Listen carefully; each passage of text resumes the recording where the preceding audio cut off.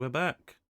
The unenlightened masses, they cannot make the judgment call. Give up free will forever, their voices won't be heard at all.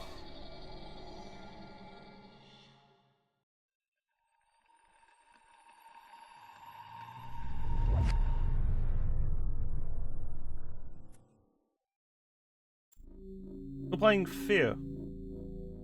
First Encounter Assault.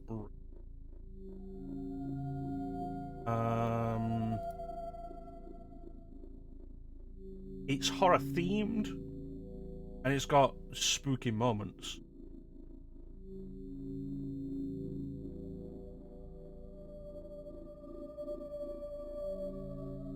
Though whether or not you would count it as an actual horror is entirely down to your own personal.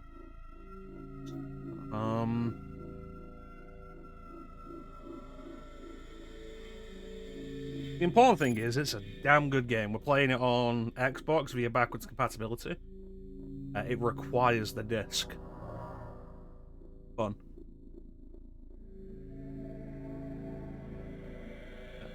Ways to play this nowadays are either Xbox via backwards compatibility with the disc or on PC.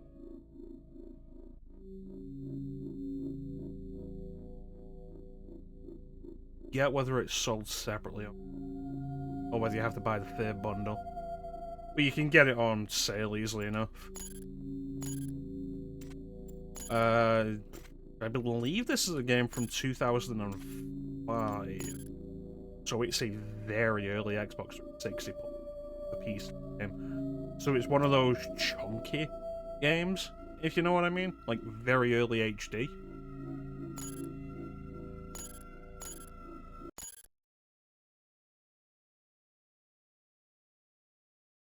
Got a great atmosphere. It's got a lot of good to it in its presentation and its execution. And we're going to play it and have some fun. A high-level-ish alert has been issued. The F.E.A.R team is to report for emergency briefing on the situation. You've just been transferred to the unit as Point Man. That is the only name the character in this game is ever referred to as, Point Man. This will be your first assignment with F.E.A.R.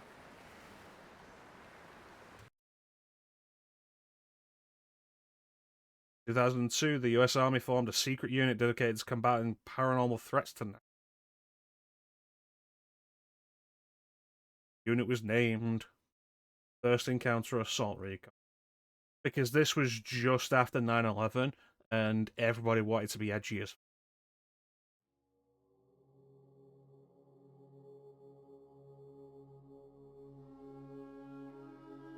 There is no good reason why the unit is called F.E.A.R. It's a dumb acronym.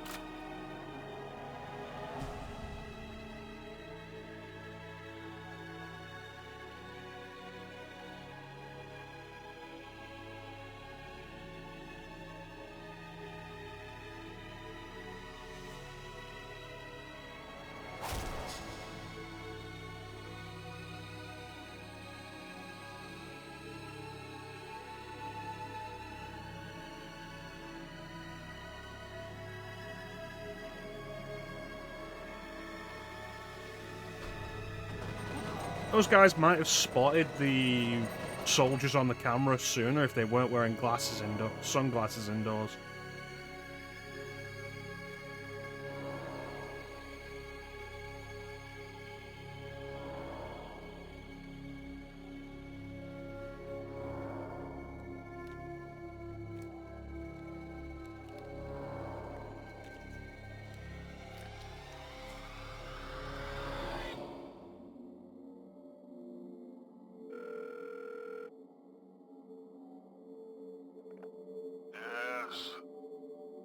Thank you, Senator. It's about Origin. What happened? There was an uprising. F.E.A.R has taken command of the prototypes. My God. We can still resolve this discreetly, but we have to move fast. Oh, all right. Let me make a few calls.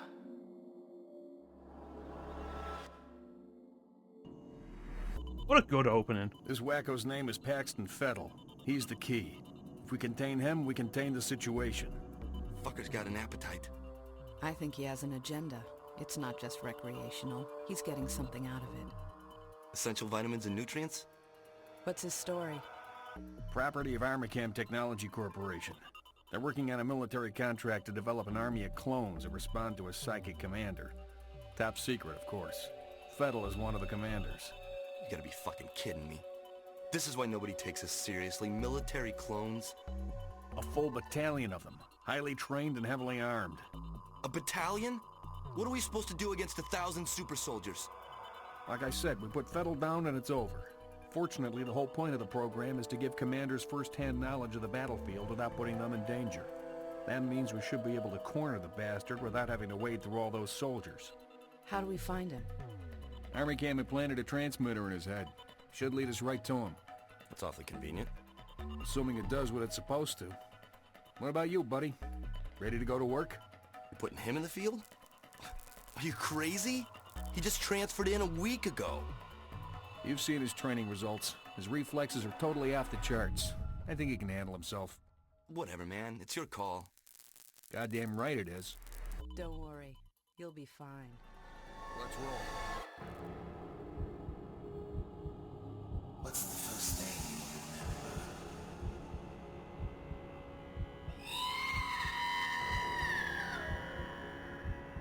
Where are you taking him? You will be a god among men.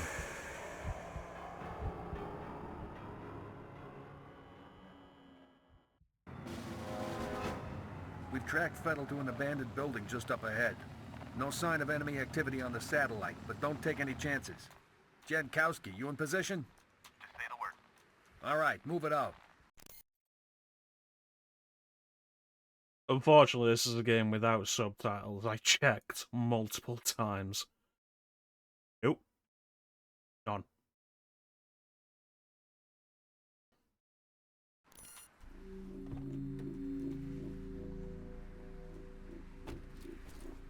Alright. So he's parked here specifically so that this dumpster is in the way of us, so we can't get around him. And I'm too tall to crouch over it, apparently. But it brings to mind the weird thing of, like, if you were driving this car down this alley, you'd stop before the dumpster. Simply for the risk of, like, you don't want to take any risk in your car not being thin enough to make it through. How thin the gap is. Anyway.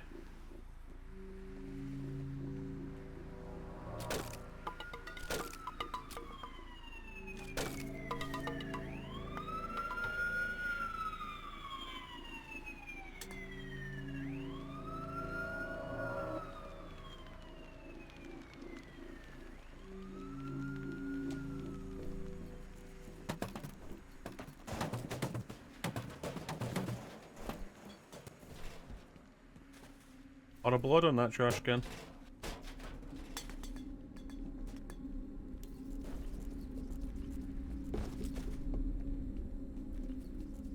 This head bob is actually really kind of goofy. I might just turn it off. Yeah, probably about there. That's probably fine. Yeah, like, no option for subtitles. Weird.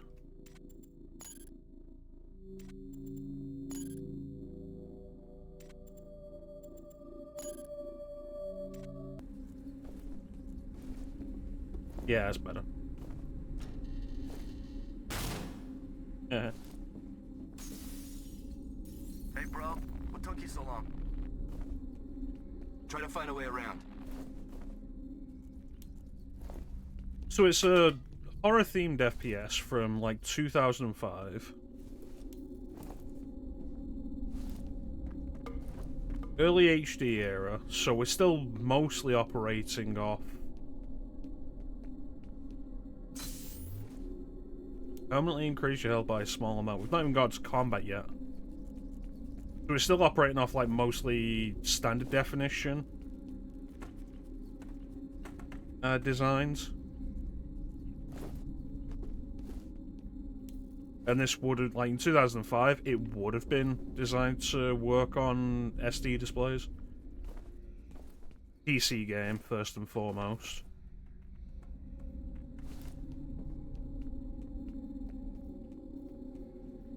Not everybody would have made the upgrade to an HD monitor at the time.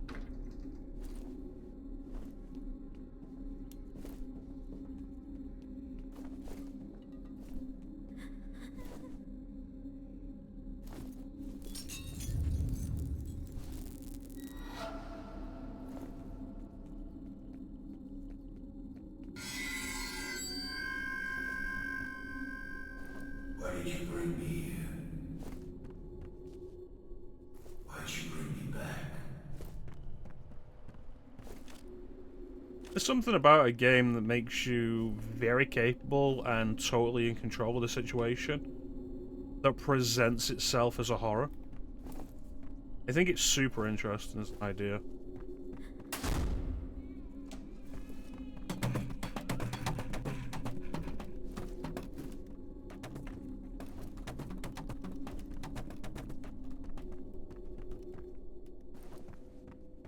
So many horror games are about the player being helpless.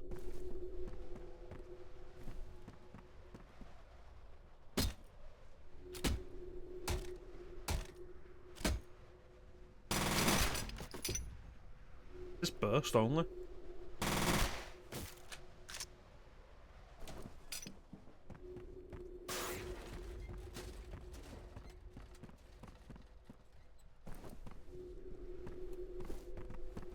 Hold on a sec.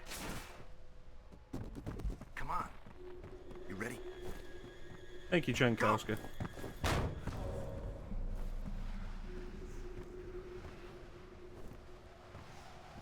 Jankowski, no! Born here, in this place. I can't believe we broke into this room at the exact moment Thanos did the snap.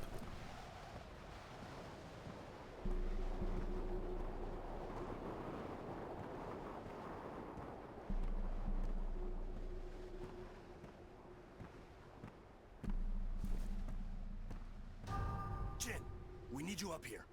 On my way. It came back fast. Looks like we're too late, boss. Just leftovers. The transmitter signal's coming from nearby. It's gotta be around there somewhere. I'll wait here for Jin. You take a look around. Dude, the looking up and down in this game's really weird. Get going. Like, the perspective change as you move up and down is Check really this out odd. or what? The depth feels like it changes. It's like a 3D version of looking up and down in old 2.5D shooters like Duke Nukem 3D or Star Wars Dark Forces.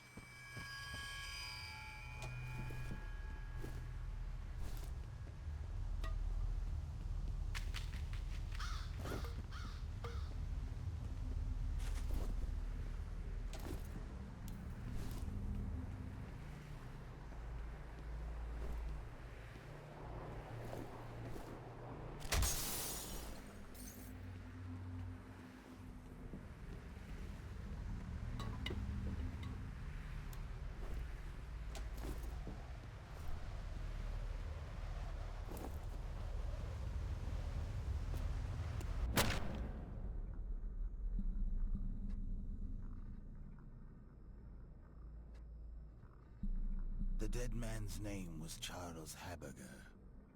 I remember him. But are the memories mine or hers?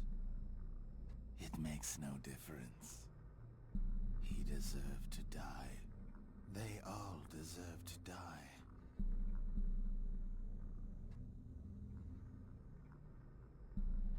Come in, over. What's going on?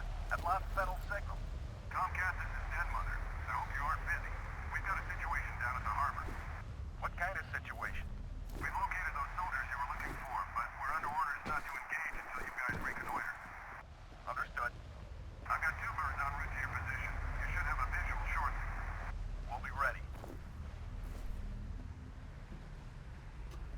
Well, our first outing went pretty well.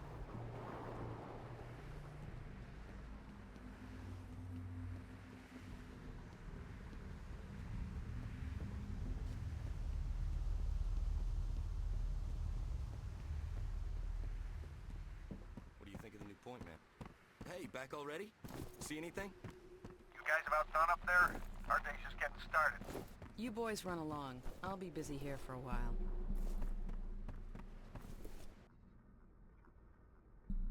Success.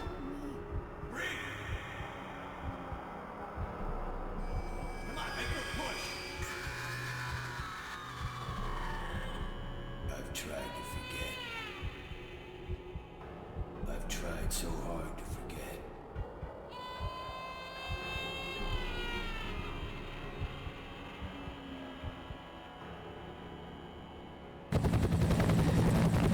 These men are from F.E.A.R. They're special attachments to our unit for the duration of this arc. They will be on point. Their mission is to assess the nature of the threat. Our job is to keep them alive. Do not engage the enemy. Remember that we are not dealing with ordinary bad guys. Team 1 will move in from the southwest. Team 2 will approach from the north. Once our recon is complete, we'll rendezvous and wait for further orders. Okay, let's saddle up.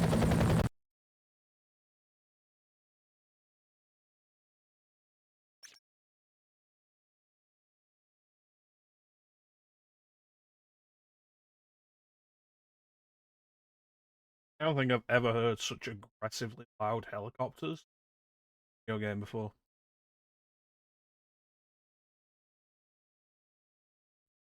Metal Strat King's signal was lost in Auburn.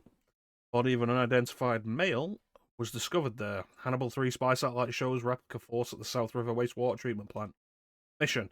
F.E.A.R operatives will join SFOAD-D to recon the area. F.E.A.R technical officer Jin Sung Kwon will stay in Auburn.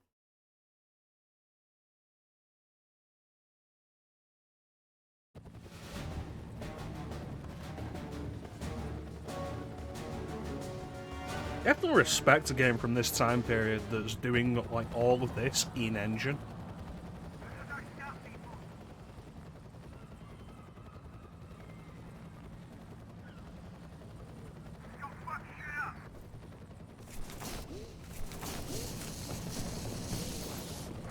This is Little Bird. We're on the ground. Copy that. Proceed to first objective. Since you're on point, see if you can get this gate open. I'd send one of my boys, but I think we need a specialist for this one. Kind of a shit, aren't you? Find that gate control yet?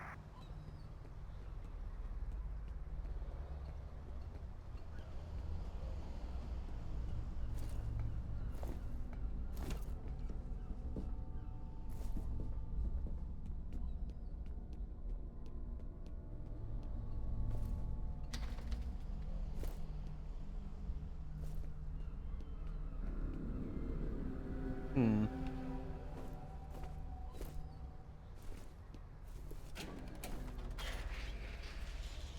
Good job. Head on back. Oaks Magazine.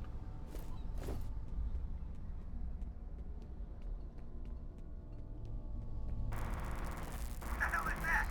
Over there! Yeah! Little Bird, what's your situation? Little Bird, come in. I'm losing your signal. If you can hear me, rendezvous with Jankowski. Proceed. Rendezvous with Jankowski.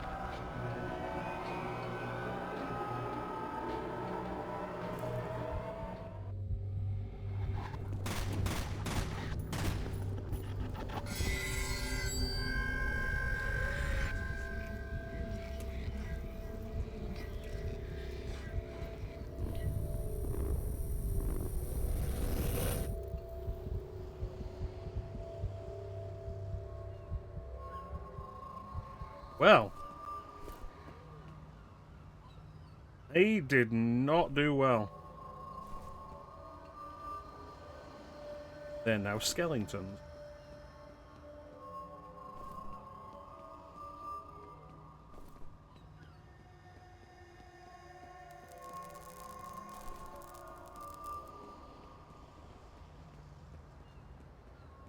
Kinda makes you wonder what chance we have.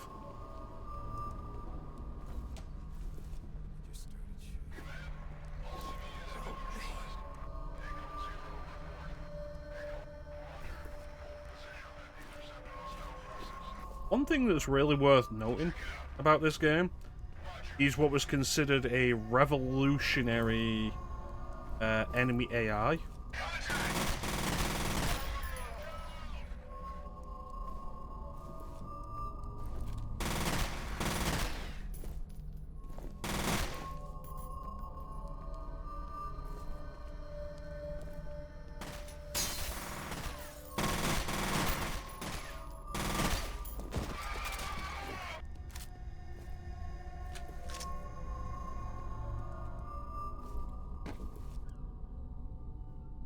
And, like, you'll hear them talking as you play and communicating with each other. And ultimately, that communication's a lie. They're not actually communicating, they're pre-baked voice lines. What they have is a specific system, something like, goal-oriented pathfinding or some such. It's been a while since I looked into the whole meaning of it, but it's a very simple system that actually ends up being incredibly effective. Say we're here, and the enemy is right here, and we shoot at them. They move behind here to take cover, and realise, coming out here where I'm stood here ready to fire, bad move. This way. Now evolve that over like different areas and add other AI enemies into the mix, and you end up with a system that ends up being simply, like, very simple in its concept, that is very varied in its execution and really interesting.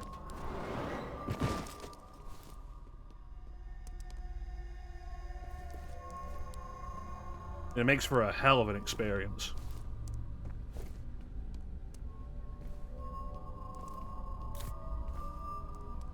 Okay, 10 medkits.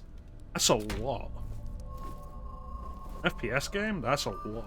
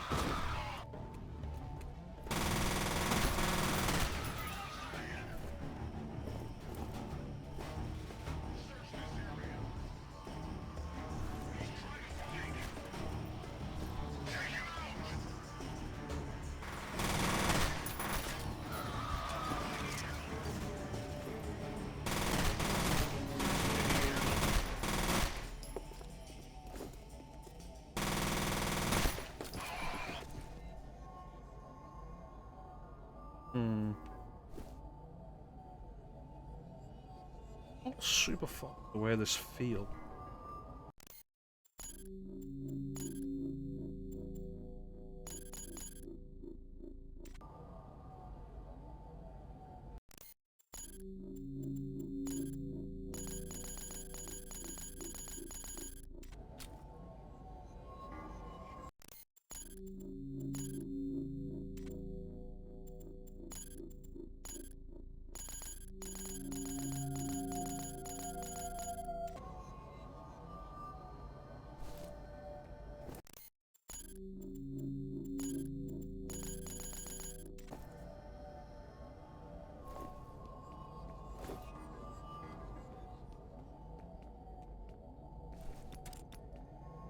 Okay, left trigger is grenade. Swap weapon. What does Y do? Oh, Y is heal. You alive?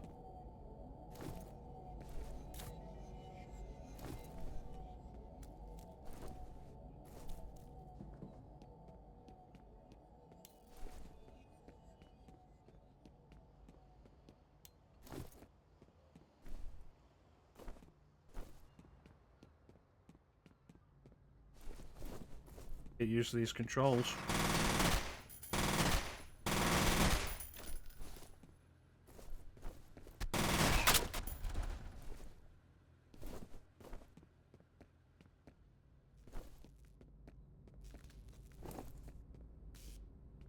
Yeah, we were just there.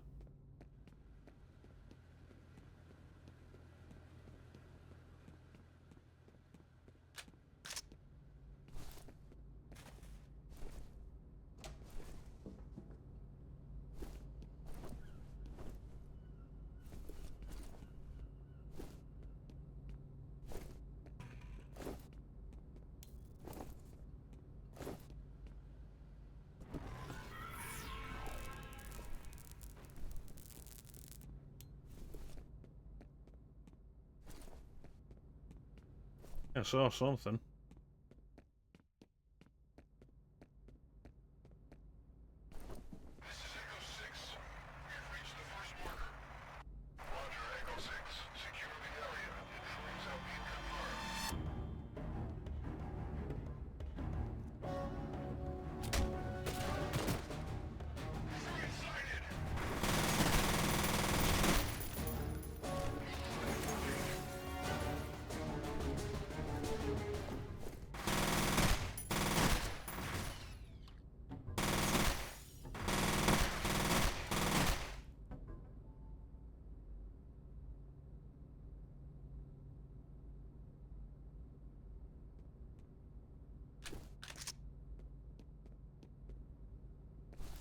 I want something other than the submachine.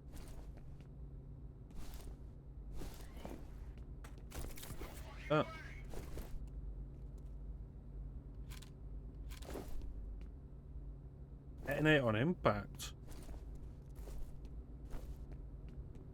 Sounds of that.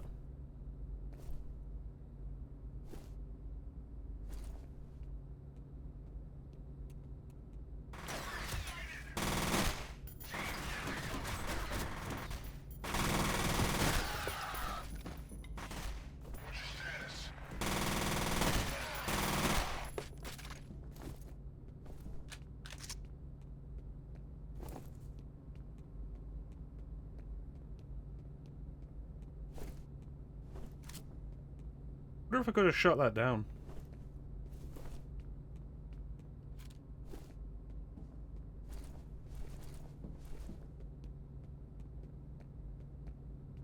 Does the game have a sprint? Like it should. Oh. I'm surprised.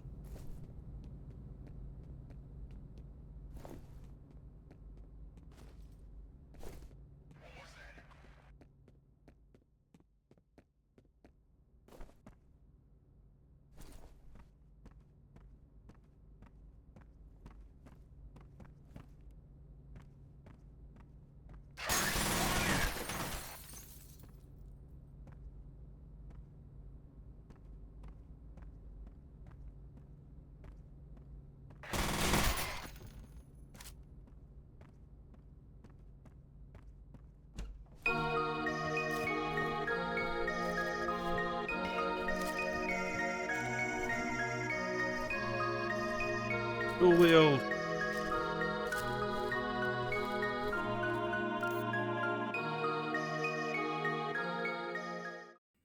Never understood why the franchise says didn't commit pretty much to me.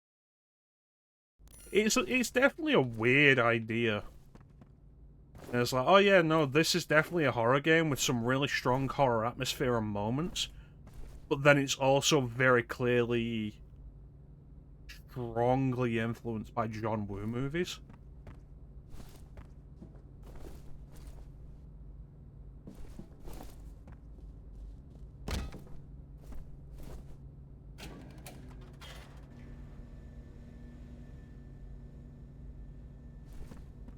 So it's an odd one, but it does definitely make for a really entertaining game to play. You have one new message. Yeah, this is Chet in accounting. Nobody seems to know what's going on, but we've been hearing a lot of loud noises. Have you guys heard anything over there? Any messages?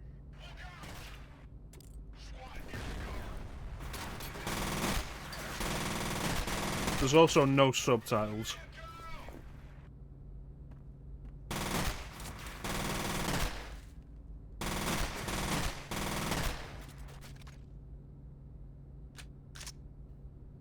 I think, in terms of development as well, it's... We can't listen to that again, apparently.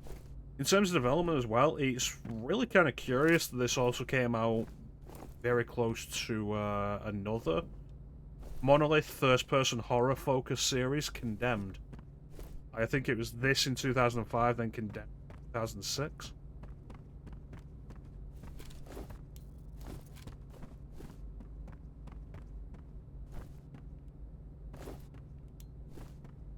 How you doing, Teak?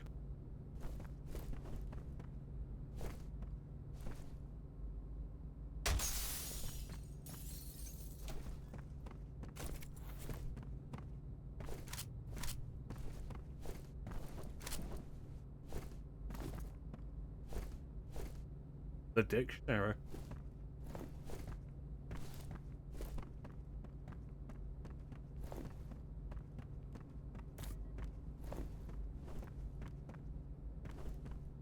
Excellent.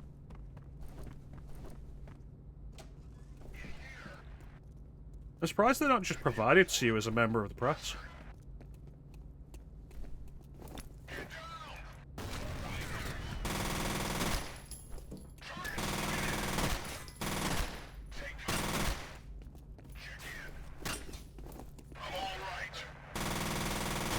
I don't know what that man was doing.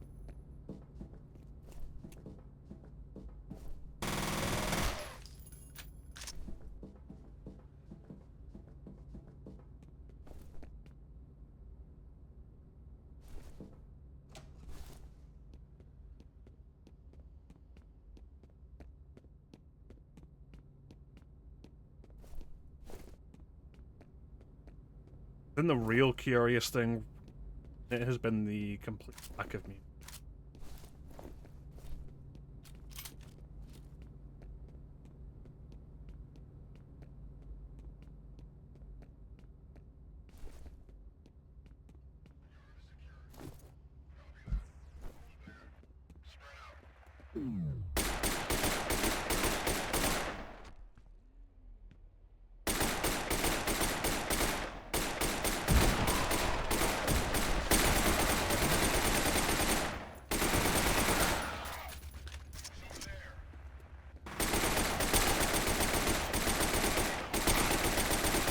On a dust.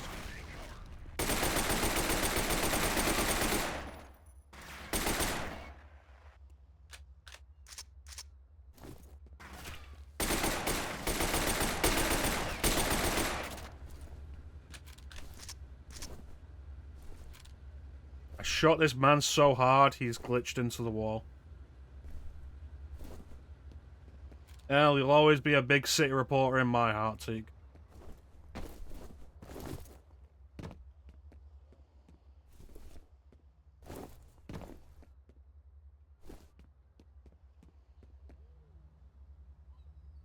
So I wouldn't know this, like, not being American, but, like, do you ever say Midwestern and not think of Raccoon City?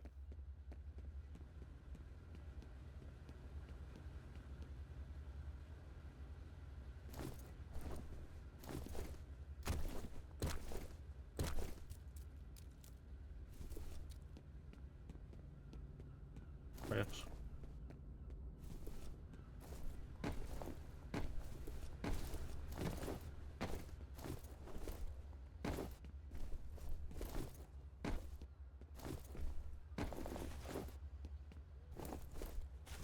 So, when you go to Comic-Con, do you only do reporting for the paper you currently work at, or do you do, like, freelance articles for various websites as well?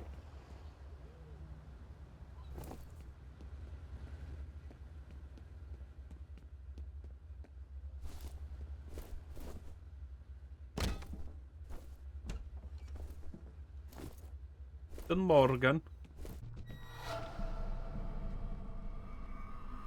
God.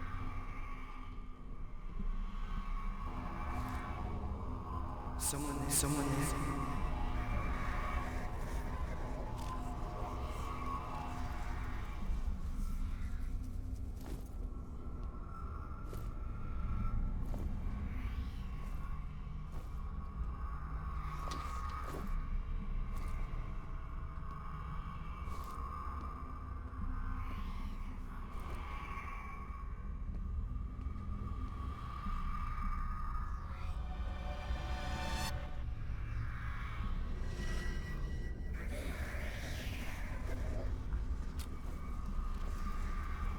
I don't do jack shit for anybody anymore. So it's just time for you to spend on your own. Hang out, Someone there. hang out with some friends, just enjoy the scenery.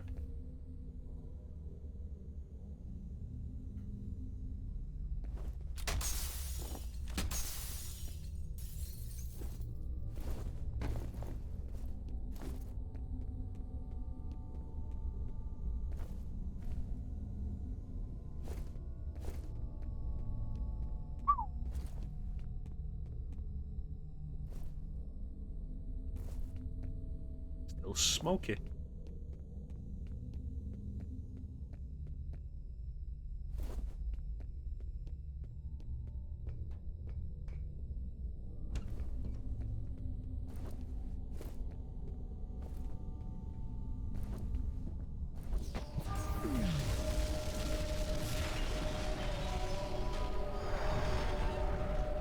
Everything's exploding.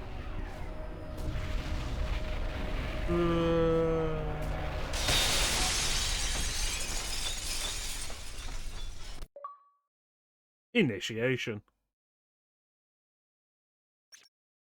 Hannibal 3 spy satellite online. One F.E.A.R combat operative has been found alive. Remaining operative is still missing. Paxton Fettel's tracking signal was detected. Mission. F.E.A.R operative will attempt to eliminate Fettel. F.E.A.R technical officer is SFODD will search for other F.E.A.R.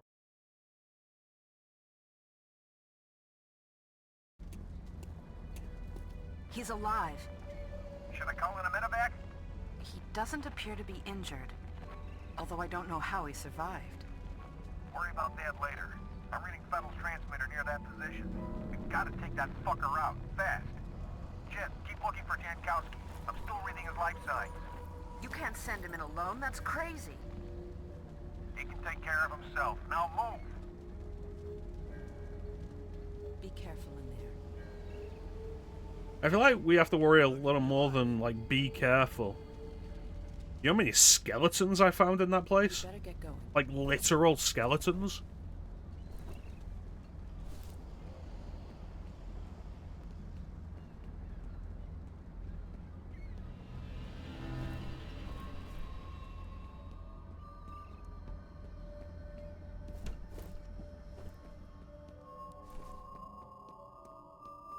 Tomcat, looks like I'm not going to be able to send you any reinforcements for a while.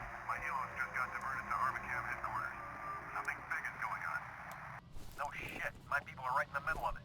I hear you. I wish I was calling the shot. Is it the same bad guys? Looks that way. I'm a little short on details. I guess this ain't a covert op anymore.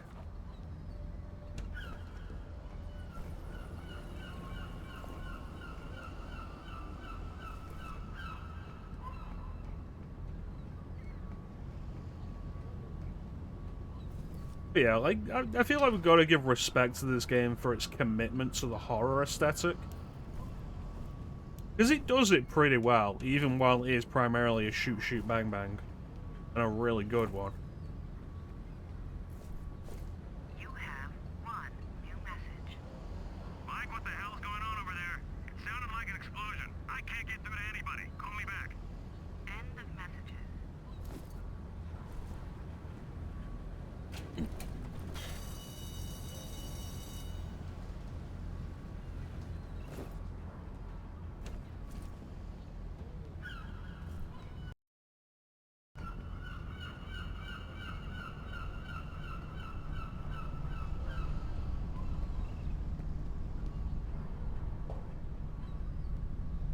You know what? It's a little restrictive, having to press a button to like get on and off a ladder. But if we can avoid the Half-Life shenanigans, I'm all for it. Like, it's not just Half-Life, but Half-Life's the best known example. Try to get on a ladder in those games.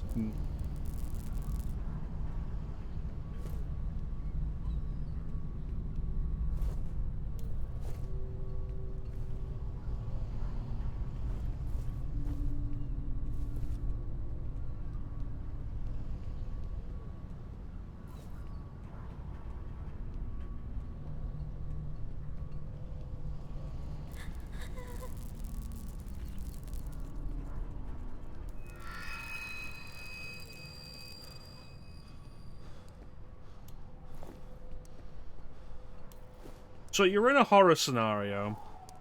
You're a soldier. You're finding spooky, scary skeletons. They're sending shivers down your spine. And you see a little girl run across your path. Is it a better idea to open fire or not?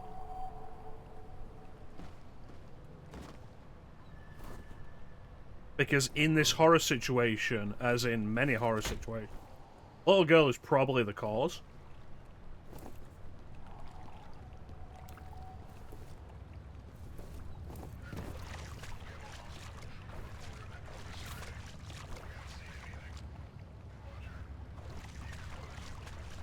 Because they are.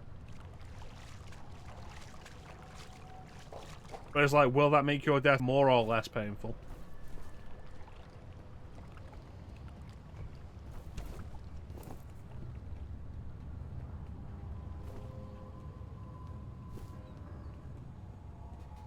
Or is the girl actually vulnerable to bullets, and will it save your life?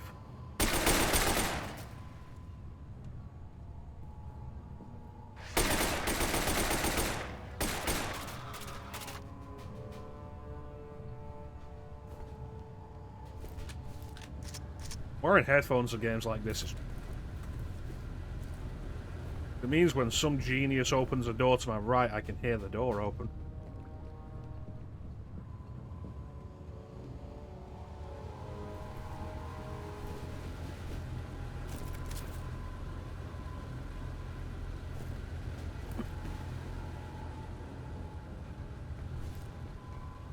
An assault rifle.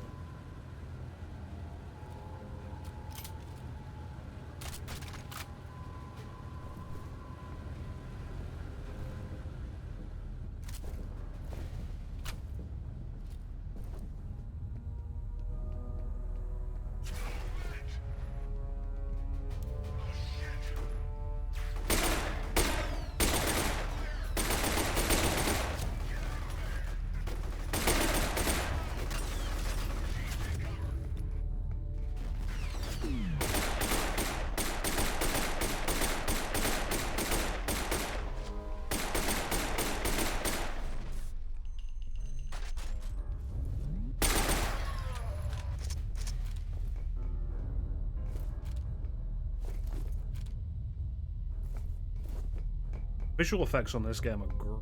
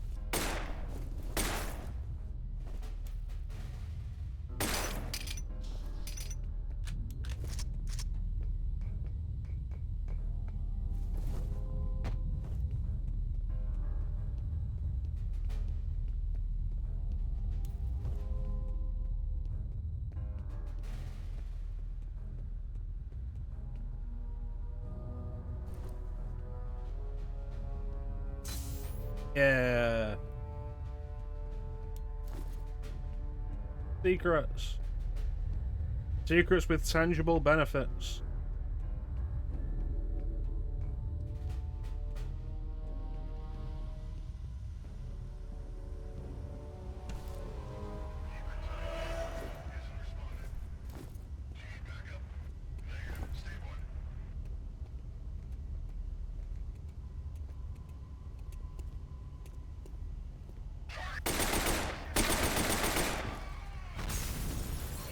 What was that?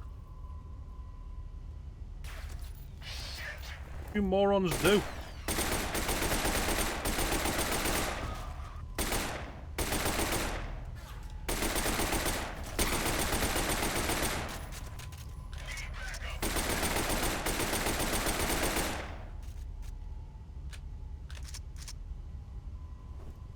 You know, this might be one of the only FPSs I've ever played where the gunfire can kick up so much dust that you can be like, is the guy I killed dead? Or is this a Dragon Ball Z situation?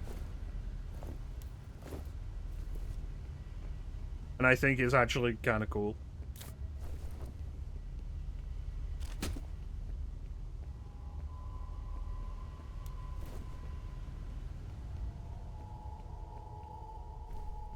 This is exactly the kind of reason why we shouldn't just dump again whenever we move on to a new generation. There's so much good stuff in the old generations that deserves going back to.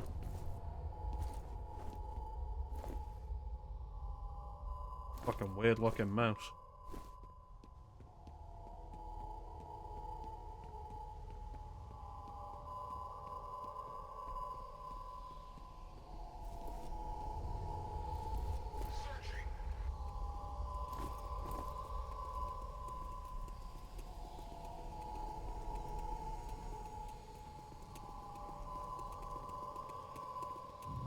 Huh. Completely missed me. When I open fire, take out the guys that are left in here, though, it's absolutely going to draw them back.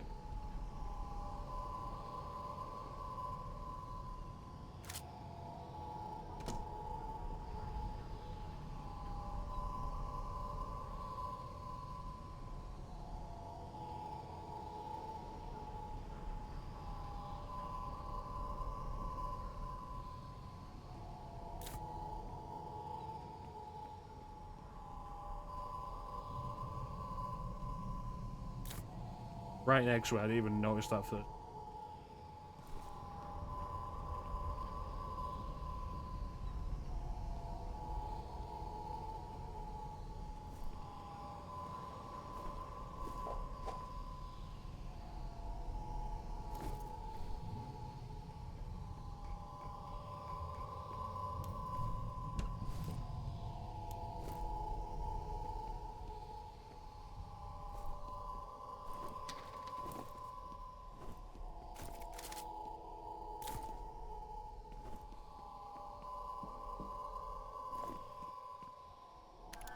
The data's uploading now. Interesting. I found a wastewater analysis summary addressed to an ArmorCam review committee. According to the abstract, there's some major contamination coming from upstream. I can't imagine why ArmorCam would be interested unless they're responsible.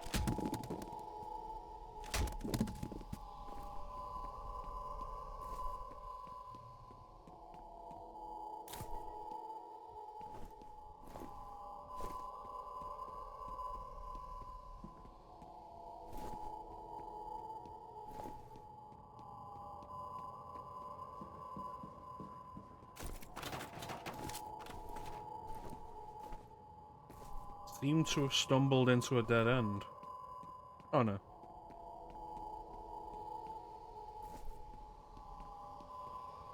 No, it's okay. Just didn't look around the other corner, apparently.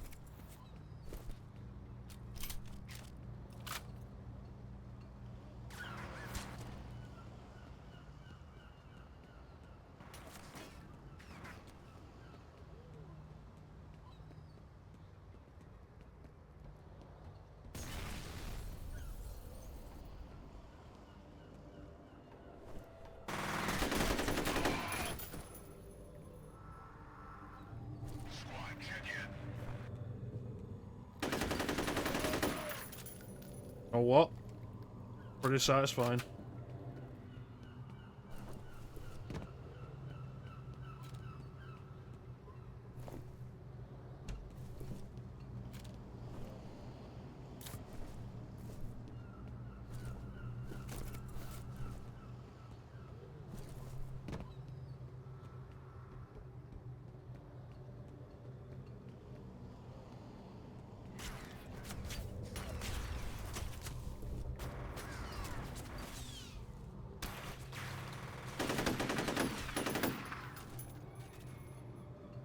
Good accuracy too.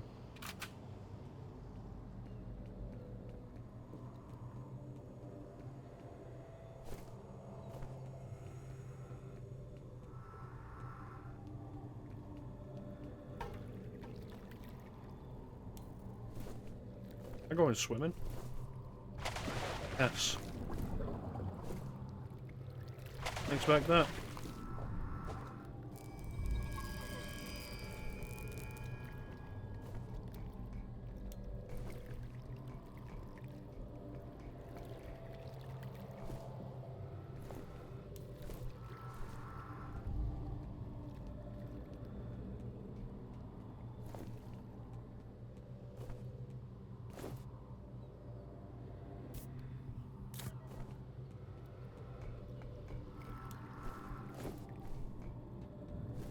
You know what? These controls aren't badly laid out for a PC to console port.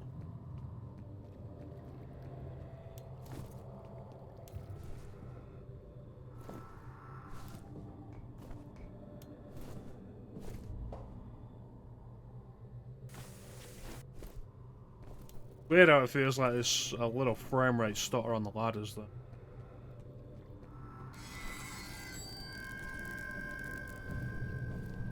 Hello?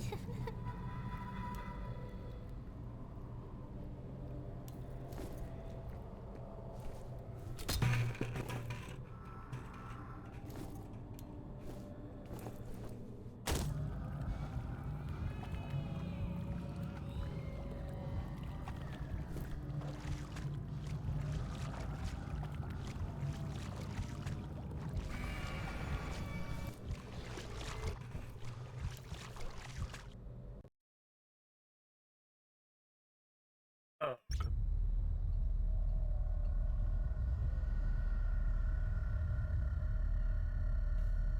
The operative has engaged a second replica company. SFODD teams are preparing to assault Armacam. Body found in Auburn was identified as Charles Haberger. Armacam research. Primary goal is to eliminate Paxton Fettel and then determine enemy objectives. Yes, any word on Jankowski? No, but I found some human remains. Impossible to ID without lab work. That can't be him. His life signs are a little unusual, but he's definitely alive. He's got to be around there somewhere. I'll keep looking.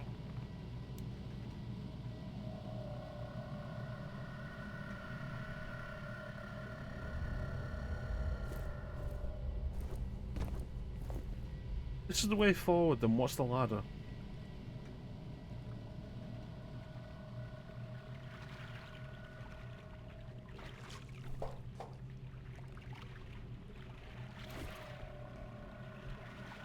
Oh, it's nothing. Alright.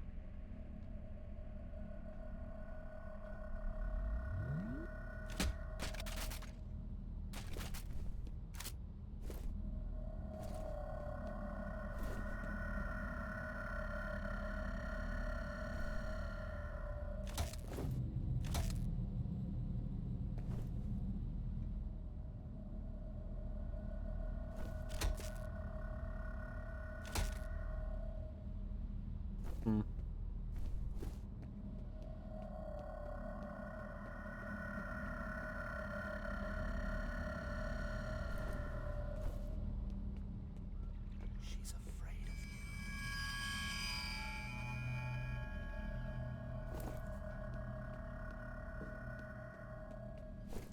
you. You know, the people turning to dust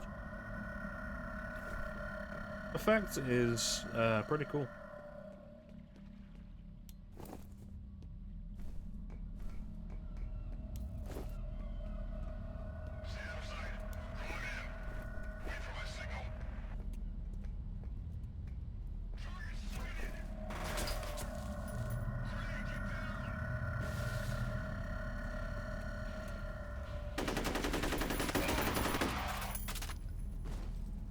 Hey, how you doing, Mr. Solitaire Man?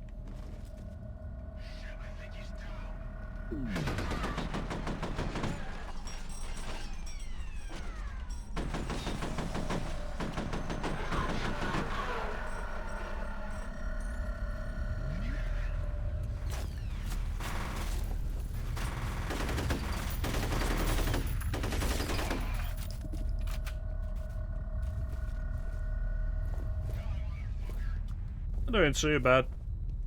Not doing too bad.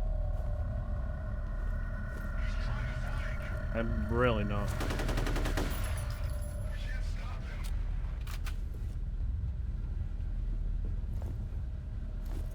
Was definitely another one. I'll wait here and see if he comes to me.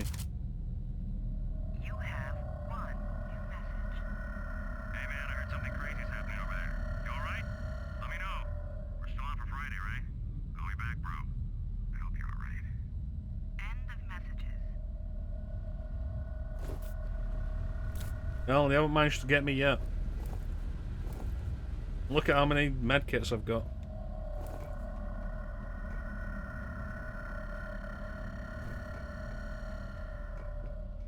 So many medkits I can't heal enough.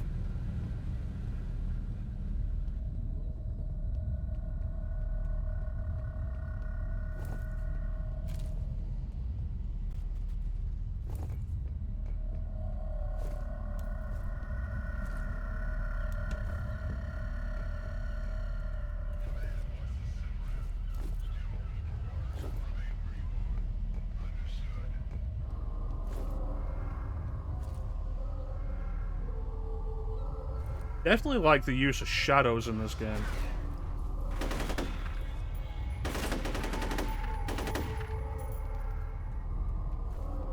Look at that. How cool is that?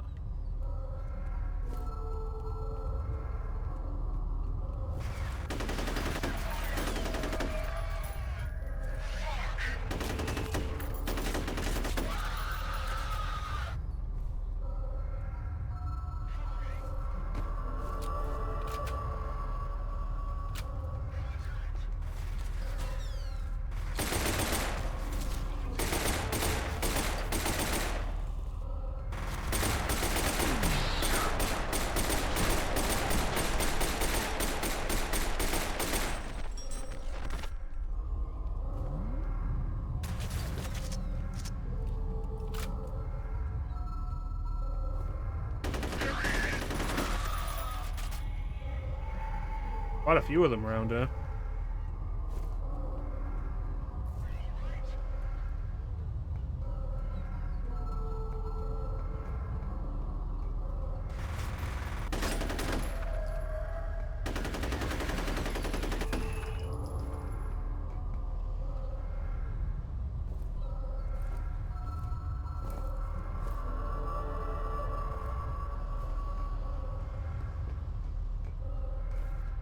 The other one go.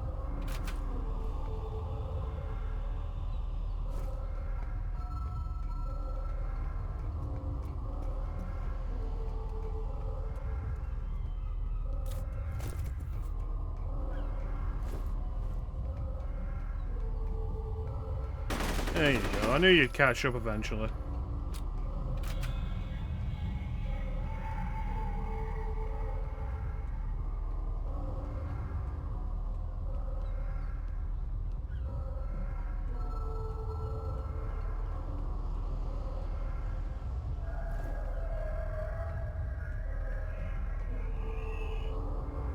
So we're playing this on Xbox One. Mr. Solitaire Man.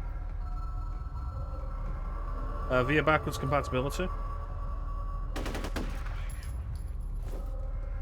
And it's only playable on backwards compatibility if you own the disc.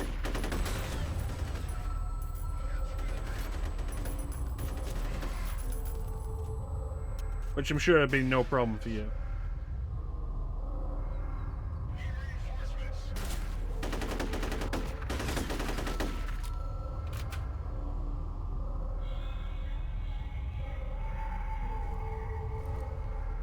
Excellent. You'll be able to play this just direct off Xbox One. Or Xbox Series, whichever you've got.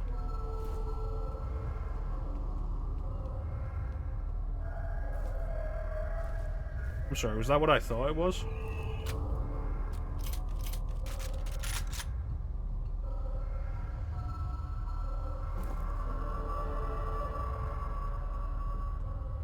I've always thought the FOV makes the shotgun in this game look kind of weird. But you cannot argue with its effectiveness. We'll find somebody, we'll demonstrate.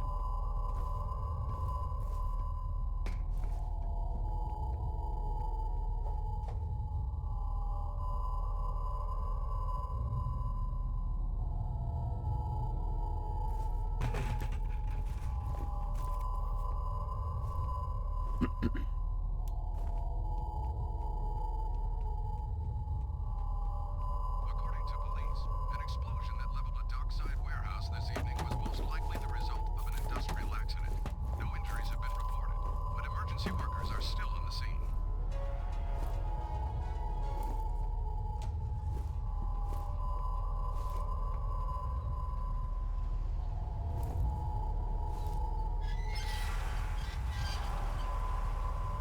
Alright, presumably that's going to fill up the room in there so we can get across that broken gangplank.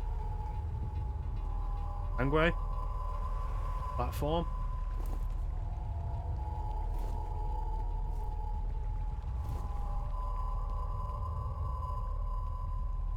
Yeah, it's a really surprising ambient soundtrack. When you'd expect something maybe a little heavier. But then again, Quake 1 kind of paved the way for this kind of thing, so it's not all that surprising.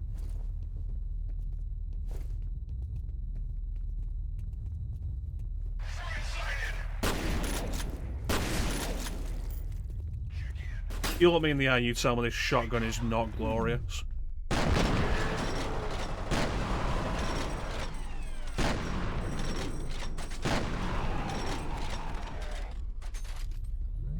Shotgun just cut a man in half. You tell me I need to get rid of this shotgun. Like, goddamn.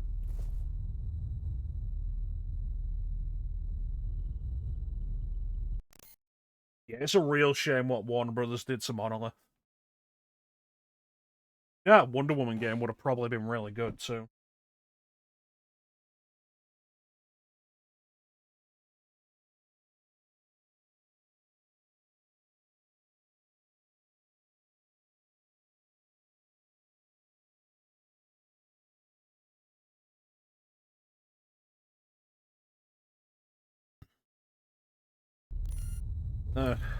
There's like, for whatever problems I have with...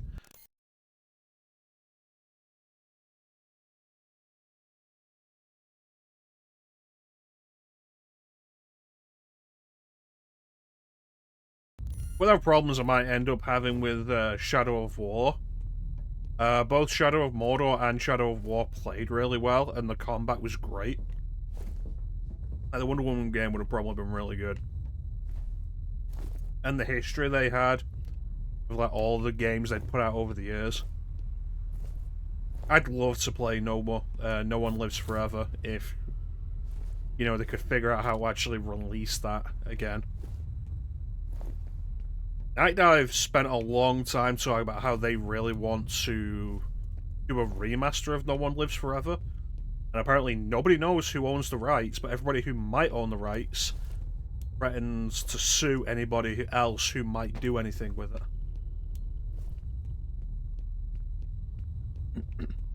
Of course, the original Blood is a classic.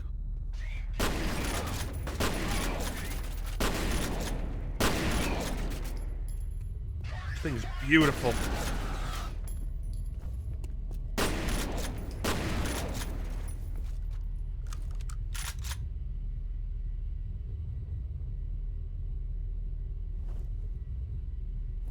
There's a few games on my list of games that I didn't get to play at the time that are such a problem to play nowadays that I would love to be able to play, that like, need some kind of remaster situation for me to play. Jedi Knight Dark Forces 2 is one of them. No One Lives Forever 1 and No One Lives Forever 2 are both like right up there as well. Love to be able to play them.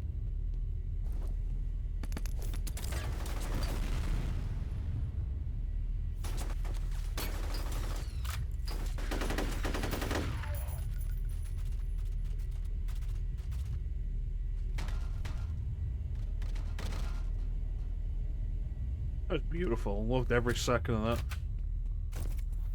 that.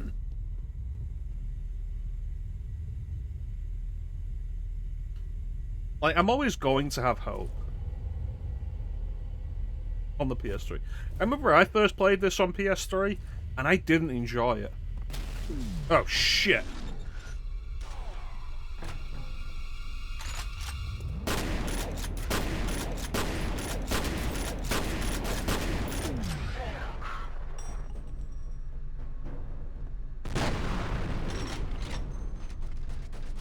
Yeah, I didn't enjoy it. I did not enjoy this on PS3. It wasn't until years later that I found out the PS3 version is just really flawed and kind of a bad port. And I was like, okay, I'll give this another try on Xbox, and it's great. Genuinely fantastic. Do I want to pick up a gun called the Penetrator? I mean, the answer is yes. Of course I do. Look at this fucking thing. Looks like a Doom 3 gun. Give it a shot, actually.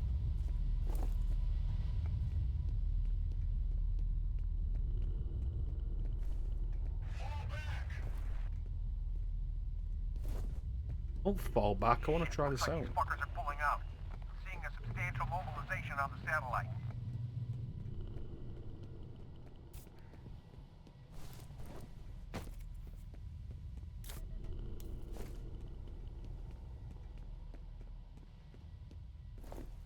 Can't believe when I get this new gun to try out, they're all just running away like cowards.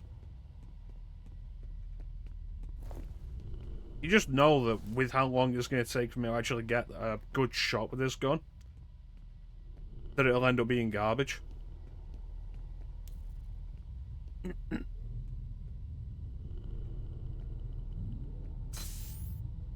Well, we definitely have a lower tolerance. Well, we definitely have a higher tolerance for flaws when we're younger, like that. God knows I played some absolute garbage as a kid and accepted it and enjoyed it.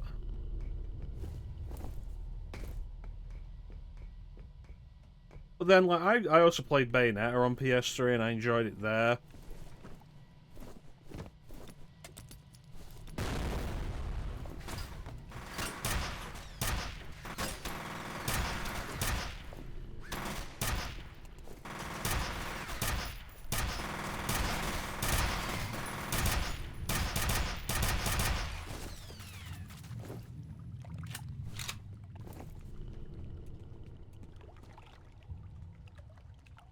I don't know about this one.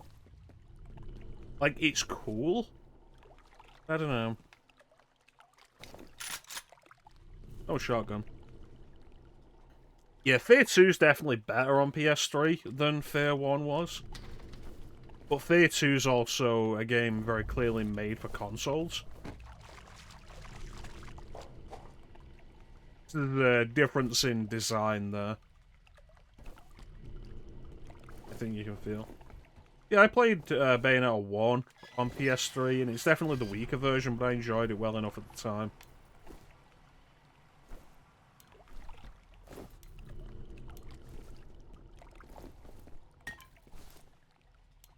So at this point, I think I've played Bayonetta on pretty much everything it is available on. PS3, Xbox 360, PC. You know what? I don't think I actually do own it on PS4, but that is a port of the PC version.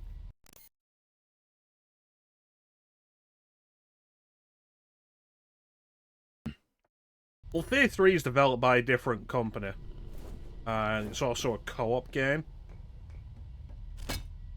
Like that and Dead Space 3 and Resident Evil 5 are like a weird point where a bunch of previously single-player horror-focused games went co-op for some reason.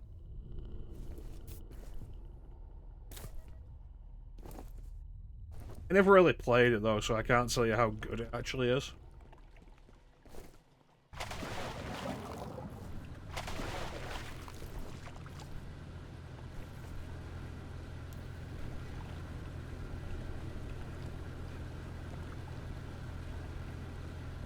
Something going on behind that door.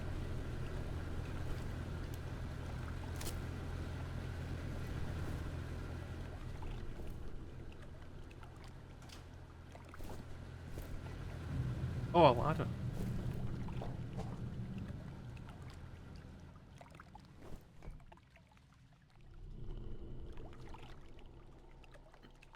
Oh yeah, it's always worth going back to stuff like that later on, see how you feel about it. I remember the first time I went through Arkham Knight, and it really disappointed me. But I've been through it again, like in the years since, and like all platforms combined, I've probably got like 250 hours into it overall. Where is all? I don't know what you're talking about. Some secrets get buried deeper than others, but I know where to dig. No, wait! You've got the wrong guy! Hush now, Mr. Moody. The time for talk is done. Please, no!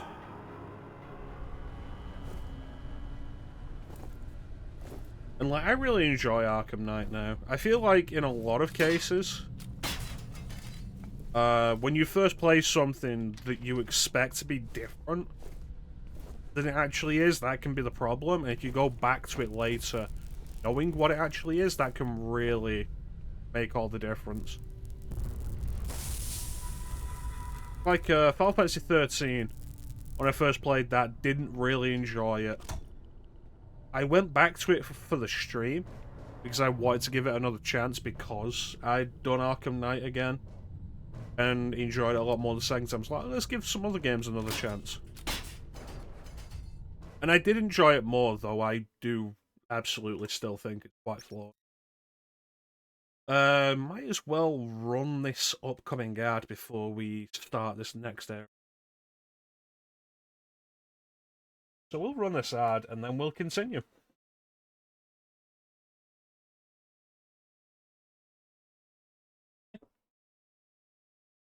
The only thing I know for real, there will be blood! We're getting very close to being able to stream Metal Gear Rising. I'm super excited. Like, the only thing we need to do is stream Metal Gear Solid 4. And that's going to be the first thing we do after Horrorween is over. And like after that, we can just do Metal Gear Rising. And that'll be... but yeah, we'll be right back after these messages.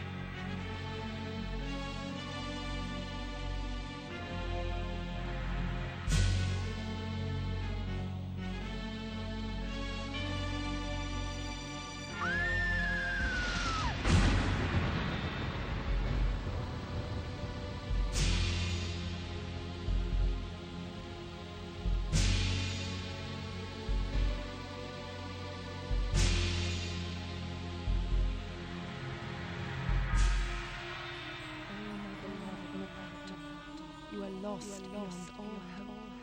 You cannot see my plight, we have so shut you out. What will become of our love? I see only damnation.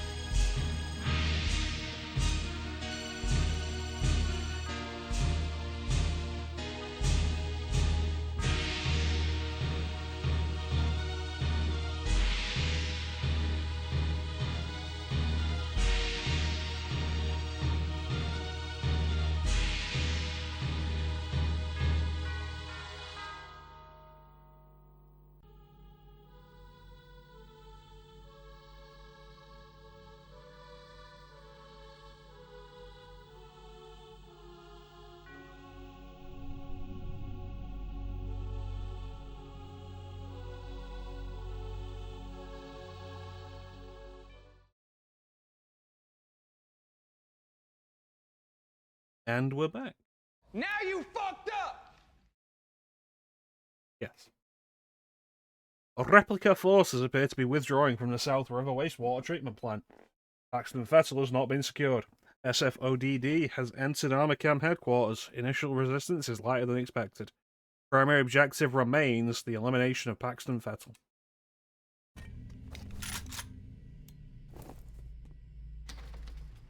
These people keep blocking doors with boxes. It's got to be a fire hazard.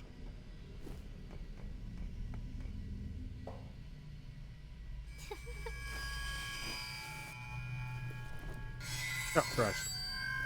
He deserved to die. They all deserve to die. That was a good one. Like, ghost girl on the ladder. Alright, fine. And then you think, okay, we're done. And then you turn and there's the guy coming towards you. That's good subversion.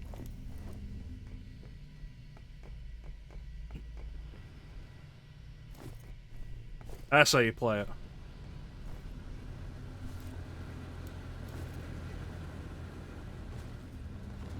A devastating explosion in the harbor this evening may not have been an accident.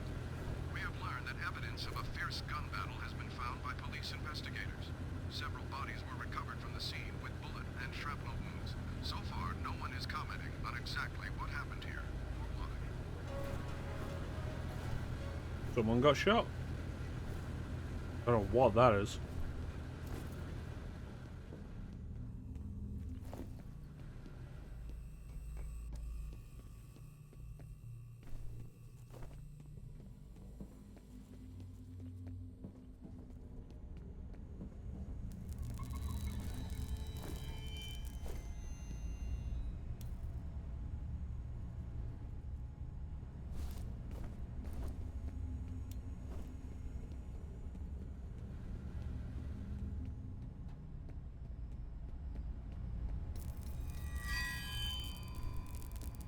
There's something in the water.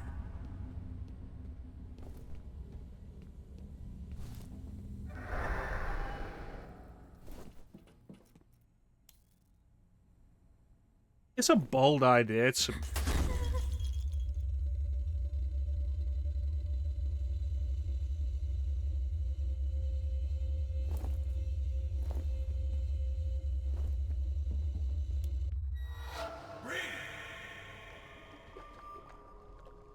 Come on, make her push.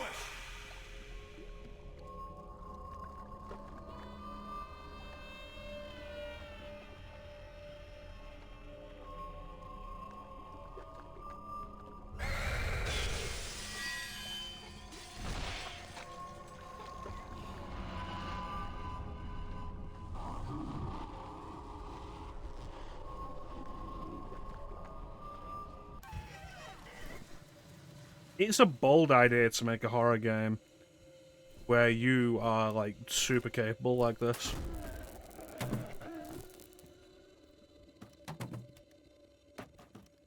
And I guess the end result does have to be, like, quite set-piece heavy. Like, just by design.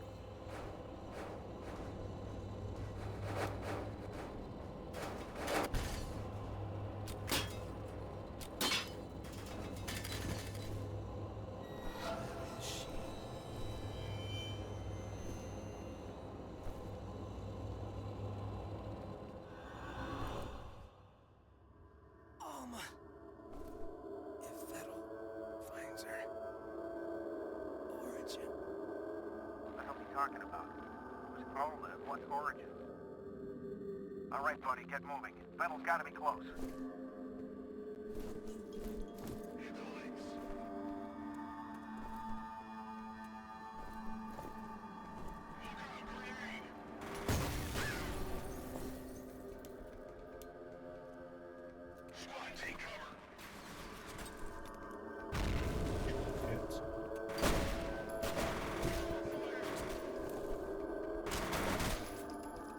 Need a way up there.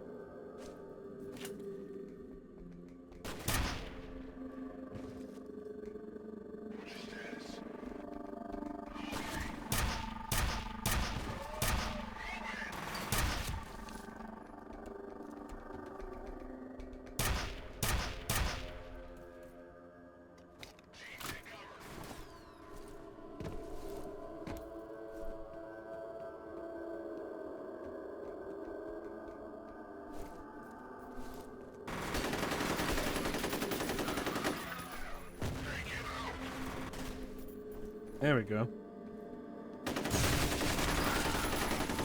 You guys probably should have breached with a plan.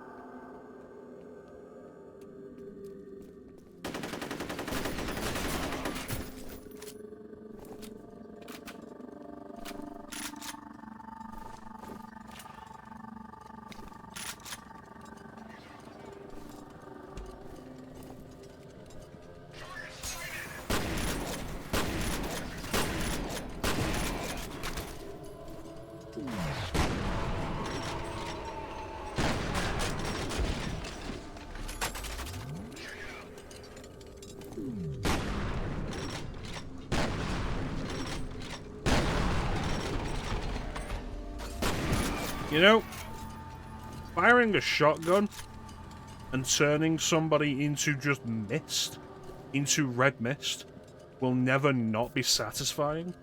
It was the first thing that made me fall in love with Metal Slug. Like, it's just so fucking cool.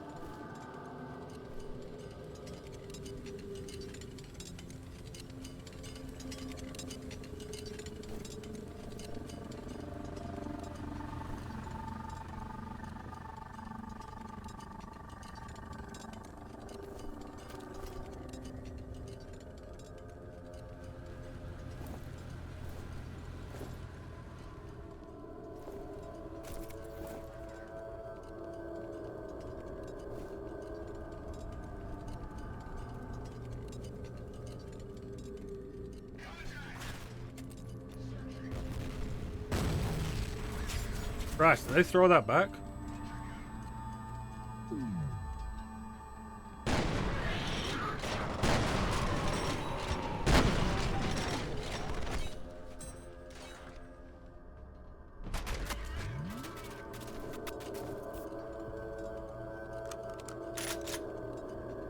Nobody expects you to be stupid enough to just charge straight into a group of enemies.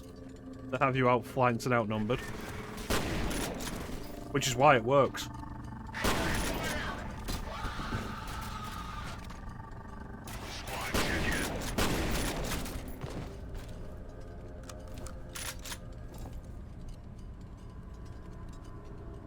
I mean, it's one thing to put a shotgun in a game. It's another to have that shotgun turn your enemies into paste.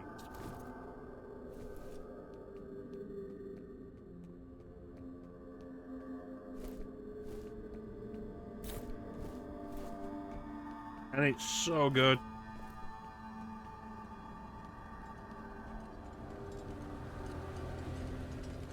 I feel like I'm going in circles. I'm going in circles.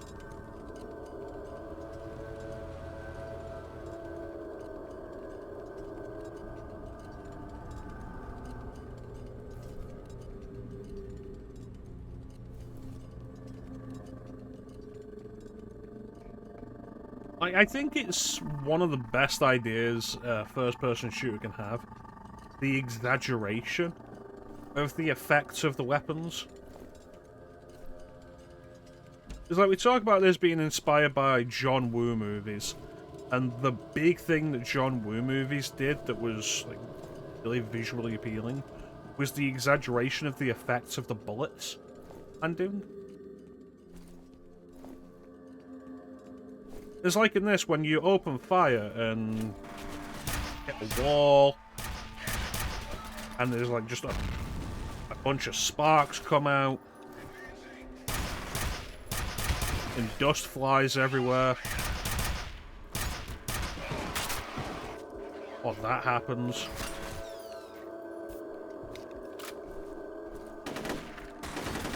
And there's big chunks of concrete that fly out. Blood splatters everywhere. Dust. It's the exaggeration of the effect that makes it feel so cool. And Monolith absolutely understand that.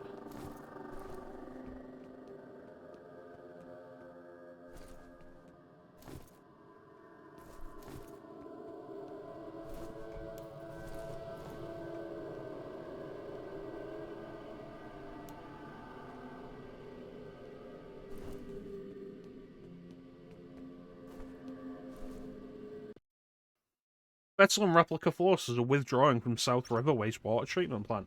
F.E.A.R. operative neutralized replica rear guard units and continuing to pursue retreating enemy forces. Top priority is to eliminate Pax from Vettel. Yeah, like, at the end of the day, I think the... Tomcat, this is Dead Mother. I know you guys are hurting, but we could really use your help with this armor camp situation. I just lost contact with my recon team, and the brass wants me to send in more men, which I'm reluctant to do until I know what we're dealing with in there. My orders are to secure this guy Fettel. Getting rid of him will break his telepathic link to the soldiers. Once they no longer have an objective, he should shut down. That sure would be nice. Tell you what, can you spare a chopper? We're seeing what looks like a full-scale withdrawal. My gut tells me Fettel's on his way to Armor Camp, so maybe we can help each other out. Can do. Yeah, so like, at the end of the day, a lot of this stuff is an exaggerated version of reality. It's like, why do you play video games? Is it to do real things?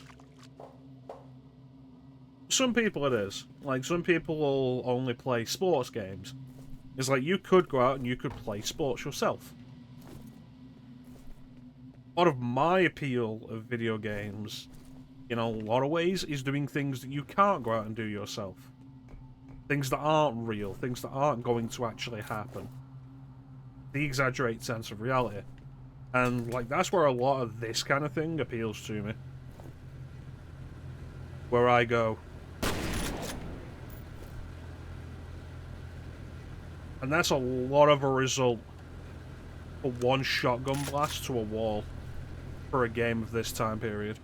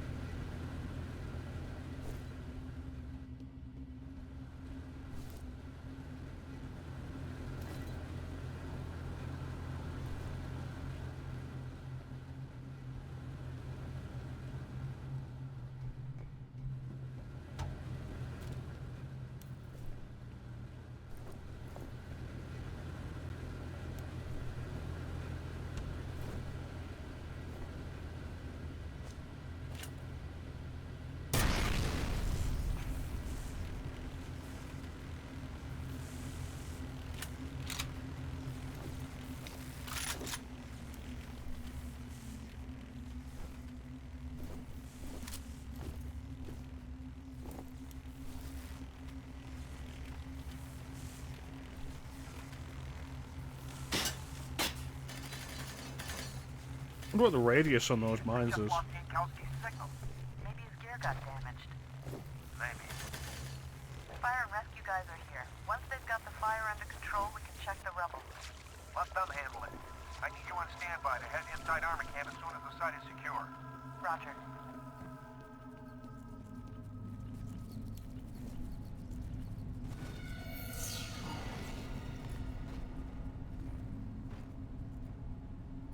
Okay.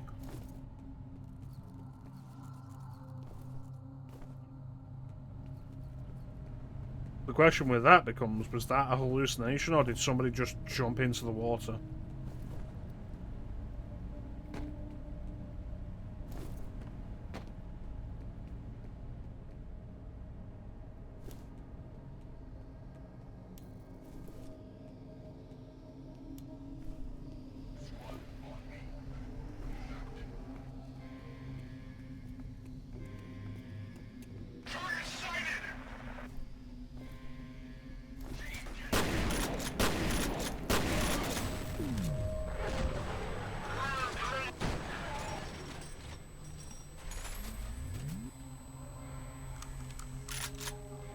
No, not particularly. I appreciate the creepy atmosphere that they set up with it, but Alma was never something I found particularly scary. I think part of it is probably the sense of being, like, really capable in this game. I think Condemned, like we talk about Monolith games, I think Condemned is undeniably scarier because you feel more helpless.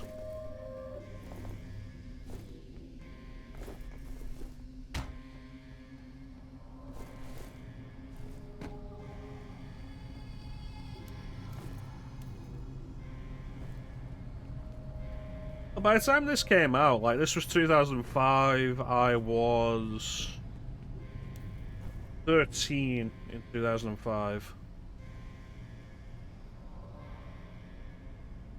By the time I got to play it, I was in college. It was 2011 when I got a PS3. So... 18, 19.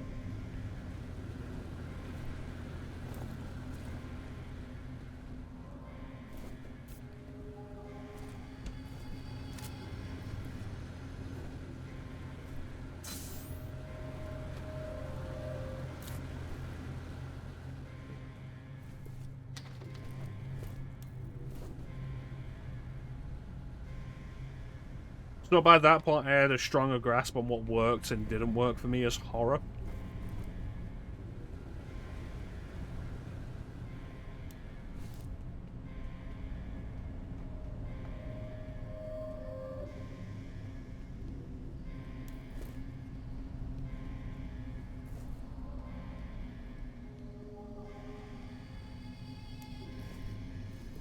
I think, like, a lot of what I do like in horror isn't particularly the jump scares or such. It is, very specifically, a sense of isolation and ineffectiveness.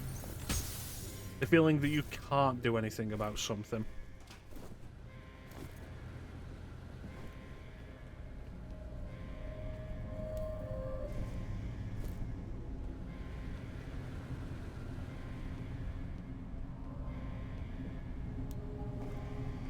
I think there's an idea to this, though, that could have potentially been explored better in F.E.A.R 2 that wasn't. In a similar sense to Predator, like the original Predator. One of the things I really like about Predator is, as a fan of 80s action movies, it's a very 80s action movie setup with then an outside context problem, being the Predator, and that's where the subversion comes from, the twist of the actual horror experience of it. Which I think is really cool. I think they could have done something like that with F.E.A.R. If you are super capable and effective and such. And then Alma is an outside context problem in that sense. But they never really do much with it. Alma's presence is always restricted to strict set pieces where more often than not, you aren't in actual danger.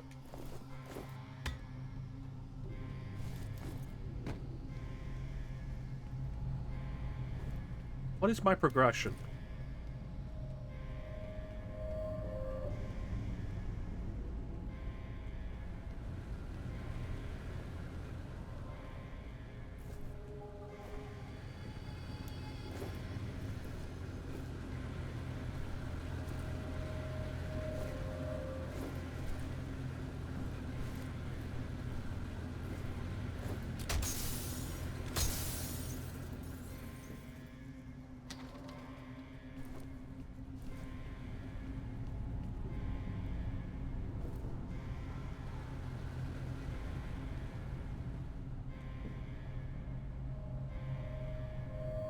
No, I think like a lot of it has to do with the way that my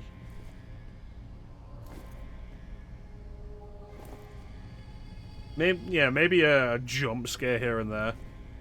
Like say when I climbed down the ladder and she was there, I was like, okay, that's a good shot. Like the game automatically moves your head just low enough that when your head moves back into that frame, she's there, and like that's good. But then the twist, there's somebody walking towards you at the bottom, much better. That was a great twist. The double whammy, because you don't expect it. But I think, like, just my taste of these things has changed.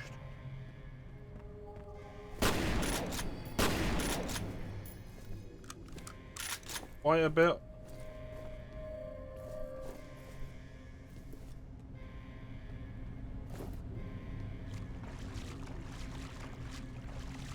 So the horror that actually scares me is different to what it used to be.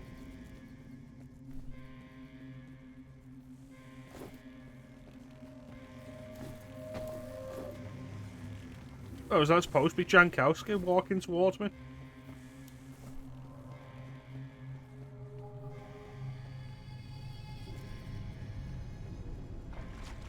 Like, there's a thing of, like, an idea of the kind of horror that I actually really like.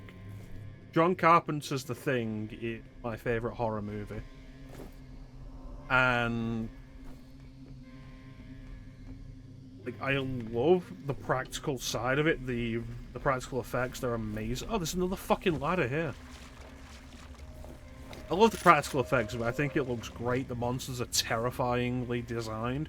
Fantastic work. I think it was the Stan Winston company that did it, who were always great at that. But the reason it's my favourite horror movie is because the focus of the horror is paranoia.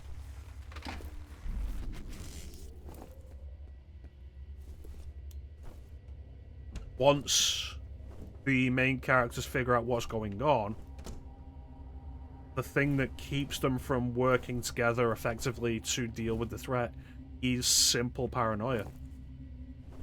The inability to effectively trust each other. And then that itself creates a feeling of isolation and loneliness in a crowd. Alright, it's uploading. Remember that wastewater report I mentioned? There's a little more info here. The contamination seems to originate in the Auburn area. That place is practically deserted nowadays. Probably not a coincidence.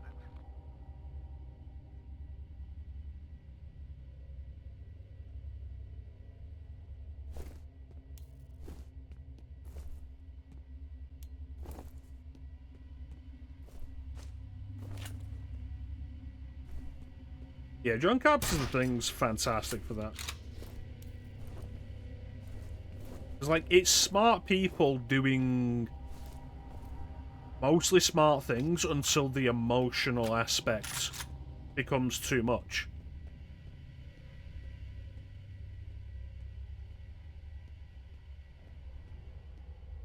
And so it's a fight between, like, paranoia, their own fears,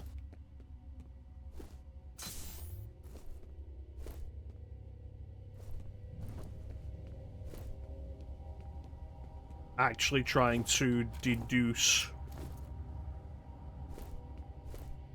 who can and can't be trusted.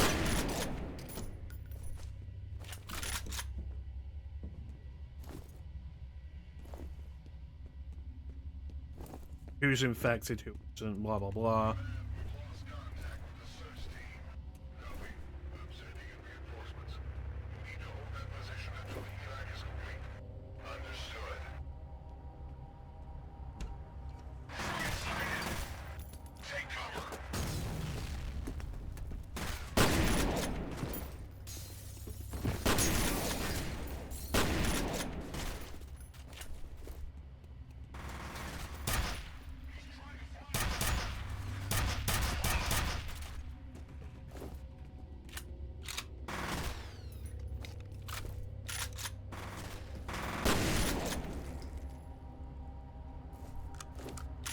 I think Alien is genuinely a fantastic, not just horror movie in general. And again, it's one of those horror movies where it's smart people making smart decisions. I think the best horror movies are smart people making smart decisions.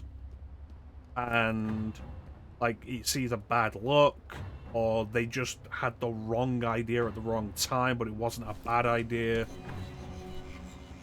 And, like, Alien, or the original Alien is definitely that.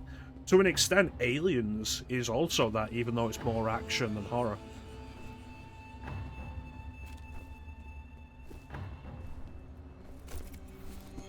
Like, I think the Alien quadrilogy is worth watching in its entirety.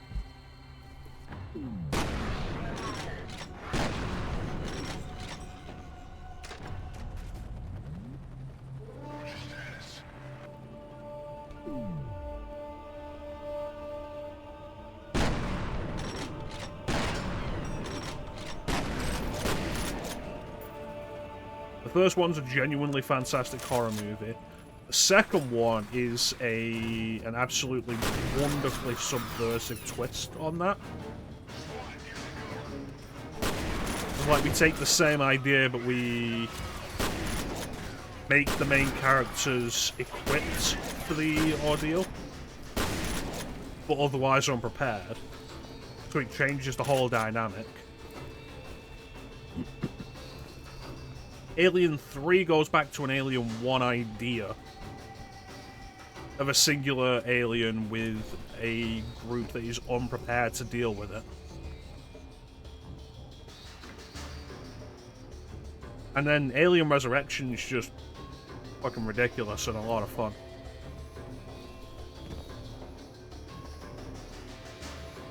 It's definitely worth going through. They're all movies worth watching, like the original Alien quadrilogy.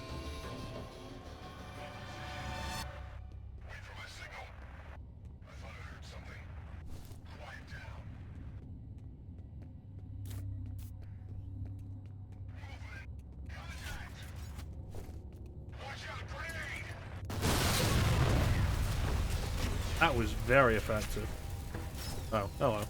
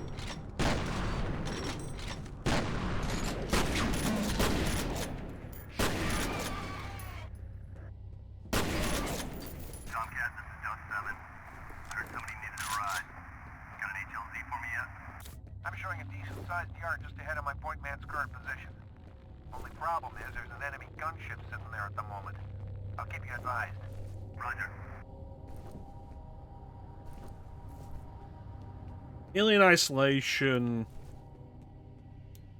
I didn't particularly enjoy playing Alien Isolation.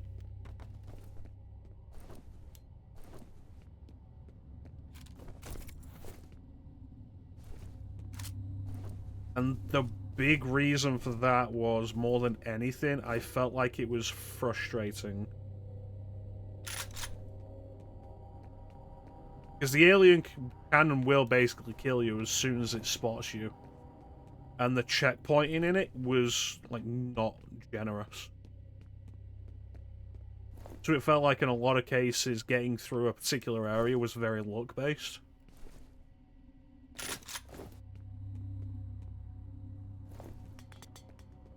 And so, like, you repeat that ad nauseum for the length of what is a surprisingly long game.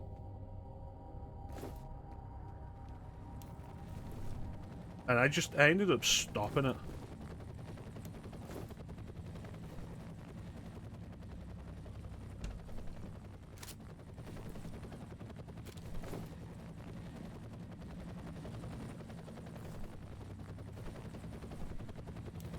Well, even though it was scary, it was too frustrating to be scary.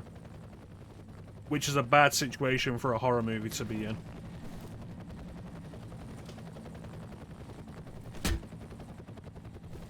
A horror game.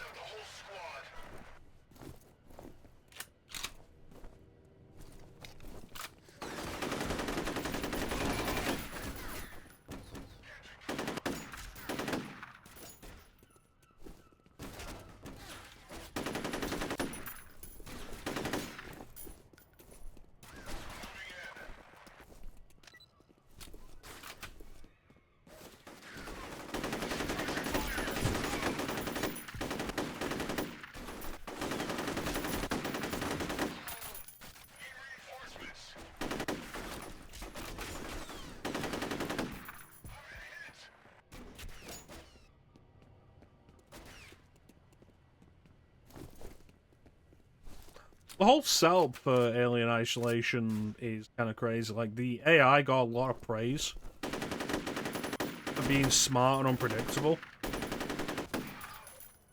Which can be a really good thing, but when it catching you is unavoidable instant death. And like, say, the checkpointing is as rough as it is. And on top of that, like, the game's approach to checkpointing, I feel, can be explained entirely in the way that it handles saving.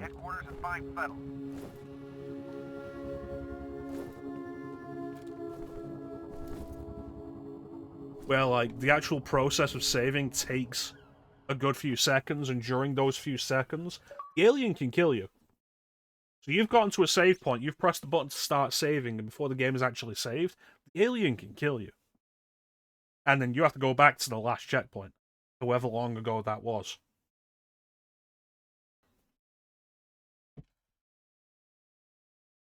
Bullshit.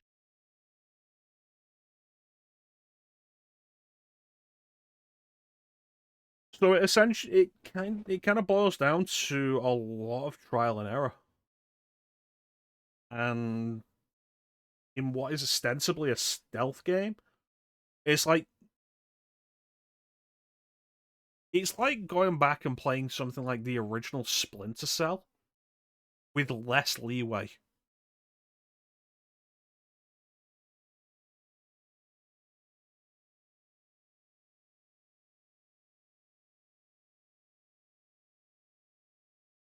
Like, maybe you'll enjoy it. Some people absolutely love it. I didn't. And I was really disappointed because I was real hoping to like it. The presentation's absolutely fantastic. The idea of it is great. And I feel like I would really like it. Checkpointing was better. F.E.A.R up to his en route to Armacam with SFODD escort. Their technical officer is on standby. The team will make a rooftop entry via helicopter. Battle remains top priority. F.E.A.R point man will try locating missing SFODD team.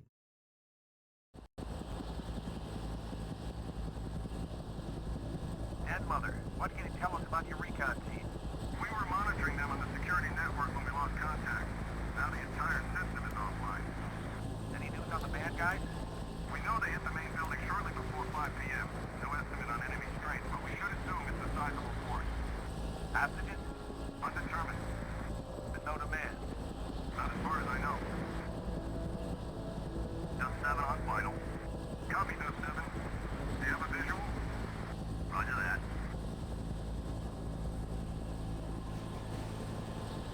Going dark. Man, I live for this shit. You're kicking your pants. We got 2 men down. Repeat. LZ is hot. Dead Mother, can you get us some backup? I don't have any available.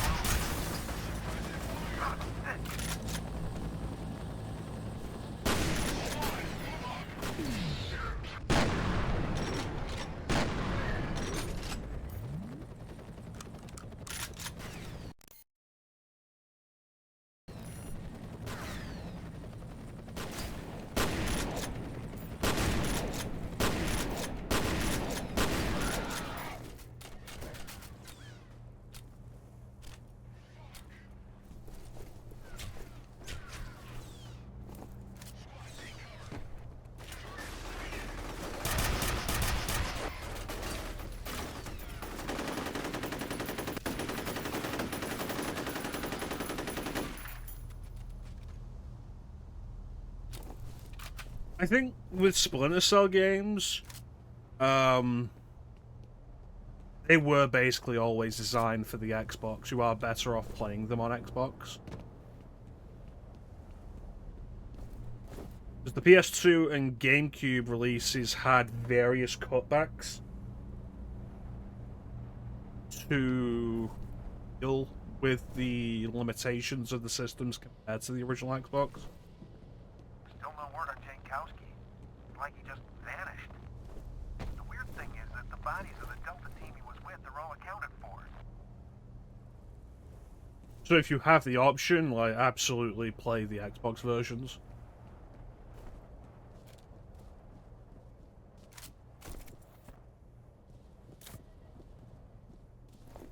Best part of that is that every Splinter Cell game is backwards compatible on Xbox.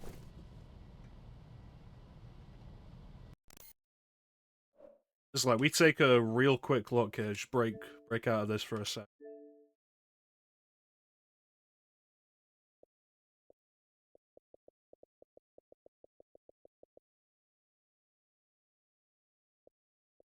So you got the original, Pandora Tomorrow, Chaos Theory, both versions of Double Agent, which are basically different games.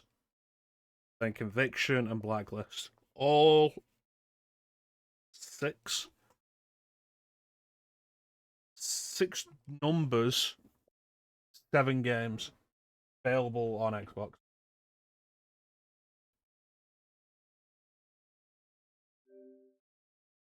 Like I say, the first 3 especially designed for original Xbox. Play them on the other systems, they're cut down in various ways, so if you can do them on Xbox, do them on Xbox. Yeah, I've enjoyed Splinter Cell.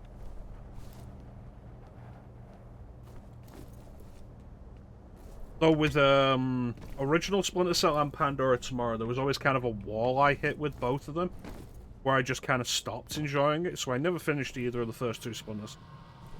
Chaos Theory is the one that I really got into, where I thought the series really hit its stride. Chaos Theory is fantastic, and the original Xbox version of Double Agent is also really good.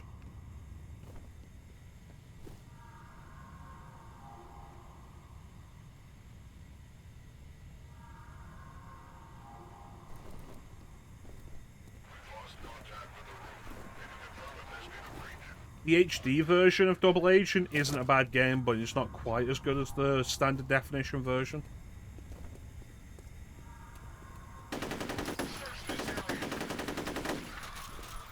And then Conviction and Blacklist are both very different games from the previous Splinter Cell games.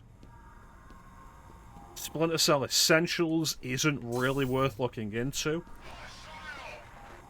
That's the PSP game.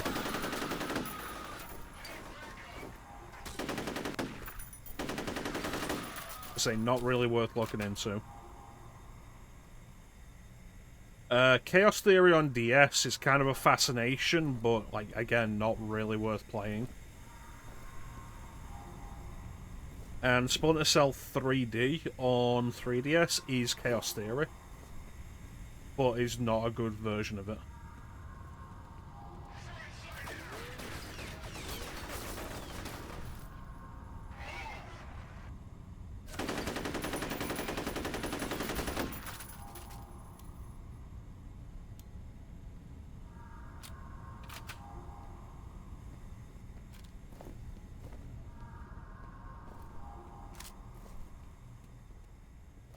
Yeah, I've got a lot of games over the years.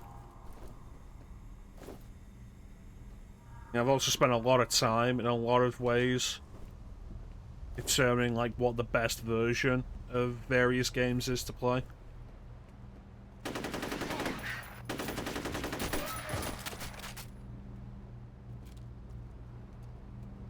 Like, in whatever form or fashion.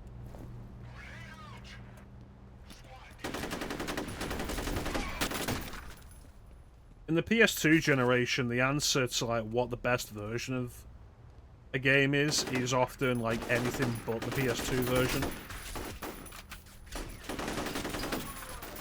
Not always, but you can usually assume that that's the answer.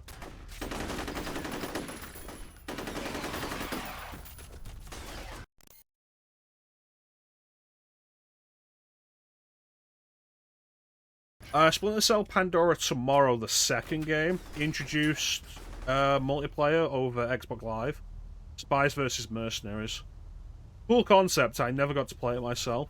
Chaos Theory retains that, it has its own version of it.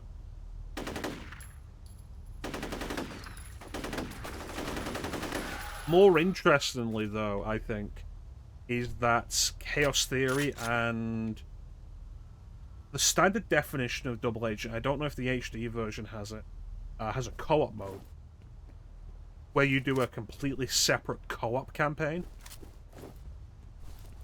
which is really fun. Like, if you've got somebody to play it with, I absolutely recommend playing the co-op campaign in those games.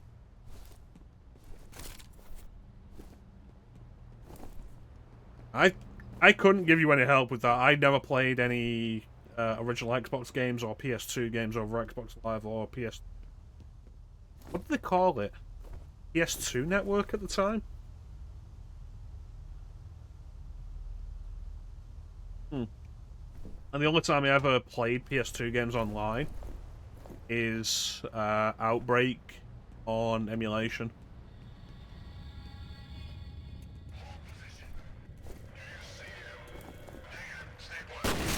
See me now?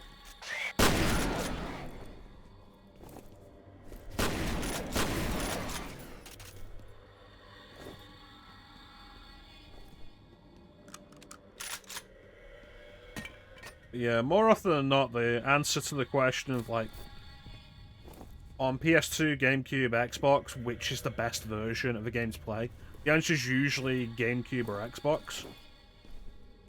But there are a couple of games where the answer is actually PS2. Like, Need for Speed Hot Pursuit 2 is better, like, much better on PS2 than it is on GameCube and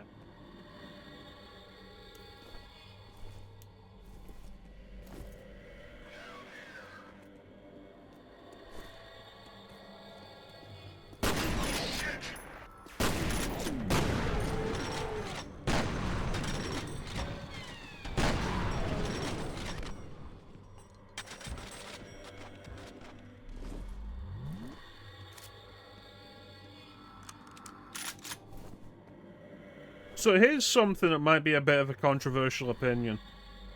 I don't think Resident Evil Outbreak is actually that good.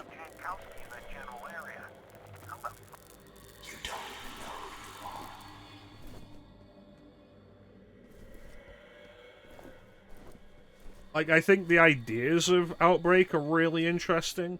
I think the actual execution's really bad. And the only real fun, I think, to be gotten out of it is not taking it seriously with friends. I think as a solo experience, it's not good. I think playing with randoms would not be very good. But if you're just, like, doing whatever with friends, messing around, having a bunch of fun, and you're not tied to the idea of actually completing a scenario, then you can have a lot of fun, but it's mostly because you're playing with friends.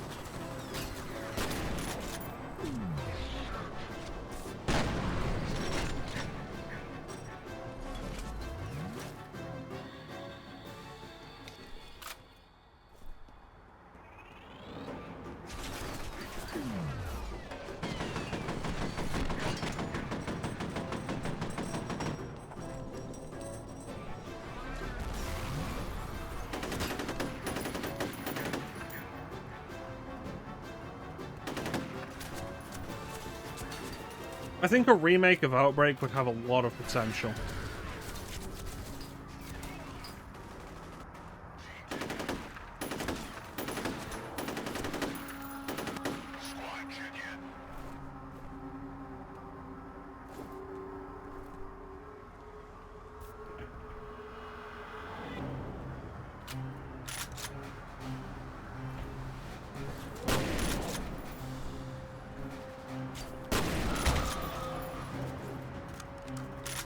But I think, as it stands, it's a big mess.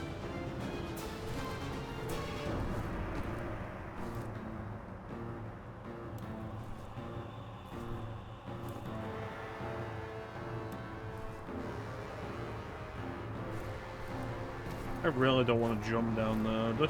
There's got to be stairs, surely.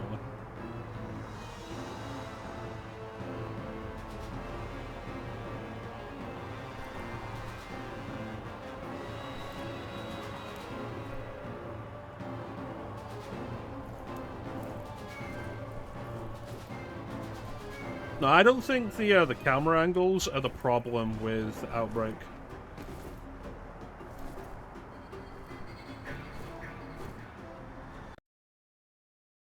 F.E.A.R. operative has infiltrated Army Camp headquarters. SFODD escort killed in ambush.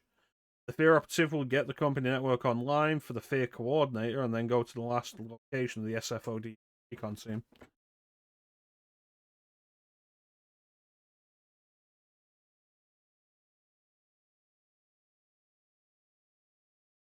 I think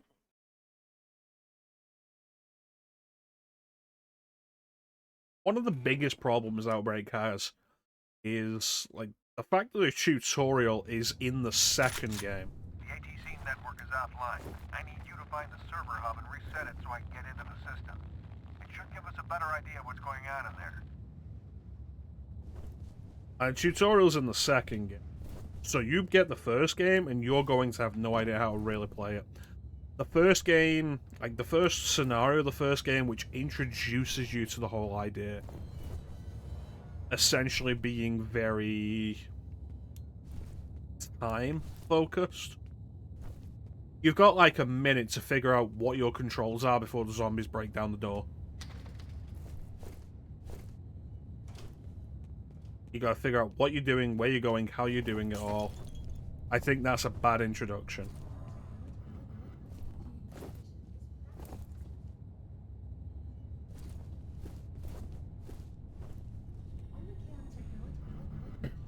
I think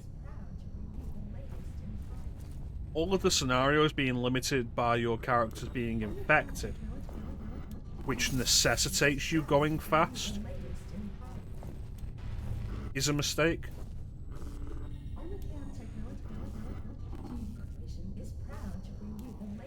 Like, it's clearly done because they don't want the players on the scenarios on the servers to be spending like hours playing a single game. But I get that. But in that case, the scenarios should be a lot clearer than they are. zombies being so resilient is a problem when weapons are such a problem to actually obtain. Which I think was a big problem with Resistance as well, when Resistance came out.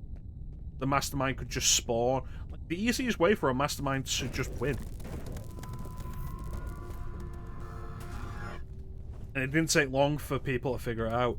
Like, not saving up the points to spawn a Tyrant or Nemesis or whatever. Just mass spawn zombies.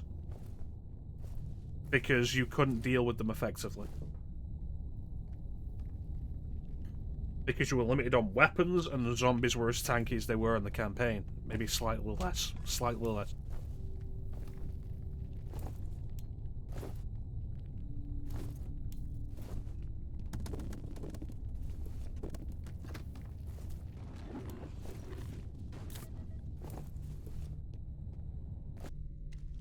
Stay out of my way.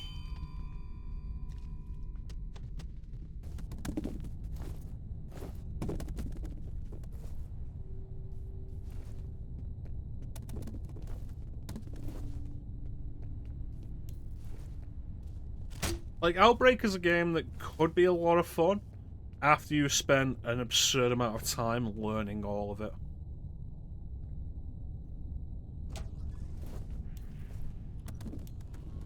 And those are primarily the people you see playing it.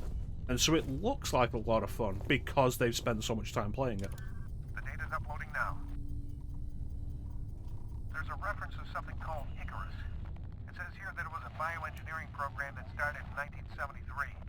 Something about health issues related to microgravity, loss of muscle mass, bone density, shit like that.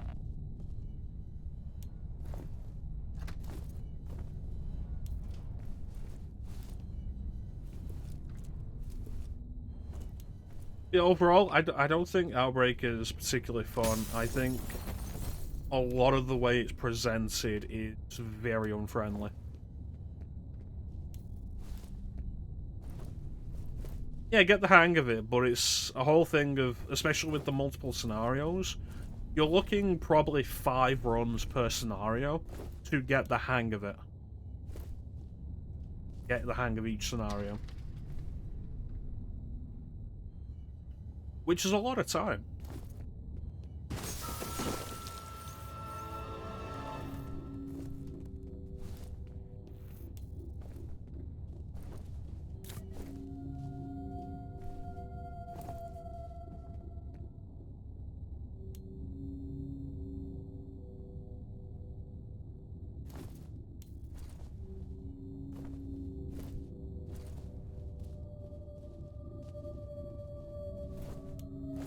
Yeah, there's a lot that could be done to improve Outbreak, and a lot of it could probably be fixed in a remaster. I don't think it would necessarily even need a full remake.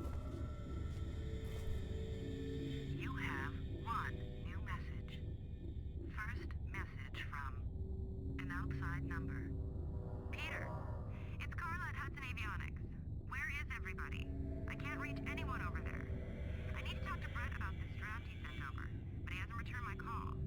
It's really important he gets back to me as soon as possible. Okay? Thanks. End of messages. Well, we talk about the number of scenarios not being particularly great. It's 5 scenarios for the first game.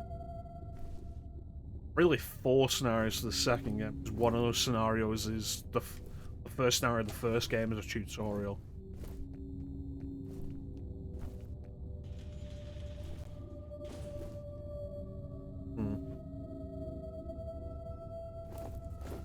But the appeal of that, and something that we don't see as much these days, is the replayability of multiplayer. So you just do it over and over again with your friends and with other people and blah blah blah. Left 4 Dead was the same way. The original Left 4 Dead launched with 4 campaigns.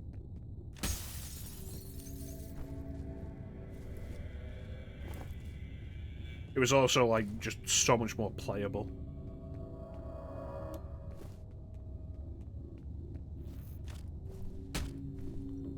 There's an interesting thing of people dug into the files of Outbreak File 2. What the fuck?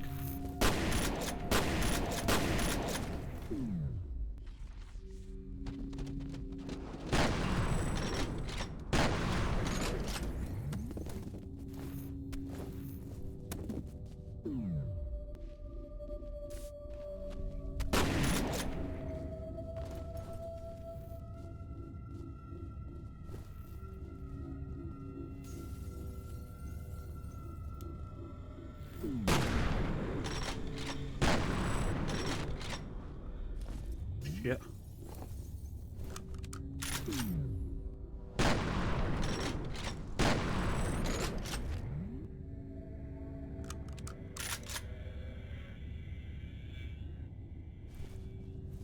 Yeah, they suck. Yeah, people dug into the files of Outbreak File 2, and there's references to more scenarios. And the thought is like there was going to be an Outbreak File 3, and there'd be more of that. And so those scenarios probably exist in some form somewhere. Probably.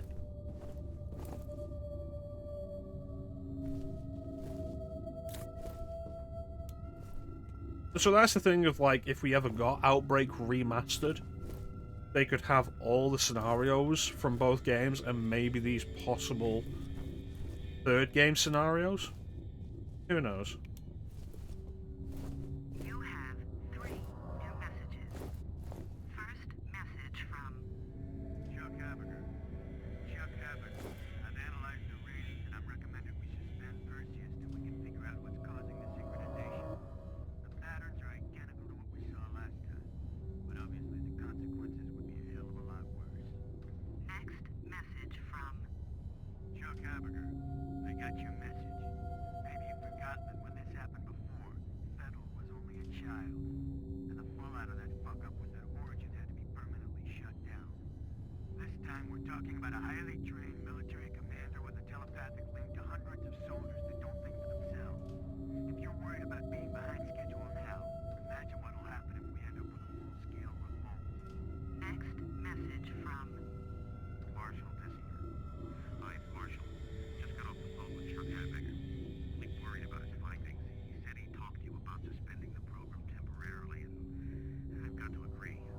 There's even the slightest chance of another synchronicity event. We've got to take it seriously. I'm gonna head over to the Perseus compound and check things out myself. Why don't you give me a call to my cell? Let's discuss this. end of messages. Yeah, who knows? Capcom seems very focused on doing anything they can think of except Outbreak.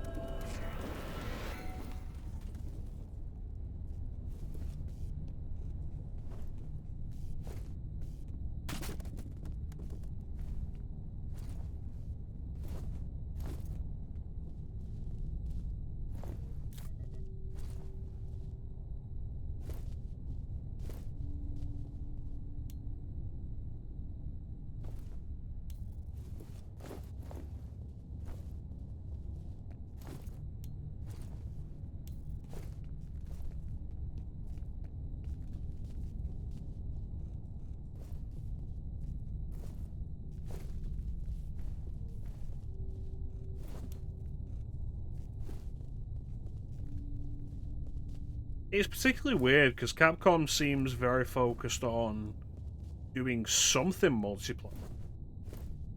Police have set up roadblocks all over downtown in response to the incident. No one is being allowed into the area except for emergency personnel. We've been unable to confirm the precise nature of the crisis, although at least one official has suggested that it may involve terrorism.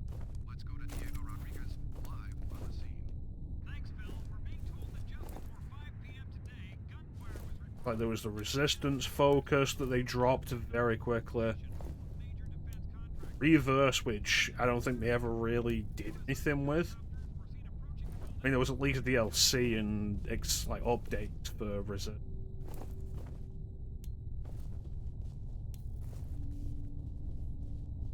That was Diego Rodriguez coming to us live from the police block.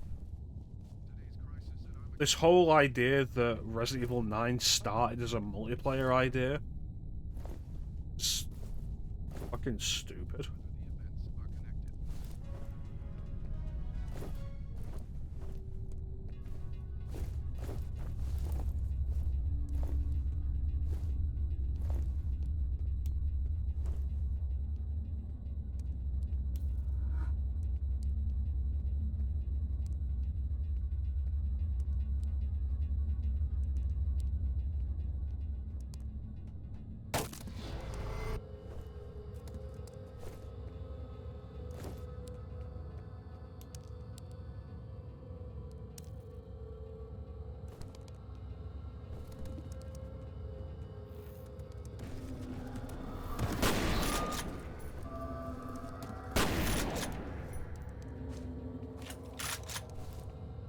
Honestly, it was really surprising that they ever referenced Outbreak characters at all outside of Outbreak. Because Alyssa Ashcroft is named in a file in Resident Evil 7. I think one of the newspapers you can find has a headline written by her. That was surprising. Alright, he's uploading. Looks like the Icarus program got shut down in favor of something called Perseus, which, from what I can tell, is funded by DoD. I'm guessing that's where Fettel and his soldiers came from.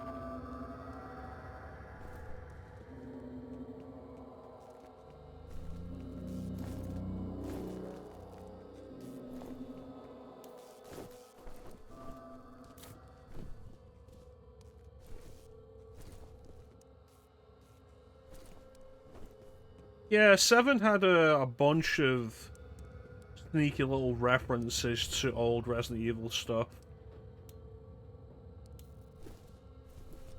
There was the newspaper with the headline written by Alyssa Ashcroft. You could find the book that Clive Barker? That Don't shoot. My name is Norton Mapes. I'm an engineer. Shit, it's a civilian. Give him a comlink. Hello? Who are you people? The good guys. Are you alright? Oh, sure. I'm having a hell of a time. You said you're an engineer? Can you help me get into the network? What am I, an IS lackey? Tell you what, you disable the local security system, and I'll see what I can do about the server. I can disable it remotely once I'm logged in. No, you can't. It's on a separate network.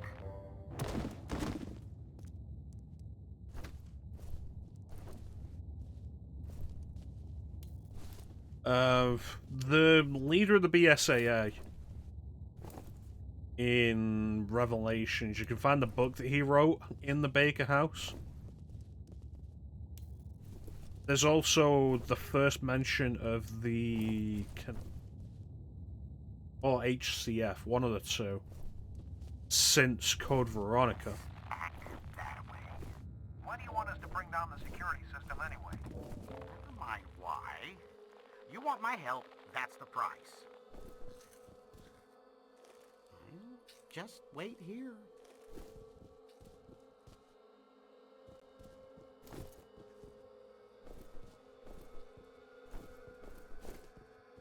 I've never been fond of that kind of snack.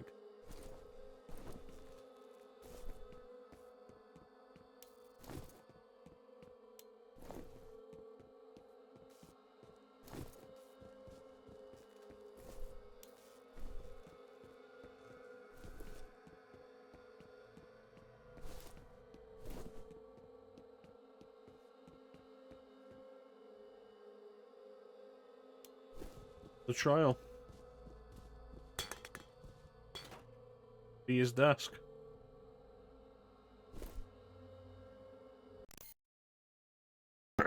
We better run this ad coming up before we start doing all this not and mix stuff.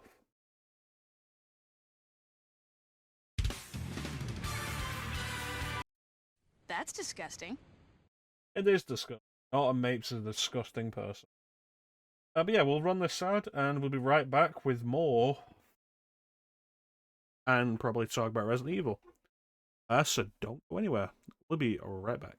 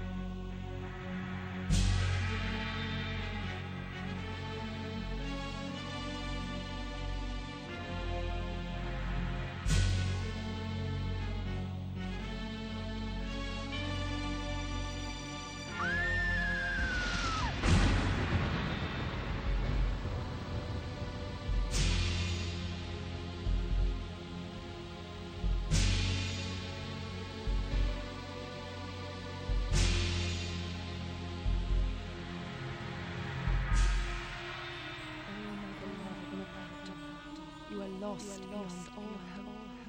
You cannot see my plight, for I have so shut you out. What will become of our love? I see only damnation.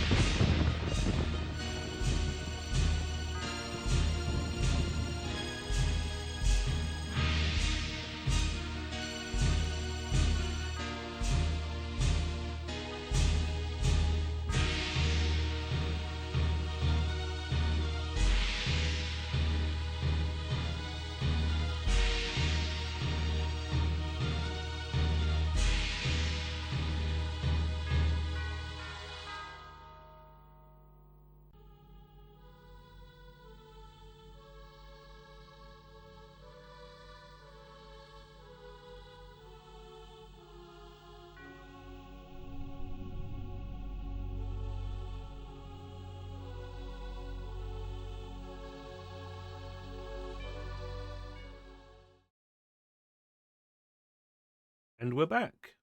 Live in ignorance and purchase your happiness when blood and sweat is the real cost. Thinking ceases, the truth is lost. This part of the game you find relaxing. You mean the part with the invisible ninja troops?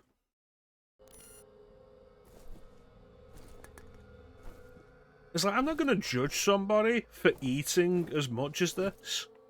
Like, you do you. You're clearly a fat fuck and you don't care. Whatever. But for fuck's sake, clean up after yourself. But also, like, look at the size of these packets. We assume this is like a standard magazine size. And these packets of cheese poos are like twice the size of them.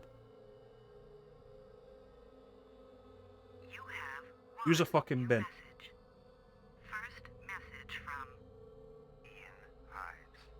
Norton, it's Ian Hives. Look, Alice Wade stopped by my office this morning. I feel a little awkward saying this, but, well, I really need you to tone down the innuendo around her. It's not that I personally give a rat's ass, but the last thing we need right now is a sexual harassment case drawing unwanted attention to this task force. It's supposed to be a secret after all, okay? Thanks, Norton. end of messages. Yep. I'd more reasons to dislike the guy.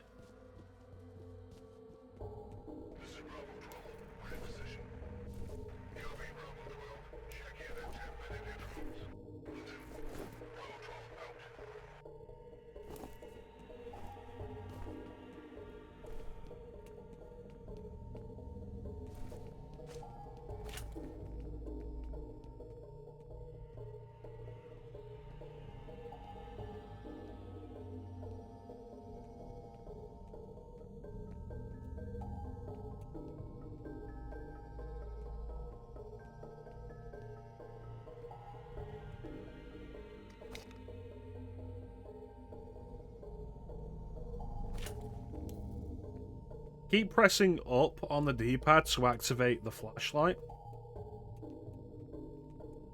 But up on the D-pad is changing grenade types. You know what up on the D-pad is flashlight change? Halo.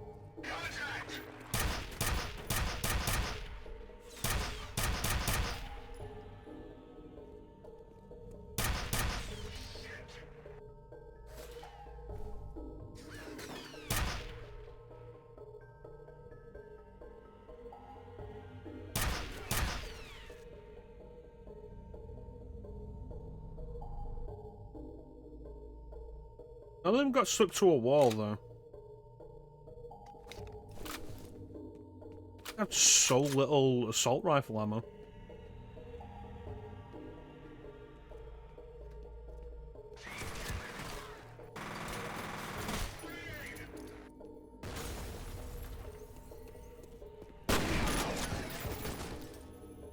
Beautiful.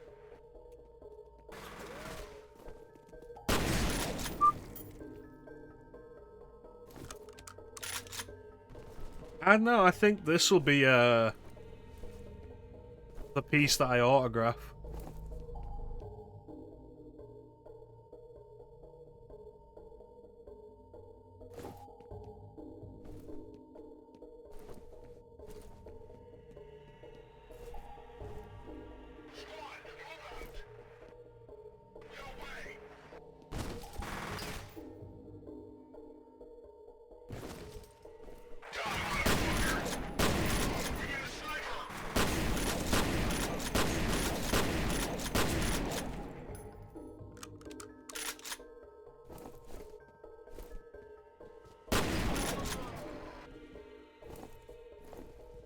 Alright, anyway.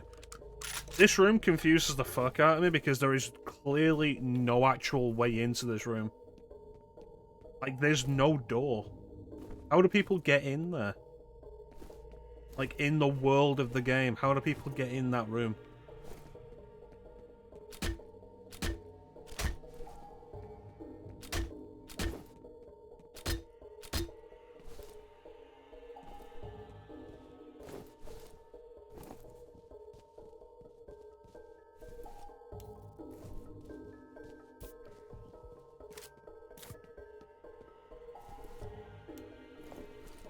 Ah, goodness.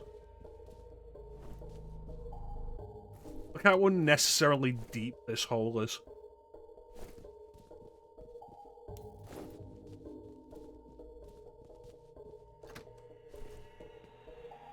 Okay, that door was not there.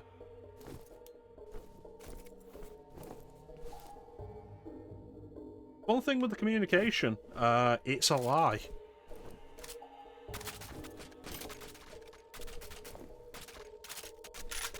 They're not actually communicating with each other.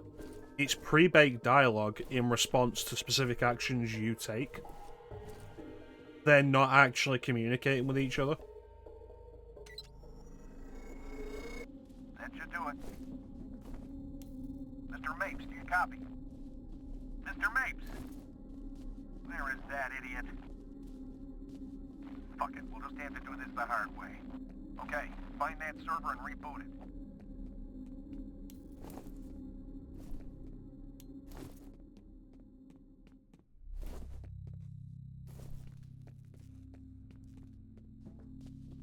It's another brilliant piece of presentation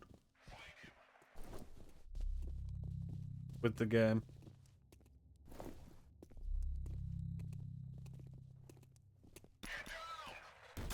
Yeah, the idea is that you think they are.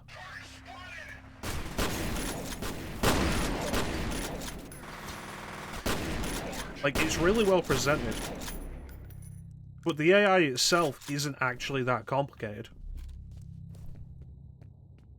It's really simple, it's just that the way that it's all set up is very reactive, I suppose. Like I said earlier, like, I forget what the specific idea of it is. Like, they're goal-oriented, and the goal is to kill you, and they'll do it with like a specific set of objectives. Like, I throw a grenade there, so they'll try and get out of the way of the grenade. I'm over here, so they'll try and get around to me. If there was another path, they'd take it.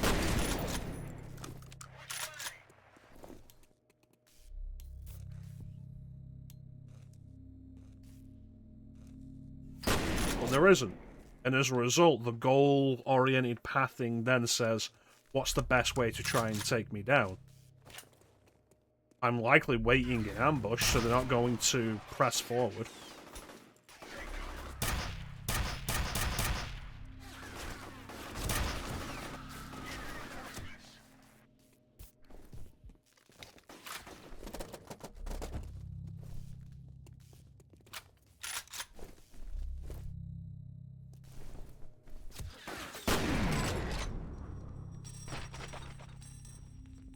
Oh, it's the last one. I'd actually killed the rest. And so it's like, okay, I'm back here. There's no way for them to circle round to me, so they have to be here. If they try and press forward, they're going to leave themselves open so they can take me out. There's like cover, cover, a little bit of cover, but more likely cover. Move around, try and get a better shot at me without presenting themselves. Somebody's here, so they can't move here. That kind of thing. Yeah, seeing the torch, the flashlight, is an indicator. Like, they'll react to it.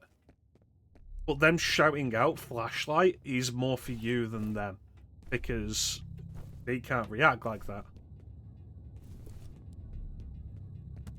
So when they're shouting, they're not communicating with each other, they're communicating with you.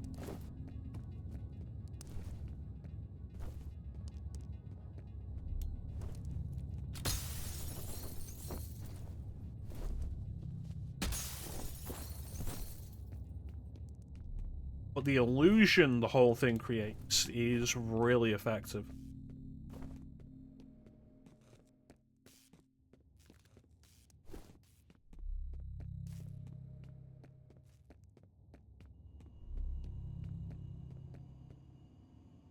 This is Jin.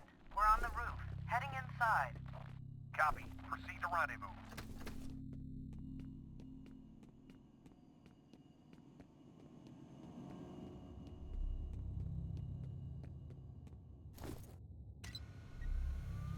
Okay, I'm showing that the network has been rebooted. Good job. It'll take a minute for the system to come back online. Well, that came out of nowhere.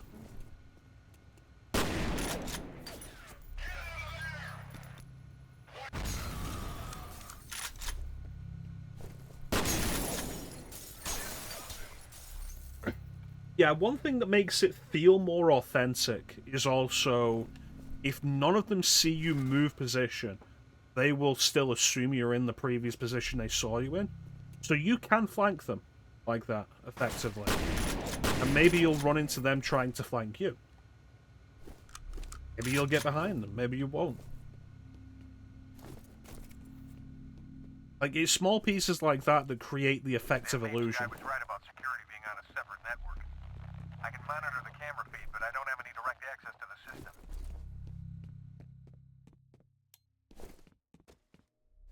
Like, the actual level of AI sophistication that you think this is, because of the way it's presented, is way too advanced for this time period. So the actual solution for it is way simpler. It's just very effectively handled.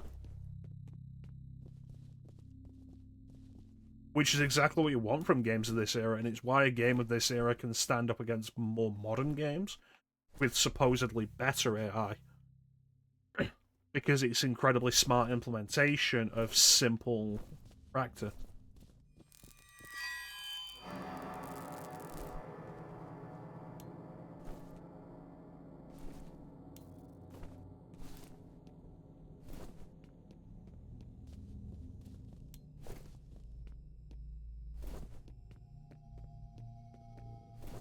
You're heading toward the last known location of that Delta team. Secure the site and wait for Jen.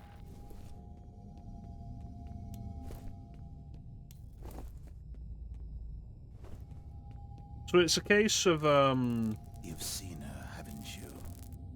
She is the original. I just picked up Fettel's transmitter somewhere ahead of you. Be careful. I was made from her, and I was born from her. We are separate, but we are one. It's a case of, like, our favourite thing in video game design, of doing more with less. And when it's done right, it absolutely stands the test of time, and this does.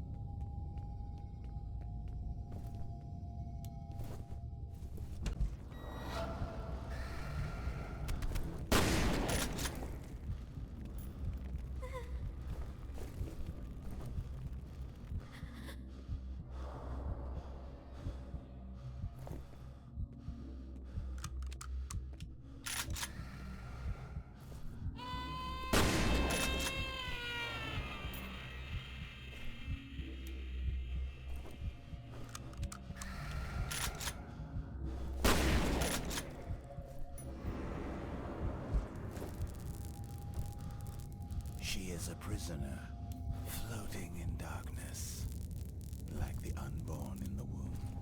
Soon I will find her, and I will set her free. Shit, I lost him again. Fuck. I think this is one of those games that remake completely unnecessary and couldn't possibly add anything worthwhile. Remaster. Absolutely.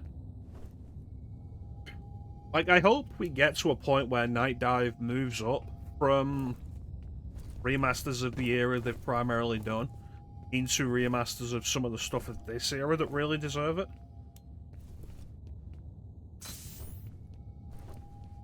Because, like, if you like classic shooters, Mr. Solitary Man, I absolutely recommend looking into some of the stuff Night Dive has because they're very, very good remasters of.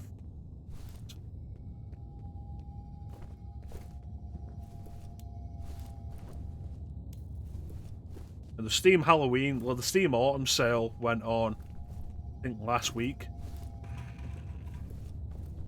I finally picked up the Killing Time remaster they made, and the Thing remaster, which I heard does actually really help with the AI issues that game had originally.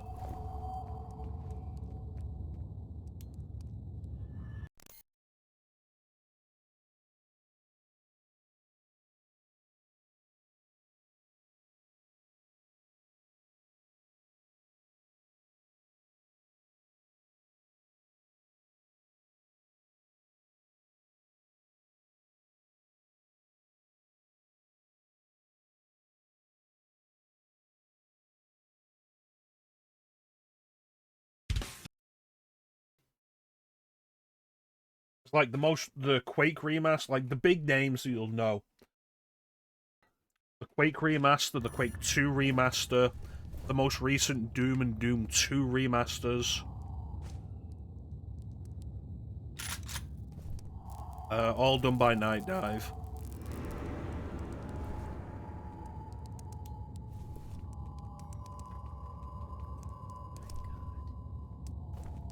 What do you think, Jen? There was a lot of anger in this room. That's great. Really? Got anything? You think? I don't see any bullet holes. There's no brass lying around either. These guys didn't fire a shot. Then what killed them? I don't know. Well, figure it out. All right, buddy, get moving. Battle's gotta be close. I'm not even sure where to start.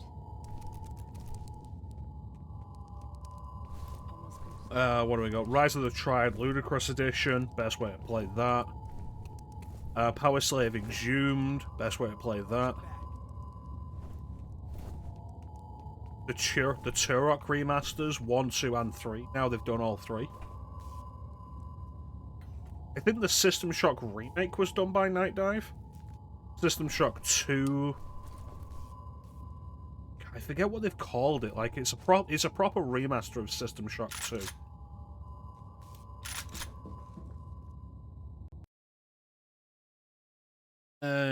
Remains of the missing SFOD team have been found. F.E.A.R technical officer is on the scene conducting forensic analysis. F.E.A.R mission coordinator has detected Paxton Fettel's transmitter signal in the area. Armacam personnel are presently unaccounted for. F.E.A.R combat operative will attempt to intercept Fettel.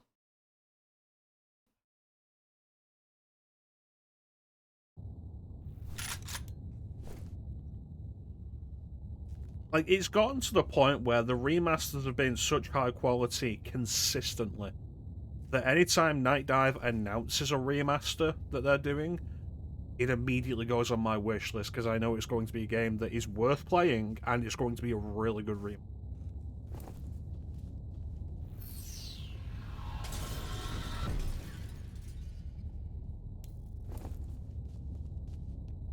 I think they've only had one example where they kind of fucked up with that, and it was the Blade Runner Enhanced Edition, which was an adventure game.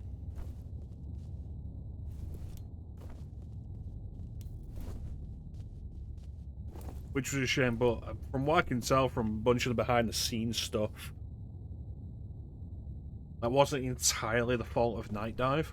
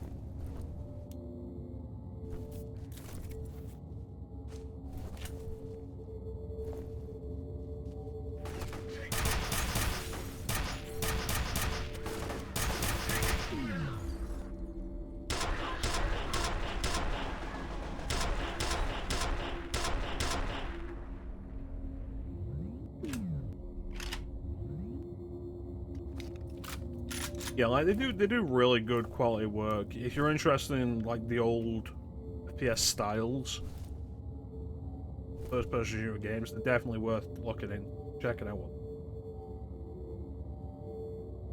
And a lot of their more recent efforts over the past couple of years have not been PC exclusive. They're on pretty much every platform now, which is also really good. You have one new message. First message from Harlan Wade. Mike, it's Harlan Wade. Chuck Habiger seems to think that people are blowing smoke up his ass on this Perseus situation. Now, I don't know which one of you shitheels over there is calling the shots, but you better stop digging around fast, because the readings are getting worse by the minute. It's really a simple choice. You can either listen to the expert advice you're being given, or you can brace yourselves for the ass-fuck of the century, because it's coming. You mark my words on that. end of messages.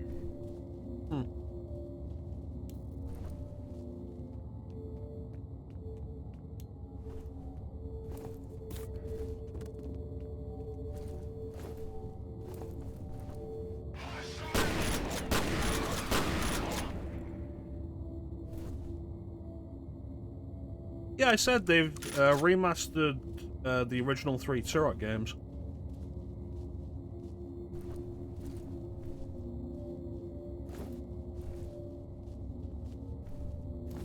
I have the first 2, the third one's just on my wish list.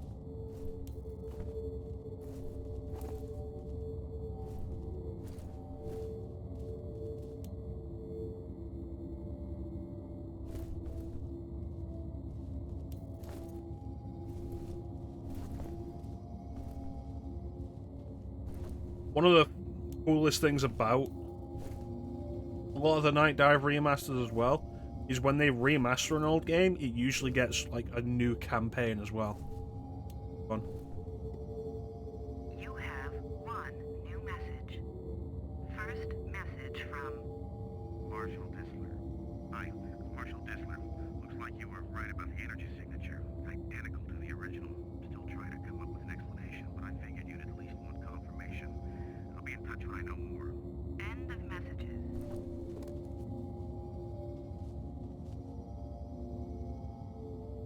So like their most recent release is the Hexen plus Heretic remaster, which came with a new expansion for Hexen and a new expansion for Heretic, which is awesome.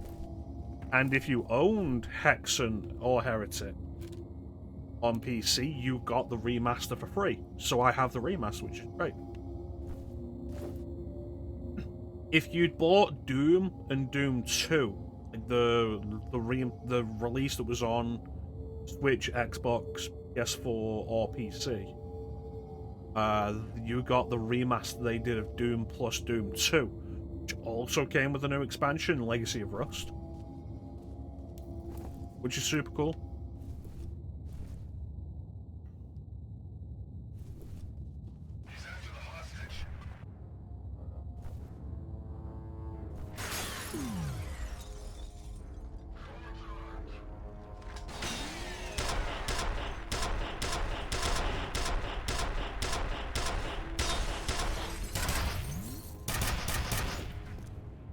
Yeah. The Sin remaster has been in some sort of development hell for years now. No idea when that's going to happen. Which is a shame, because I'd love to get a remaster of Sin.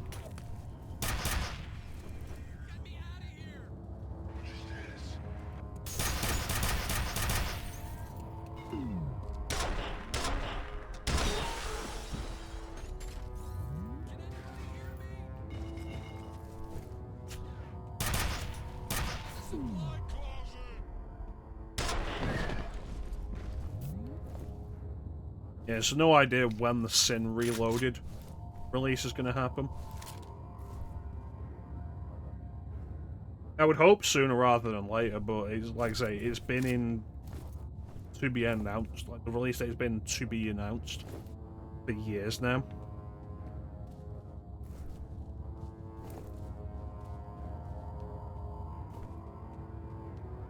But Night Dive's absolutely worth following if you're into this kind of game. Because, like, they'll turn around and release something out of nowhere, and it'll be something you did not expect, that had no build-up, and it'll just come out, or it'll be, like, coming out in a week, and it'll be an absolutely quality piece of work for a game that you may have never heard of.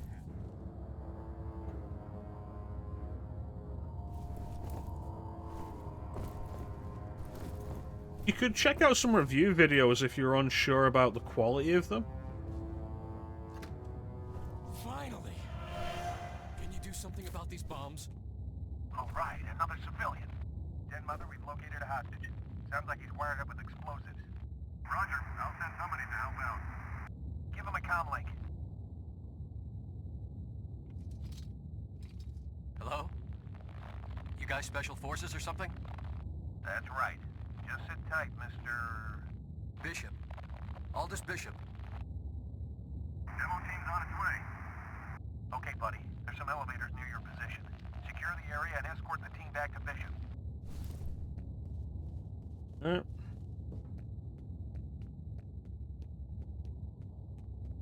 Yeah, my suggestion would be look through the catalog, find a game they've remastered that you're interested in, like one of the Turok games.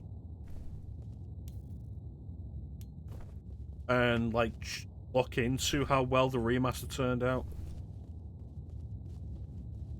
Someone's messing with the security system. They may be trying to box you in.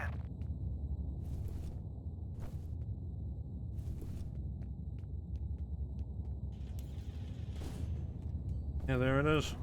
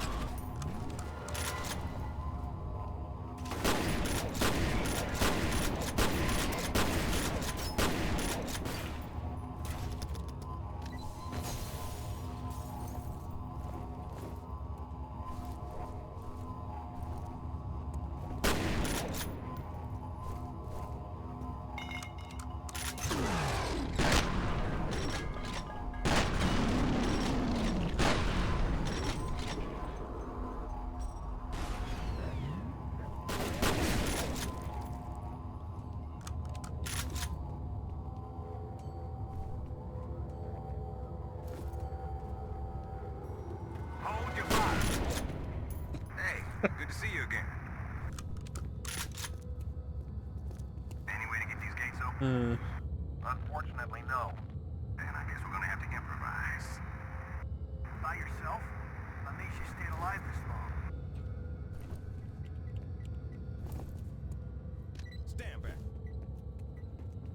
Here goes. We're through. Yeah, it's funny as, like, I shot them just as they said, like, hold your fire. I was like, it's too late, pal, you're dead. Yeah, no, the Turok games, the remaster they did for those, great thing about them, available on all platforms. Pick whichever platform you want. Show us where that hostage is at? which is great. I feel like choice, like freedom of choice for these things, really an underrated option. Man, I should have called in sick today.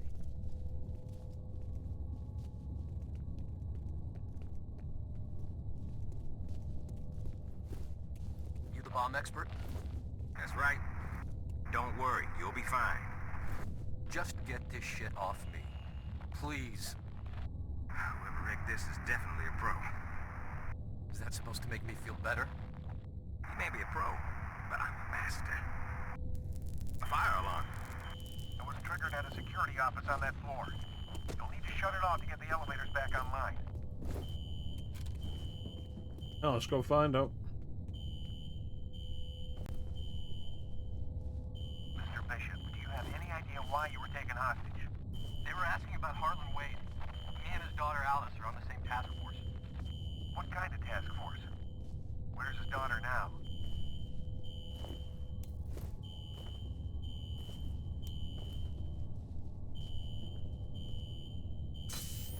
Yeah, more health.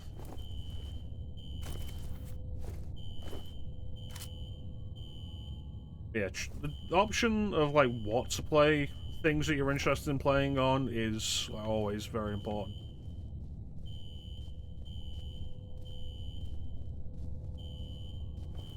And so when they did stuff like Turok remasters, Star Wars Dark Forces remaster, Killing Time remastered especially, like that was a big fucking surprise.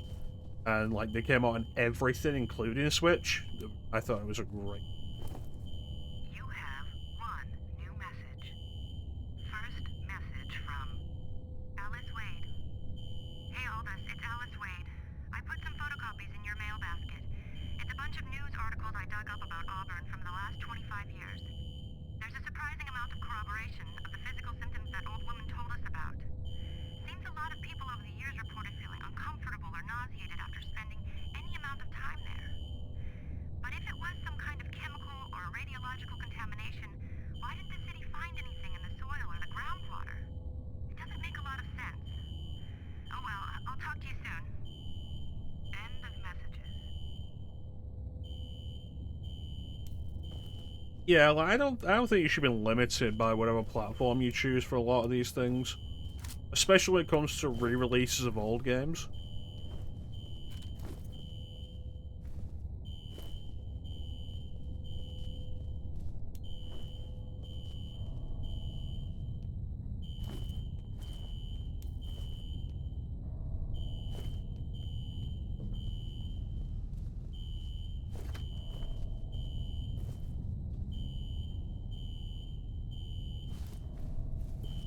You have one new message. First message from Marshall Disler. This is Marshall. Look, something's happening over here at the Perseus compound. I can hear gunshots, but the security system just went down, so I don't know what the situation is. Just send all available security teams to lock this place down. I'll call back once I have a better idea what's going on. end of messages.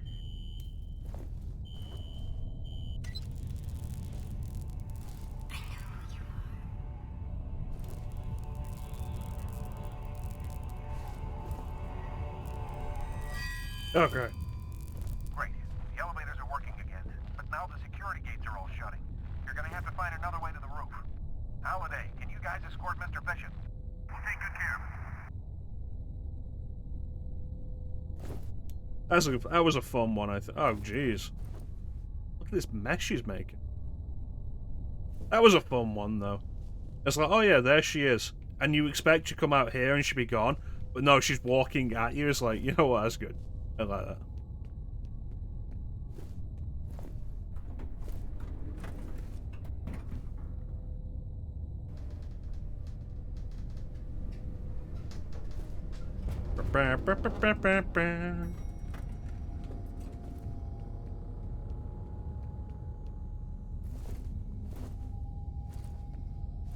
Betters, I'm pretty much done here. Any theories? I'm gonna need to do some lab work. All right, head back to the roof and sit tight. It may be a while before we can get a ride out of there for you. Understood.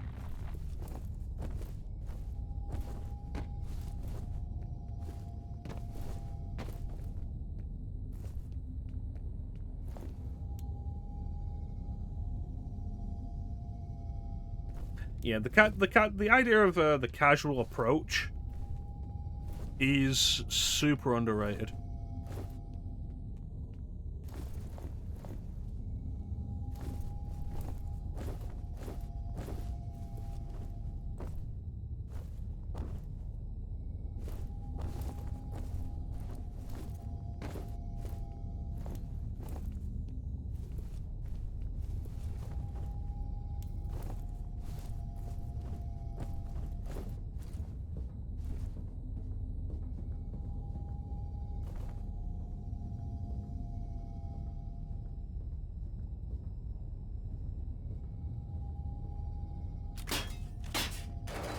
It's like the horror equivalent of like an aura farm.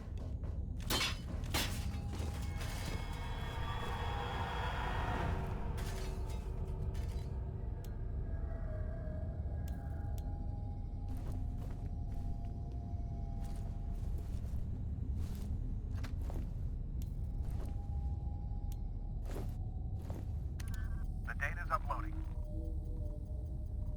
Well, this confirms the point of Perseus was to train telepathic commanders to work with clone soldiers, although it looks like Paxton Fettel was the only commander of the program.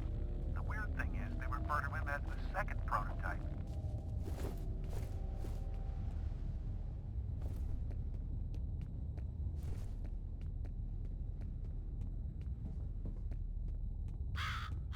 Boy, I hope not. But I didn't get a good look at his hair to confirm.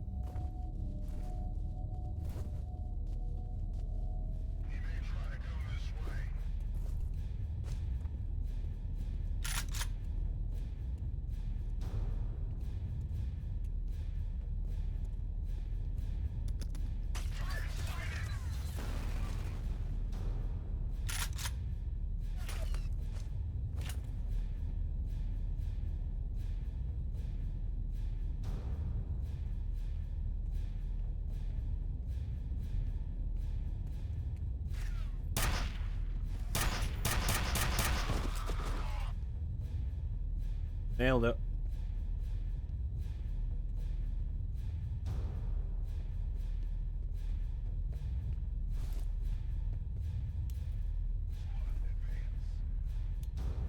Looks like he's got stigmata.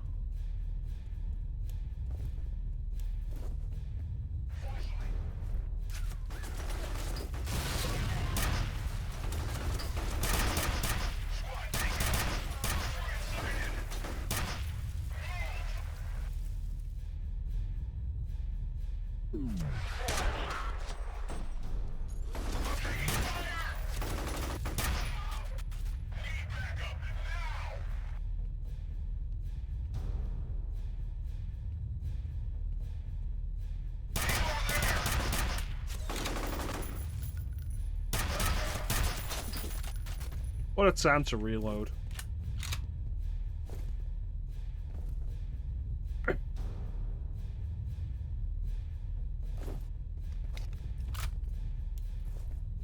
Oh wow, I've actually got a good amount of assault rifle ammo now. Ooh, grenades. My favorite.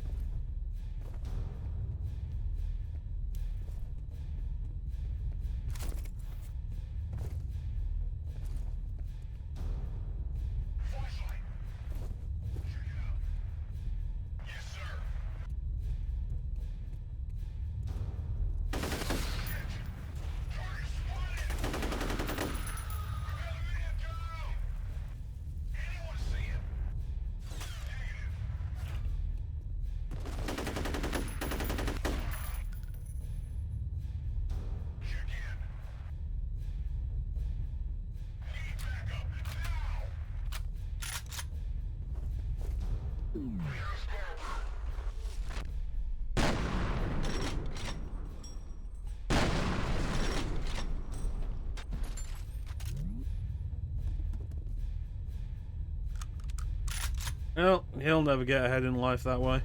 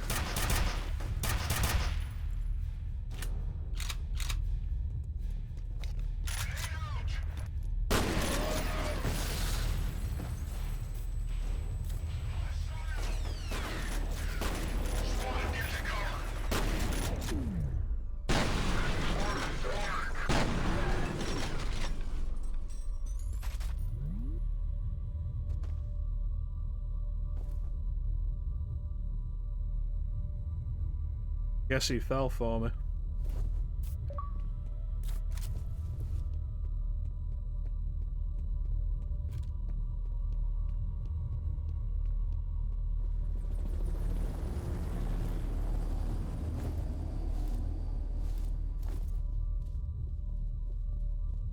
Fire and rescue is giving up on Jankowski. I'm hoping it has banged his head really hard and is wandering around the harbor with amnesia.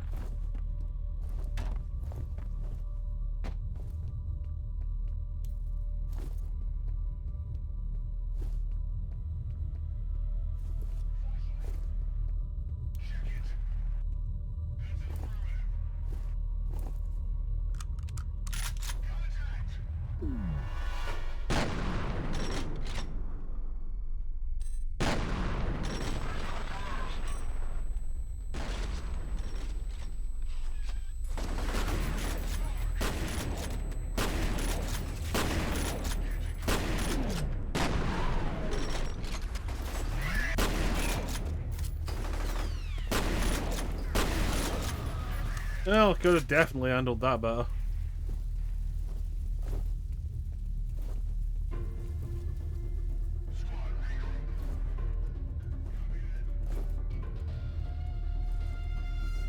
You know, I was thinking of playing hard to get.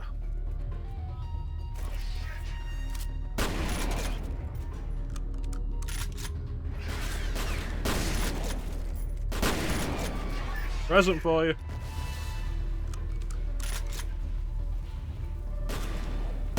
I have so much shotgun ammo.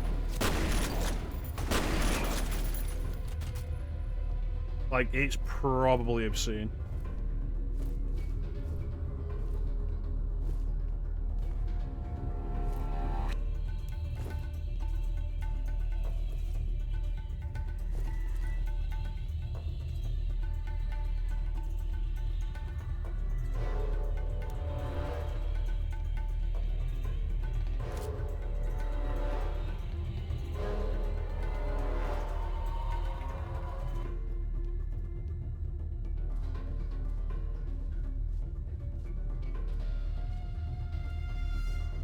You know what it's like, you say yes too quickly, he'll tell all his friends, try and pass you around, have no respect for you.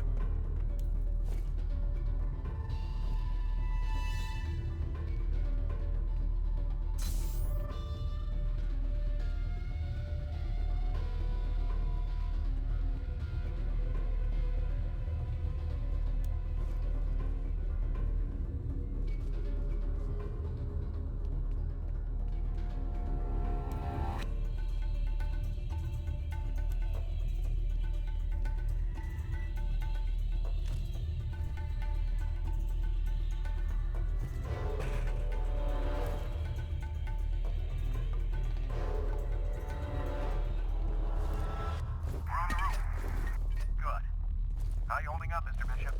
Looking forward to getting the hell out of here. Bet you are.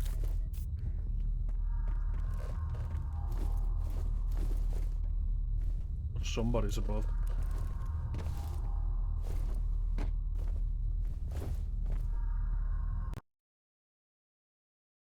F.E.A.R operatives. F.E.A.R operative freed Aldous Bishop, who was interrogated about Harlan Wade, whereabouts unknown.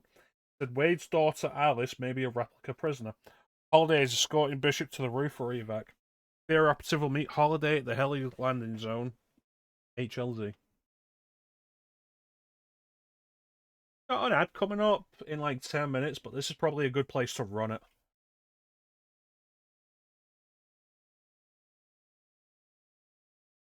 So let's run this ad. We'll keep going. I'm enjoying this, and there's no reason to stop anytime. Not sure how long this game's going to be. Maybe I'll check while we run this ad. So yeah. You are worthy. Couldn't run the other one because it's like 25 seconds. But yeah, we'll be right back with more F.E.A.R after messages. Go anywhere.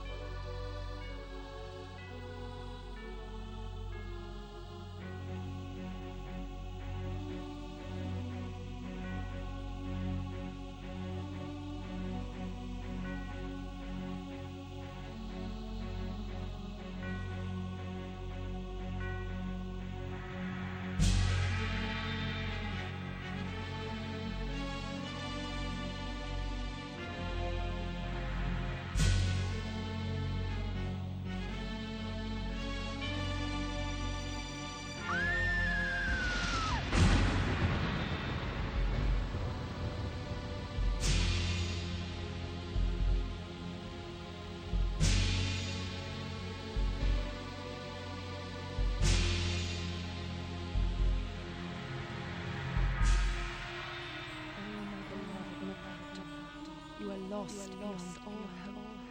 You cannot see my plight, for I have so shut your eyes.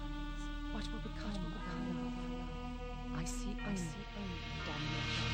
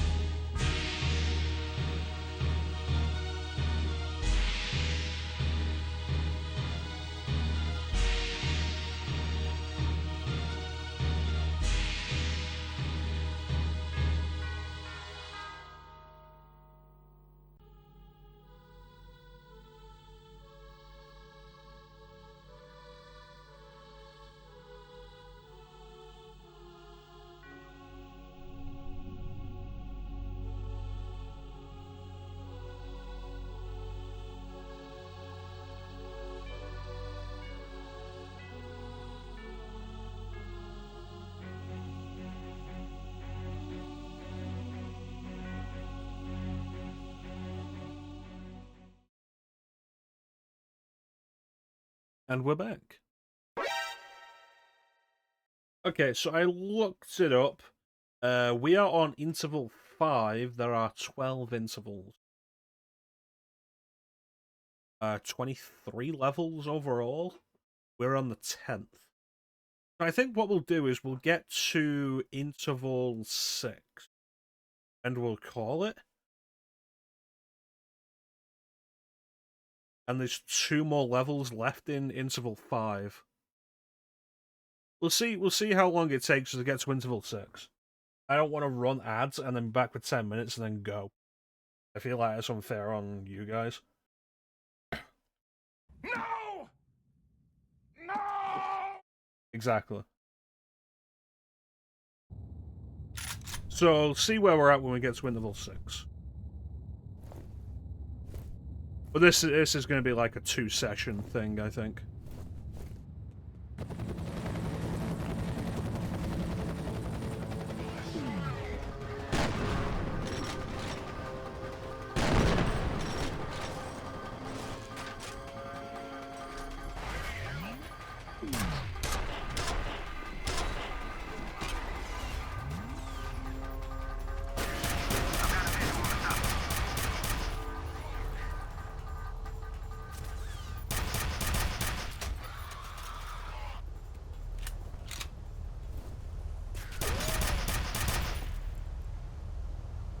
I think that looked really cool.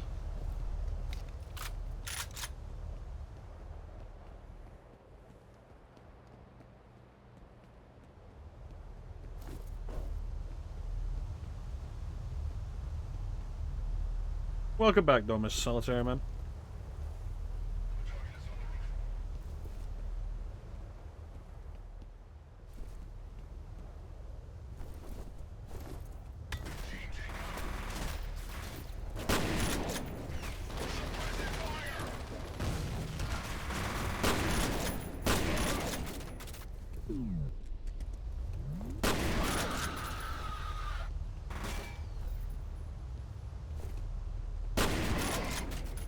Lost track of that guy. I thought he was behind the other pillar.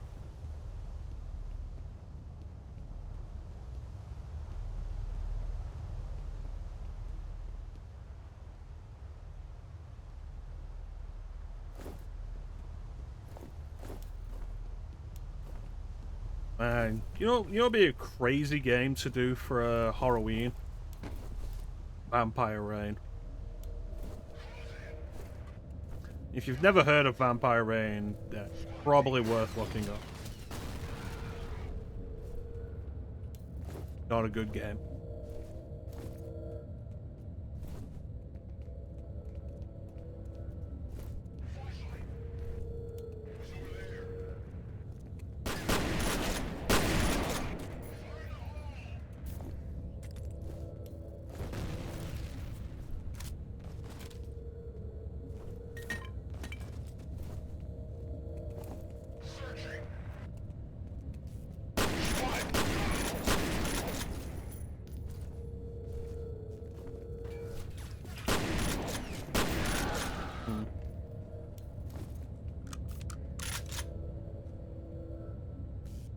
Odd game. Weird game. Not very well received. Understandably so, because it's,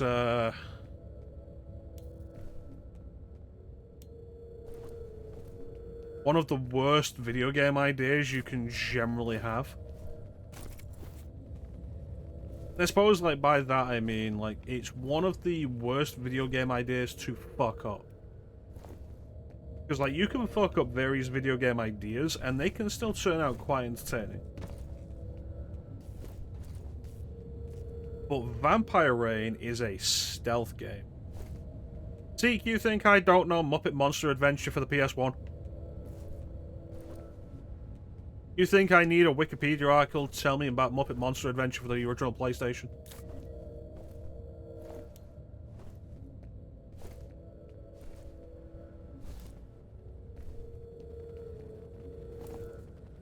We have an update on the situation at Armacam headquarters. A company spokesperson has confirmed that many employees were still at work when the situation first erupted. Right. No word yet on the welfare of those inside. Since it was founded in 1960, Armacam Technology Corporation has become a leading aerospace... But yeah, Vampire Reign is like the worst kind of game idea to fuck up. It's a stealth game. So a bad stealth game is practically unsalvageable. We're taking fire. Get us the hell out of here. What's happening? Victims down. Repeat, victims down. That was ATC security. Are you sure? Oh yeah, I'm sure. Friendly fire? Didn't feel very friendly to me. I think that they were deliberately targeting Bishop. What the fuck is ATC doing? Guess they didn't trust him to keep his mouth shut about something. Dying is what they're doing now. God, I hope you're wrong. I'll look into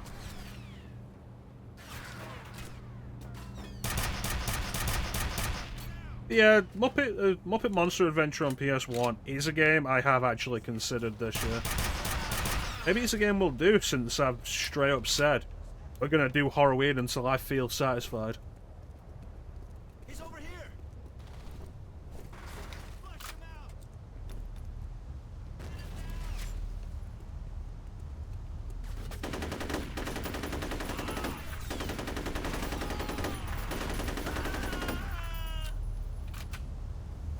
Stay there. Got it. I do feel like you get like pretty much every streamer, a majority of streamers do something for October. And so many streamers are all like, yeah, let's do spooky games for October, Spooktober. And I'm all like Horrorween with them. I feel like so many streamers are so focused on doing horror games that are scary, and they forget that you can have so much fun kind of spooky experiences, like fun spooks. That's what I like to focus on. We have some genuinely scary stuff here and there.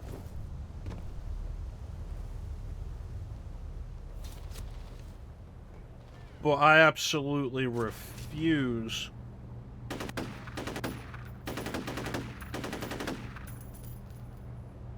to ignore the fun spooks.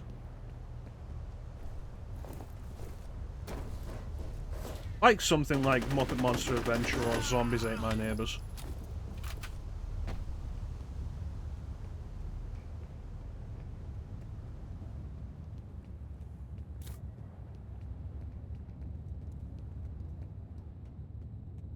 That said, I should play something that might actually scare me. The real question is just like, what is that?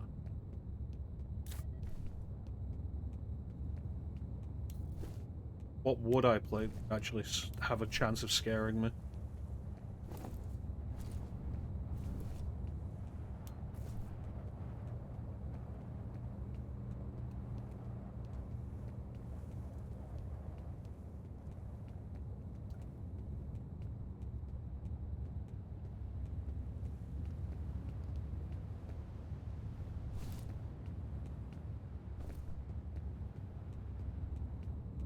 I missed something? Oh.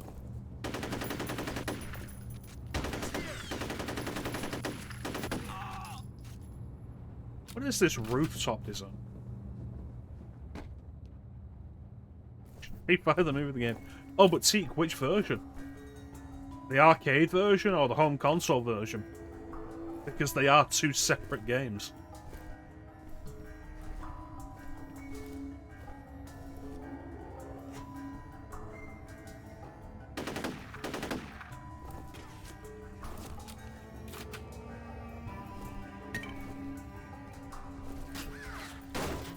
Shit, your signal's breaking up.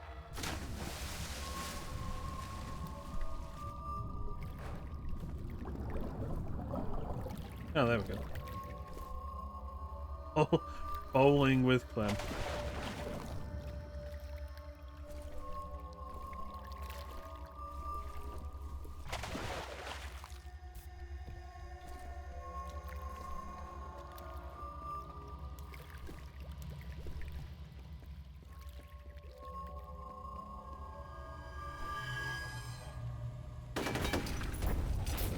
Oh, shit. Oh, shit.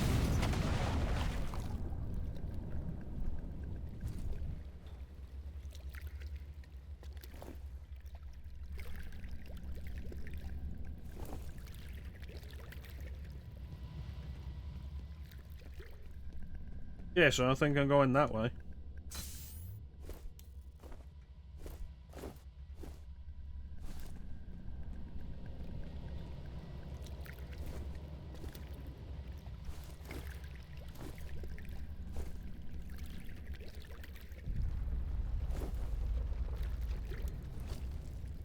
Yeah, Clem recommended a game called Visage, which he streamed, and I didn't see him stream it. He said that was quite scary. So I added it to my wish list, and if it goes on sale, I'll pick it up. And, like, maybe we'll stream it. But it seems to be the kind of horror game that I'm just not generally into.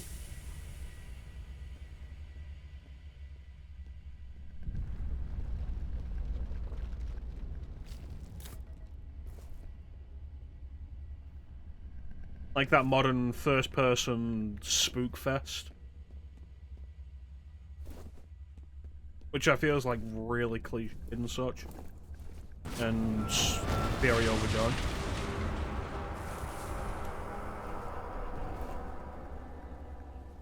Well, I don't own it. Like I say, I put it on my wish list and we'll see if it goes on sale.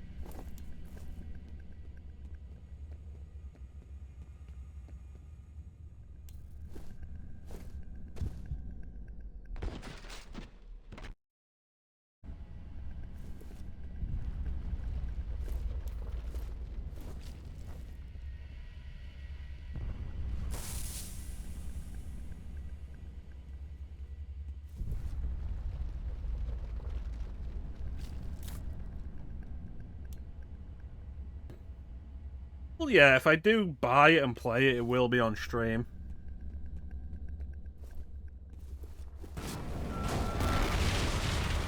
Oh, hello.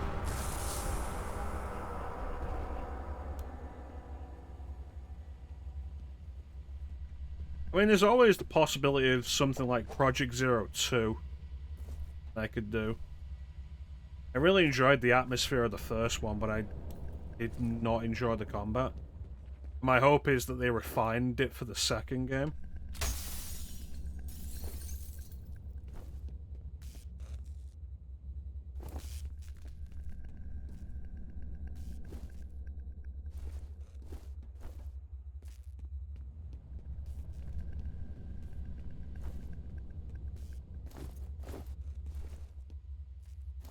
I want to get there.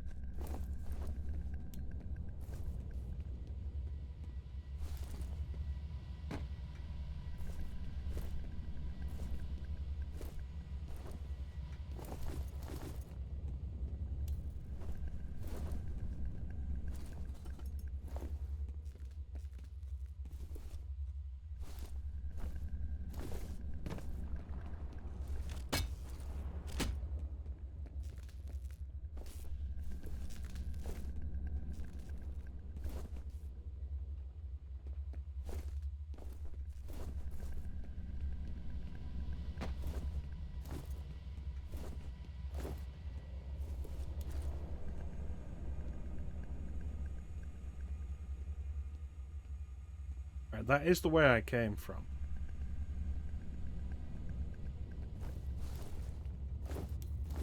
Need to figure out a way into this room.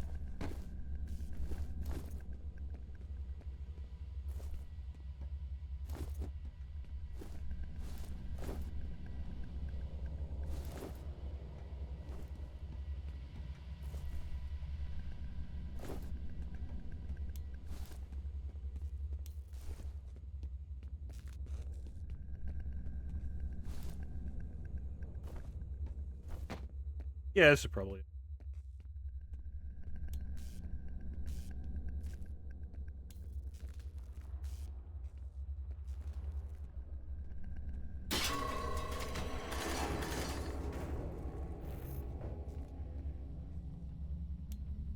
This building has a real skeleton problem.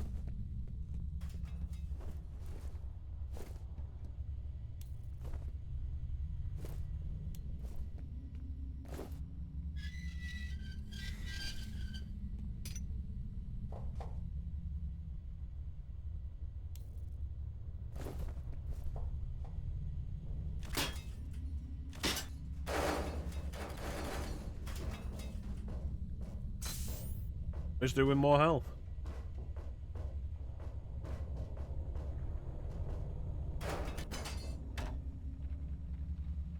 I mean, who doesn't love skeletons?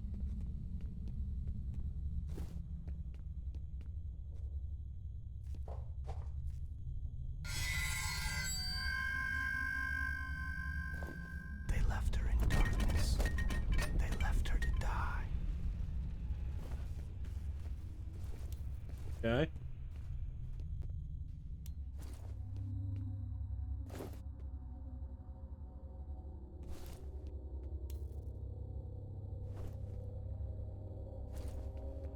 I guess we're gonna call the elevator.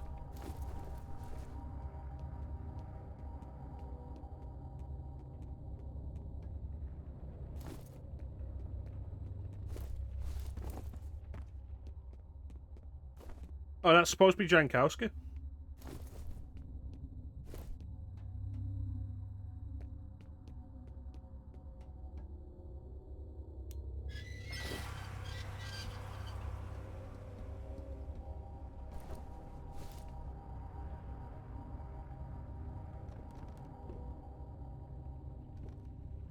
I don't know what this has solved.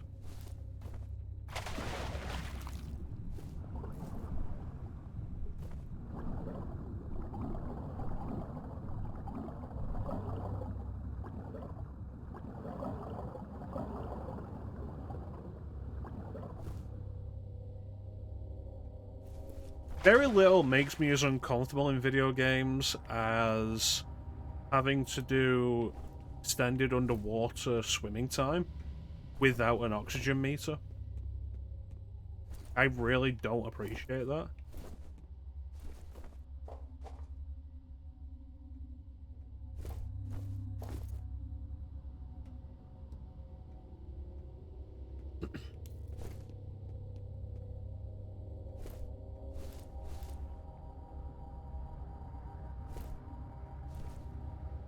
Holy shit, I can see my foot.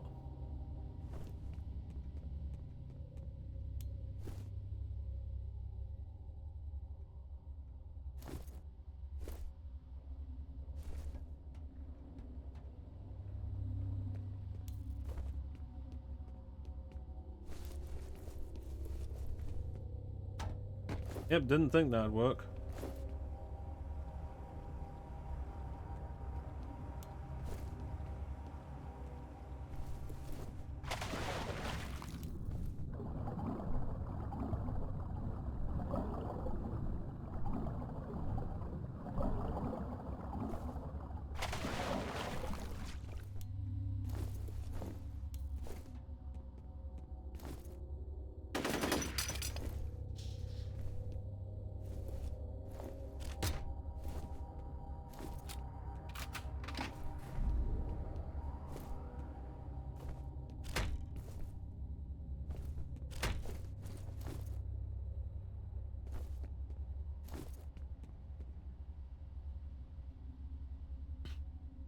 Ah, Tomb Raider.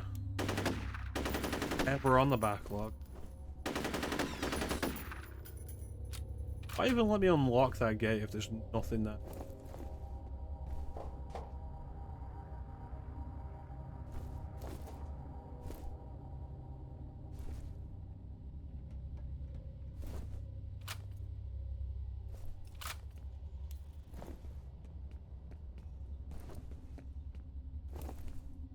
Yeah, that's when they catch you off guard with skeletons that are actually surprisingly tough.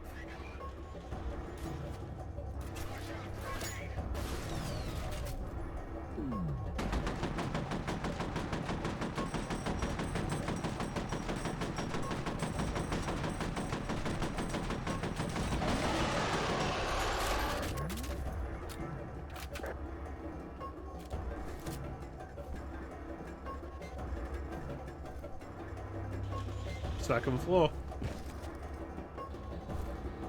Are his textures gonna stretch? Aww. F.E.A.R combat operative is resurfaced after being temporarily out of contact. F.E.A.R coordinator is tracking Paxton Vettel on the far side of the research area. F.E.A.R operative will traverse research area to intercept Vettel. Son of a bitch, I thought we lost you. While you were out of contact, I got a read on Fettel's transmitter. He's all the way on the other side of the research area from you. You're gonna have to hustle to intercept.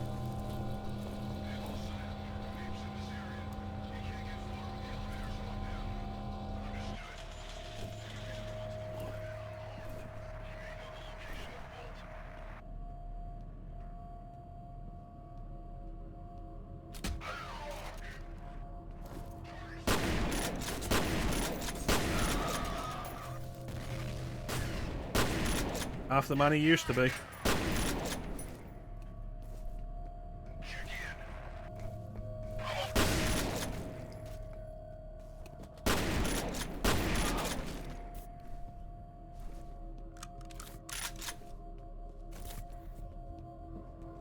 Oh, there was another one.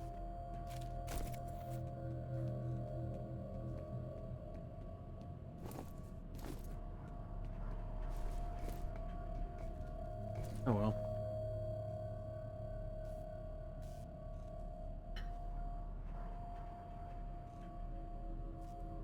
Yeah, some games make skeletons surprisingly hard. Probably it's a subversion. I know it's at least one Castlevania game, I can't remember which one, where skeletons are actually kind of a real problem. And you don't actually face them until like fairly later and midway through the game or so. Like later than you'd think. I was able to confirm that she wasn't around when Fettel's men hit the compound, but I can't seem to track her down. Maybe she doesn't want to be found.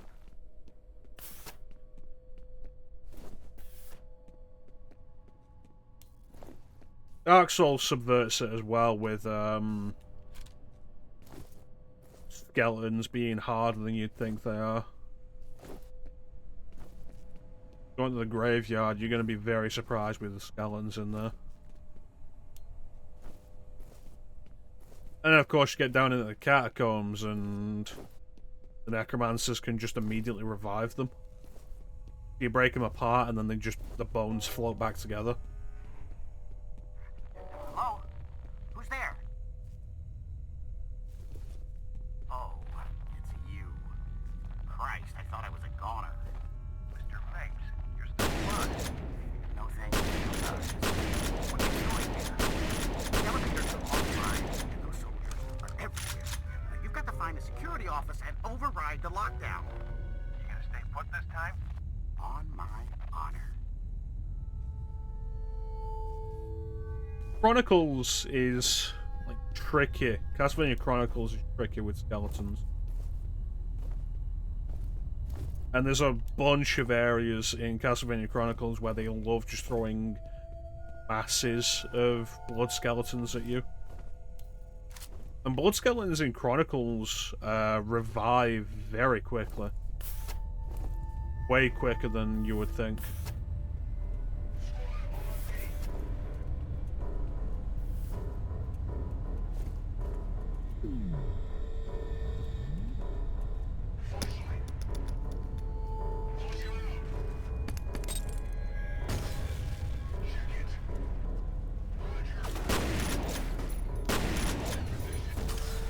Gotcha.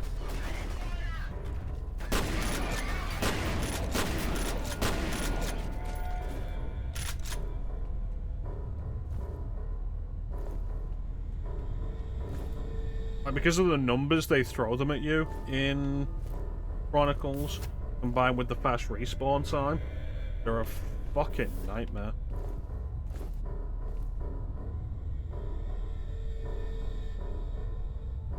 Oh yeah, Yorick. Thankfully in those games you have much higher ability though.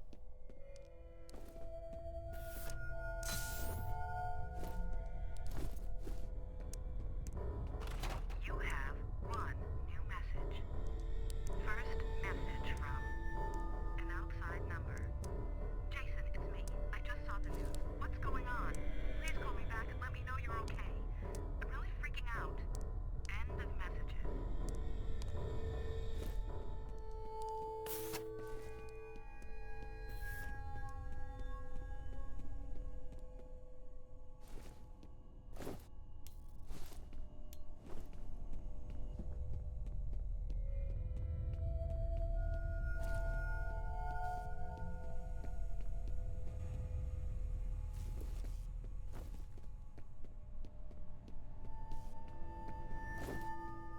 Okay, I saw a booster somewhere. Where was it? There. I come in from that side. I'll need to probably go upstairs and circle back around down. Look, I eat anything else. Look at that, 3 packets just lying around here. Where's he getting them all?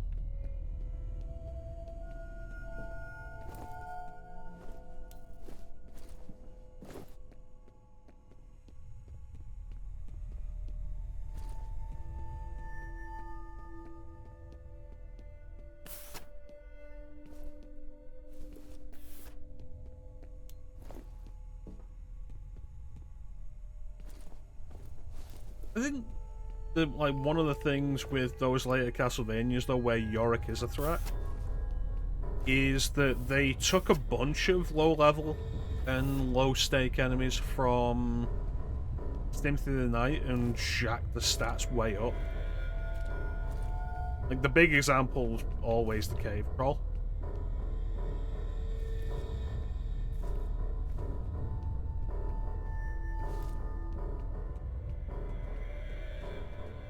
Not a problem in Symphony of the Night, and then in Portrait of Ruin, and especially in Order of Ecclesia, real problem.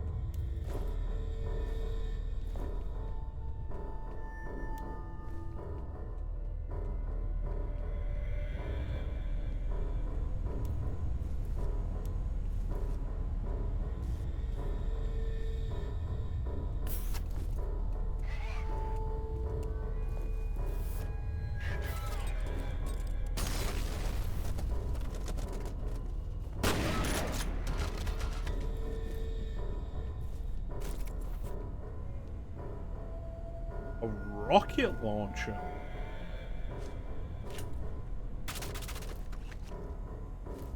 A lot smaller than I thought it'd be.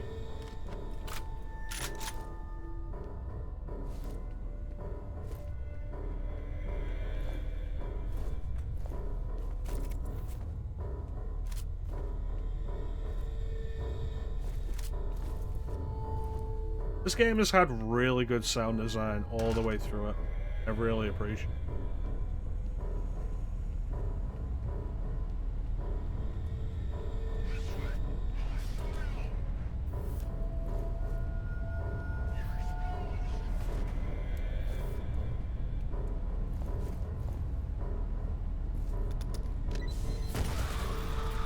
Up there.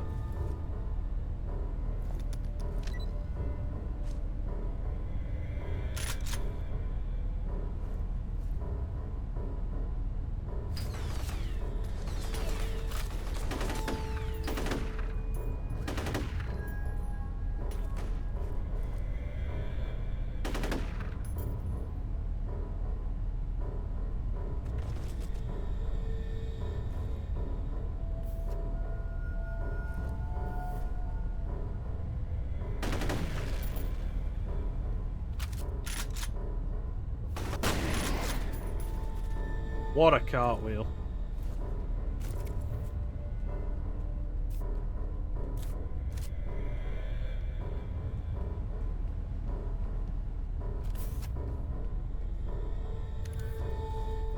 Here's some more info about F.E.A.R.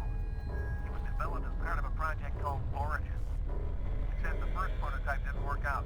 F.E.A.R was the second, and there was never a third. They just pulled the plug a few years after he was born.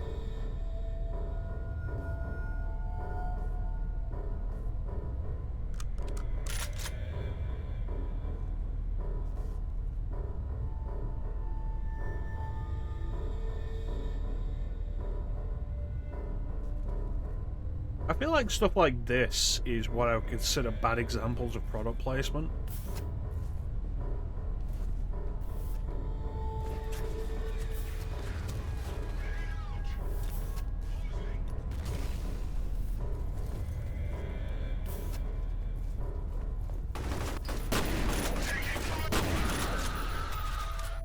It's like what I would consider bad examples of product placement is product placement that breaks immersion.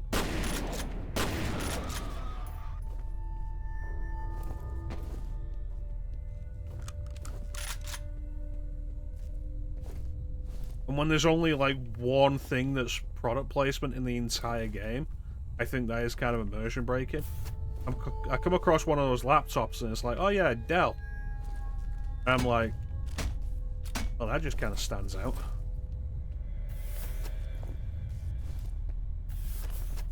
This chair's so difficult to move.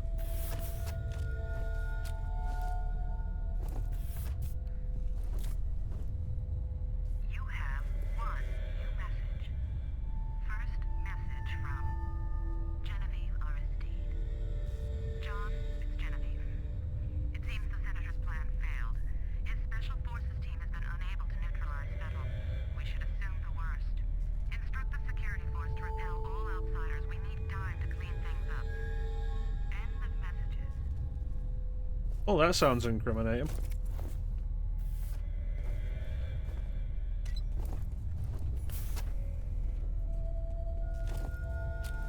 Look, I'll stop abusing chairs when they get out of my way.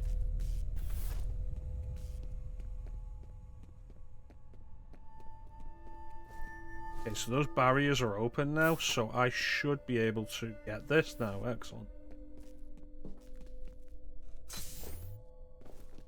Worth it.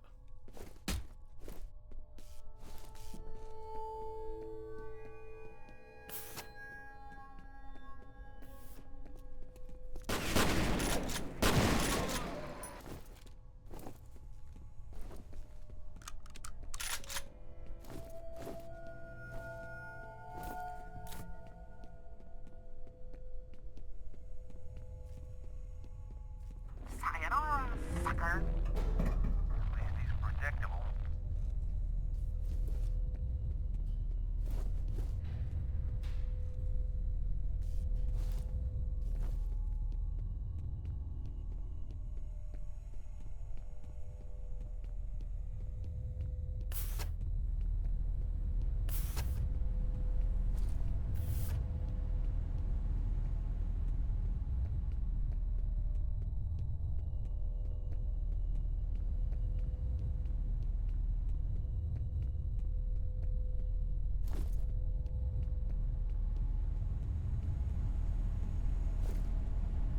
There we go. Am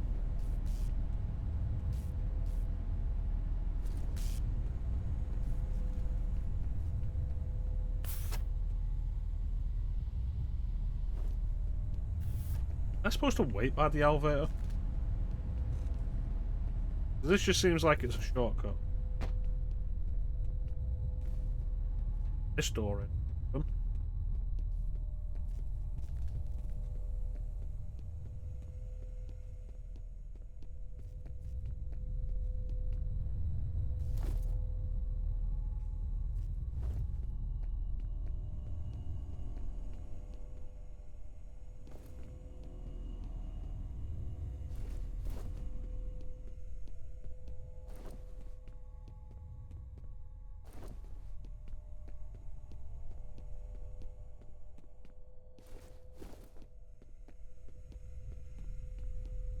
There's gotta be a door somewhere that I need to go.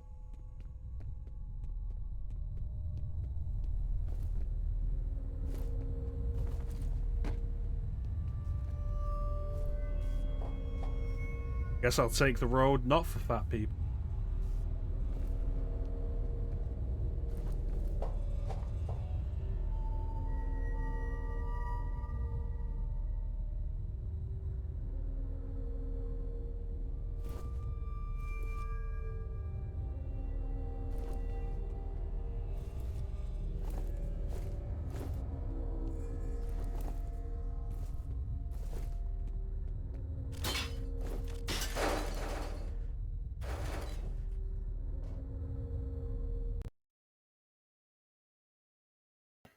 There it is, interval 6.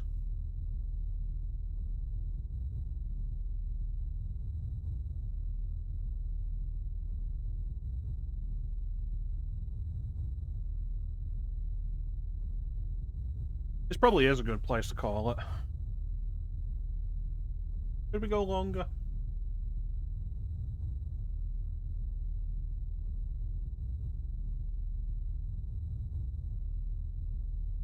Probably gonna be like hours before Ellie goes.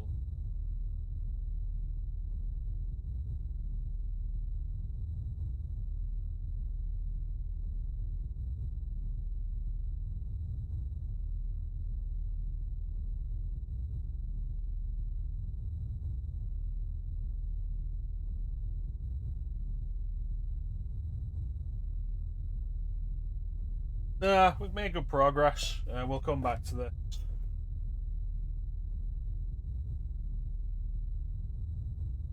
this. Go tomorrow. What, until you go live, Teak? With, what are you doing today?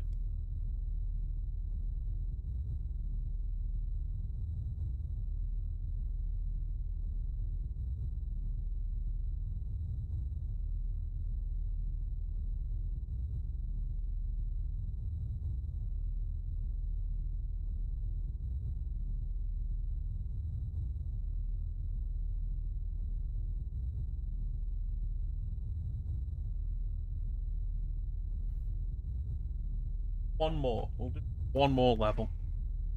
Armacam Engineer, Norton Mapes, Suikoden. Yeah, Suikoden 2. Right. Armacam Engineer, Norton Mapes has again resisted rescue effort by F.E.A.R point man. Axton Fettel's positions remain stationary. Every effort must be made to reach Fettel before he relocates.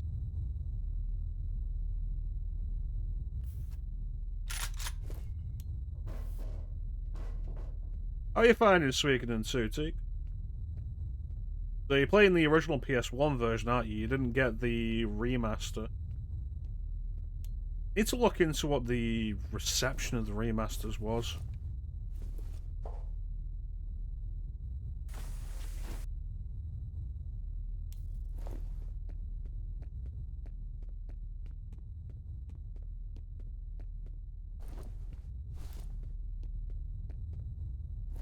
Few quality of life improvements. You're not finding it to be the best RPG on the PS1? Perfect. You again. See this button? I wonder what this does. Oopsie. Bye-bye now.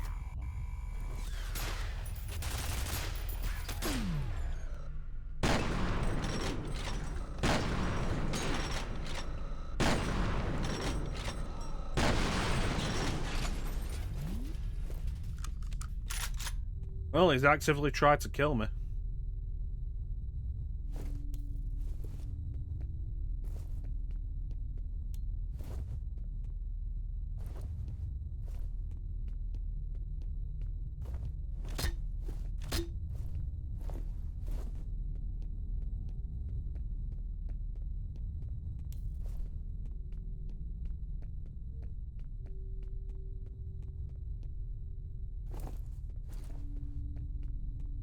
Yeah, speaking of Sue's kind of a bit of a fascination. Mostly because of how hard it was to actually get legitimately for a very long time.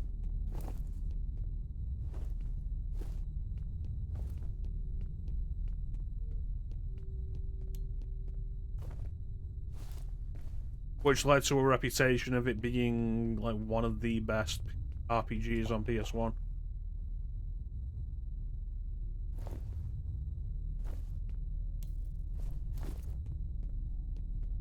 I remember having my own issues with the inventory in the first game.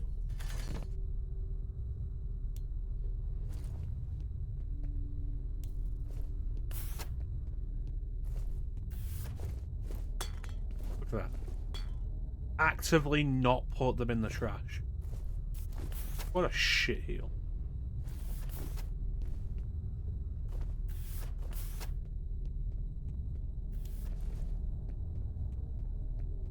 Hate RP.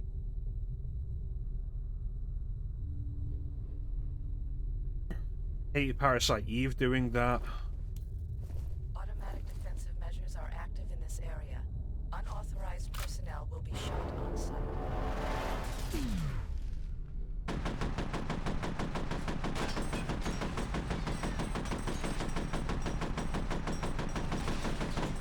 It was ultimately the primary reason why I didn't end up finishing Super Mario RPG.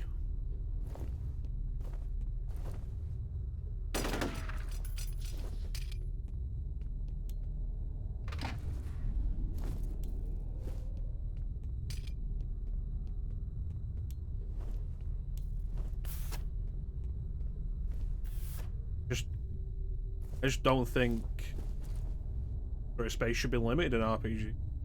Always been a mistake when it was. There's a little more here about Origin.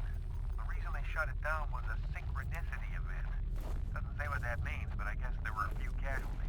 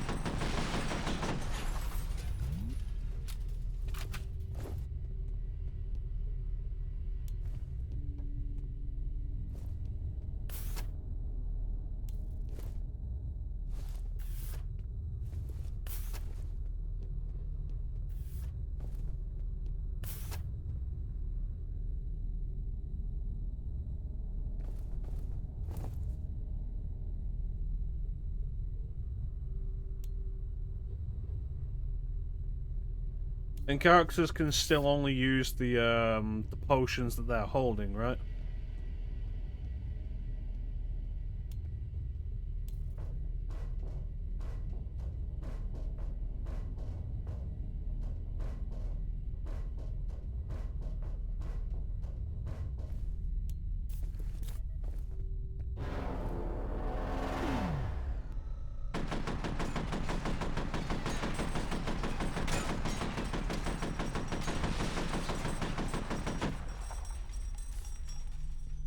Yeah, it's not a system I'm ever particularly fond of in RPGs.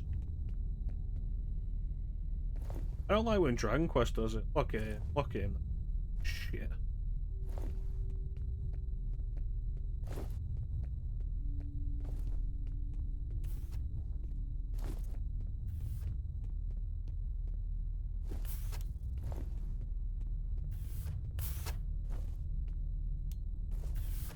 Yeah, After I lost all the stuff when my SSD basically torched itself a few years ago, like when I was doing Suikoden 1 on stream. And since then, my intention with streaming the first two games, I think, has been do the remaster when that came out, and it got delayed, and it was indefinite, and then it did finally come out, and I've just not picked it up yet. Why, I've not gotten around to it, but I don't know how well the remaster was received, and I should look into that.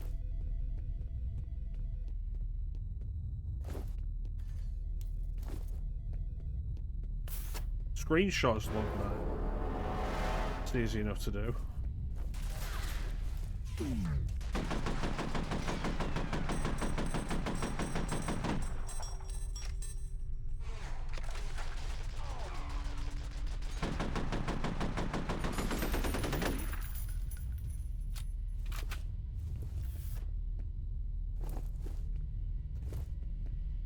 That's a good sign. It is on my wish list. I did throw it on my wish list.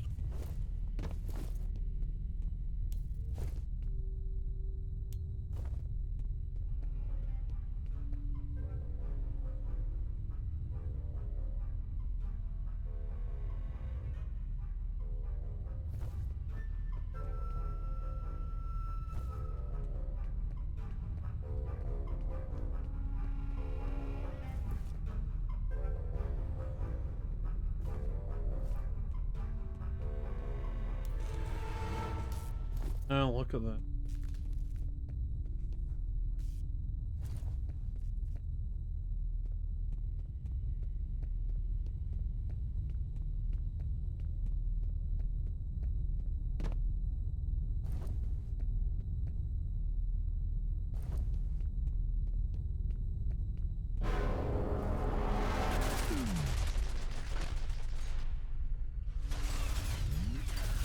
Thank you.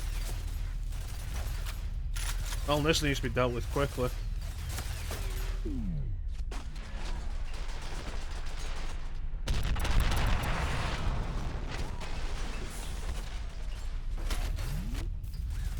Okay, who sets a rocket launcher to burst fire? You have one new message. First message from Bill Moody. Yeah, this is Bill Moody. Sorry I didn't get back to you sooner, but we got a little behind schedule. I'm still out here at the South River Treatment Plant. Anyhow, I've got some preliminary results for you. All the compounds you had me test for are present, although the concentrations are significantly higher than expected. I should have a complete report on your desk Monday morning. I'll talk to you soon. end of messages. Yeah, it definitely sucks.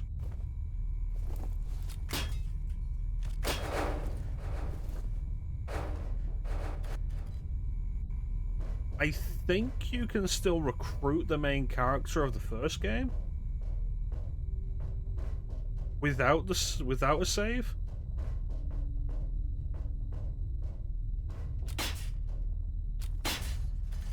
Thing.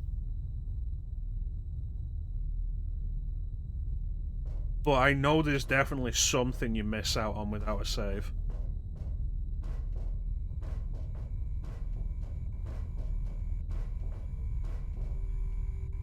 Miss out on naming them.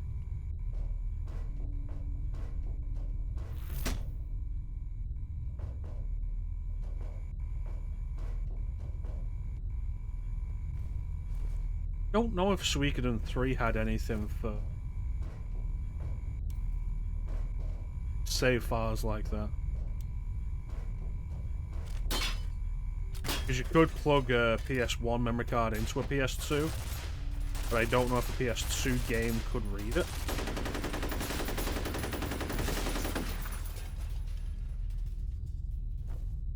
Well, if you said the font looks nice, Teak, I'll have to definitely take a look at that.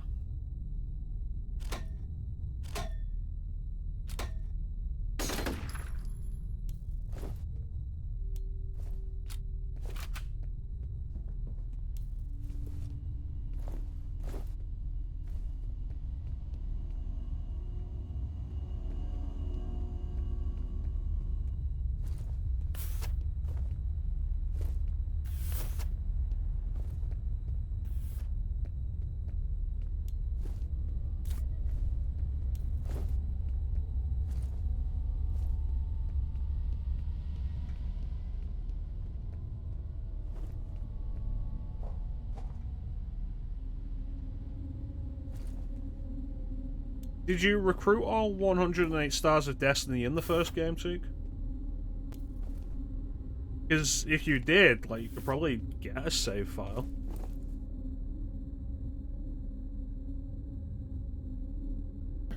You wouldn't be able to, like, have your characters in it, but, like, get the save file. Wouldn't call that cheating. Oh, you missed a few? Nah, shame.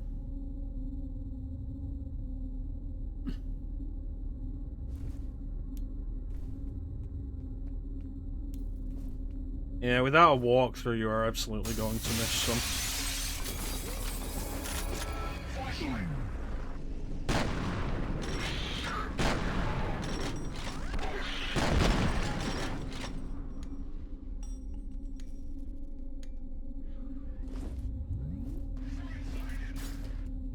In fact, like, without a walkthrough and without save scrumming. Because there's one that's like... You have to win this specific, really difficult battle to win. In the fucking arse it was.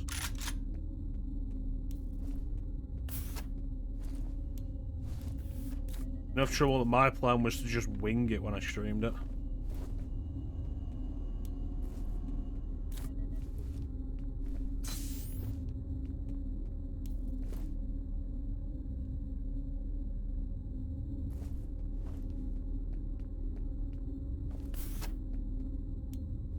I'd love a Suikoden world map. That'd be nice. Respect the concept to the series in that it's focused around like various wars in the world, and each game only has you in like various regions of the world rather than covering the entire land, as the RPGs are wont to do.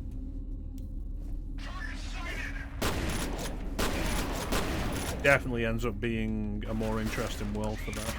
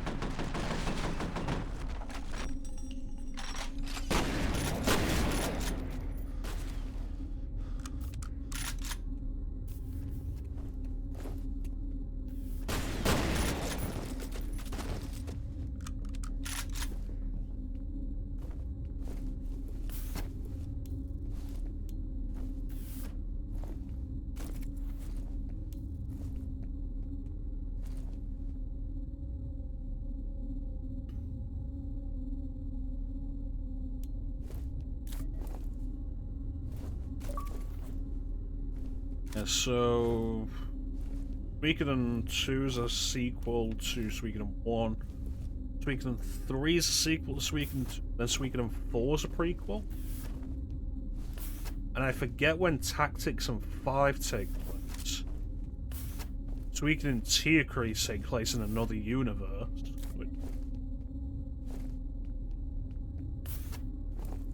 And then there was one... I got a fan translation of one for PSP, and I don't know what it is. Because it's not the PSP port of the first two games. It's an entirely separate game, and I just don't know what it is.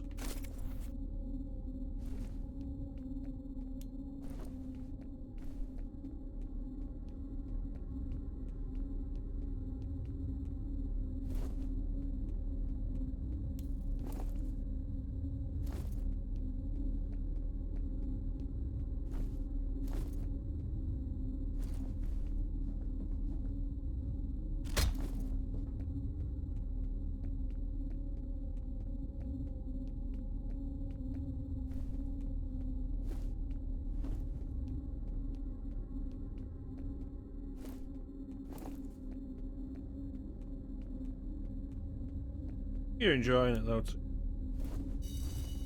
Oh, that did work.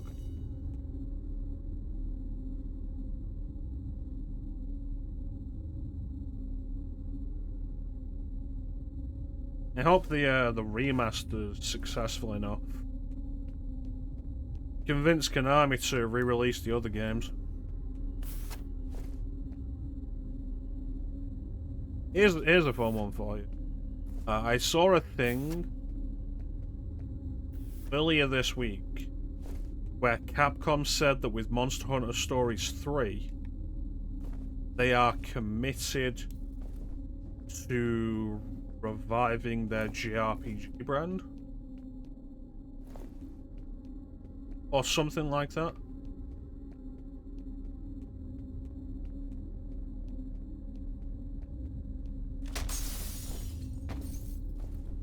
And it's like, what JRPG brand does Capcom have?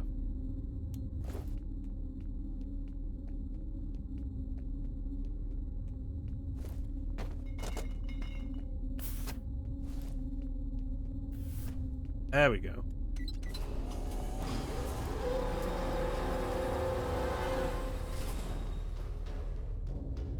Oh, hello. Knew there was a reason I kept this.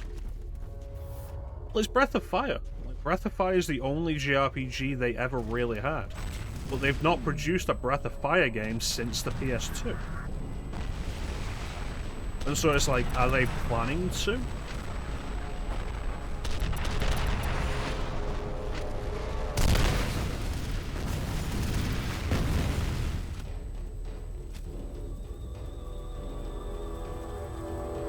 Is it dead? Did I kill it?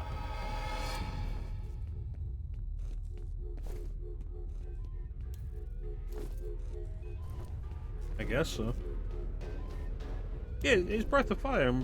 Capcom hasn't done a Breath of Fire game since the PS2. Konami produced Suikoden games long after Capcom just dropped Breath of Fire.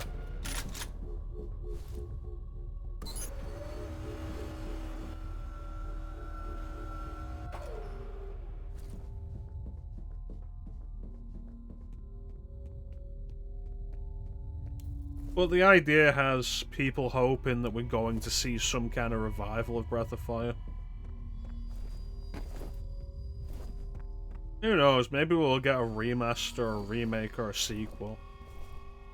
I mean, it's surprising that they're bringing Onimusha back.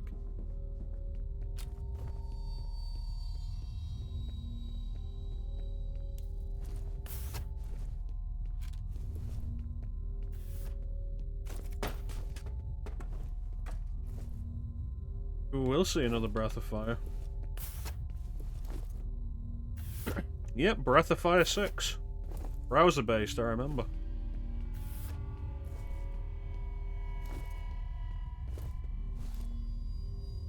This doesn't seem safe.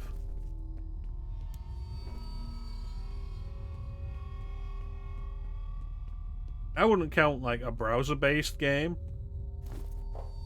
as a follow-up in the same way that I wouldn't count a mobile game as an actual video game follow-up to a pre-established franchise.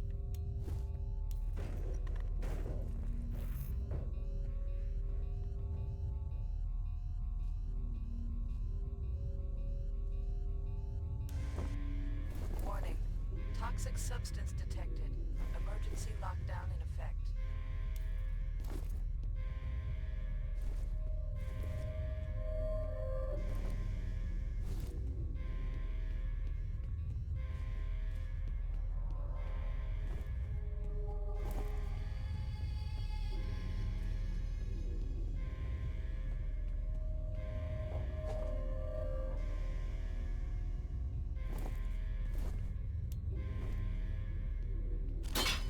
Look where this goes.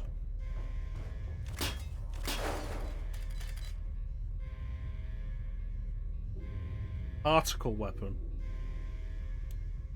I feel like that's going to be a replacement for the rocket launch.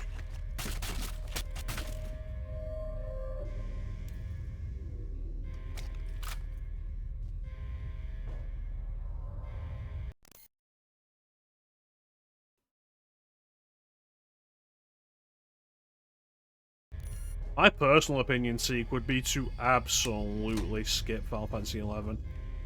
Like, it is alive, it never actually died. They said that like they weren't going to be adding any more story content to it years ago, and I guess they changed their mind on that, but it was never actually dead.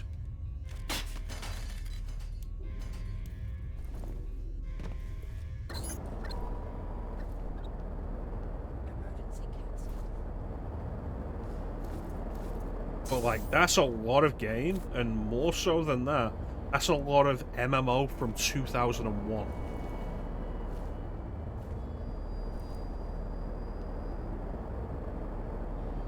That you will have to pay to play.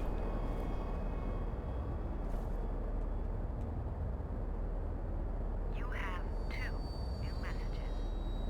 First message from Bill Moody. Hey Janice, it's Bill Moody. Ian Hives sent me down to the South River treatment plant to do some wastewater analysis. I'm concerned about my findings since that effluent comes from residential areas. It may be originating in Auburn, which might actually explain a lot. I'm going to send you a copy of my report so you can make sure the proper people are informed. next message from Ian Hives. Janice, yeah, it's Ian. Look, I wanted to give you a heads up that you might be getting a call.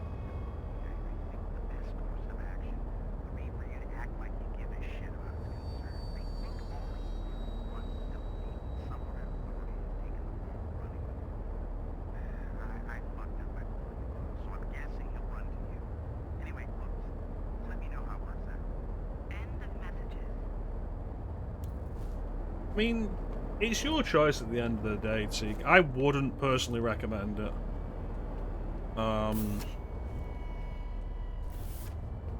And there's also the fact that you're then paying a subscription for a game that you're going to be playing once a week.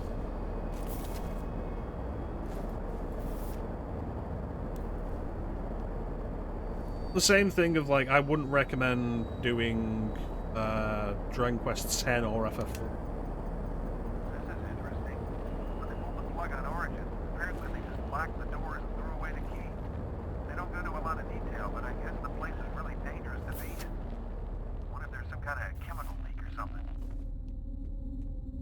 Yeah, but with the Old Republic, you always had the option of not doing that.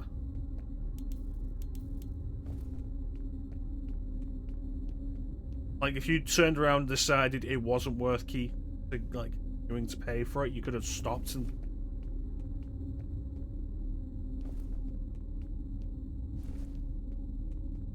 Like I say, it's your choice. My recommendation is don't, but it's your stream.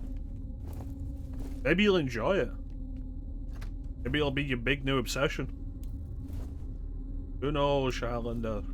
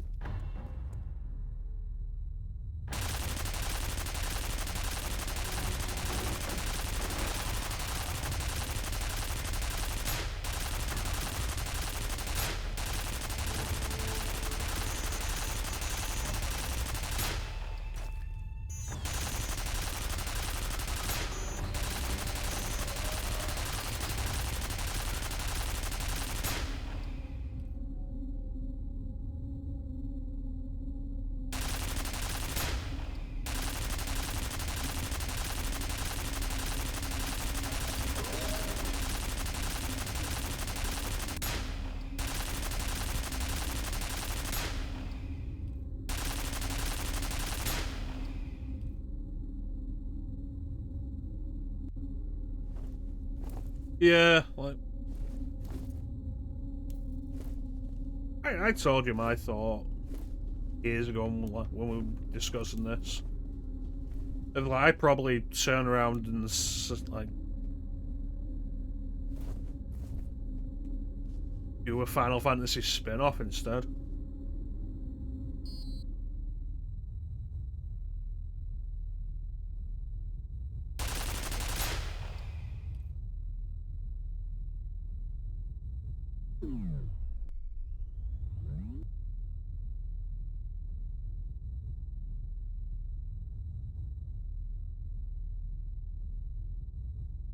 I don't know what that's actually accomplished.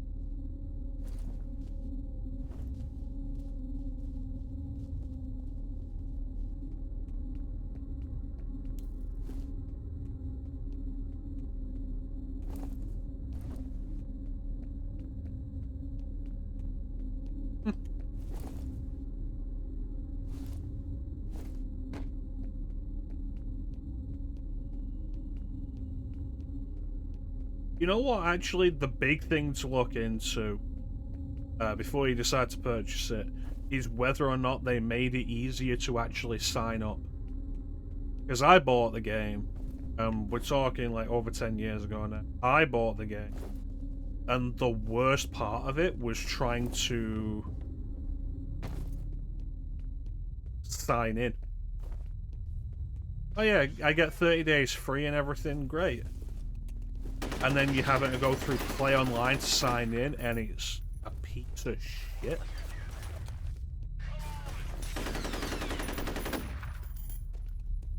Like, see if they've either replaced Play Online or improved Play Online.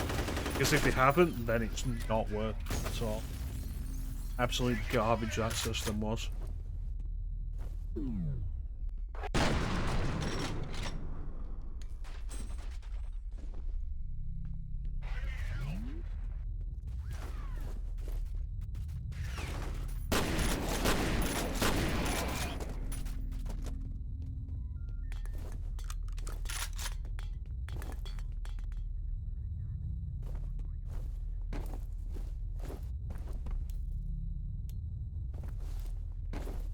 If I was still doing overnights, and was actively free around that time, like, reliably, again, like, if you said you were gonna go with it,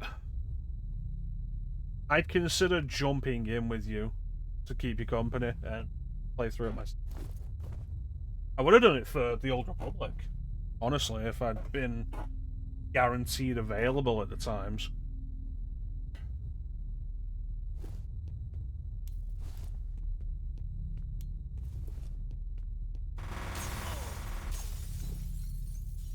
Well, that man's dead.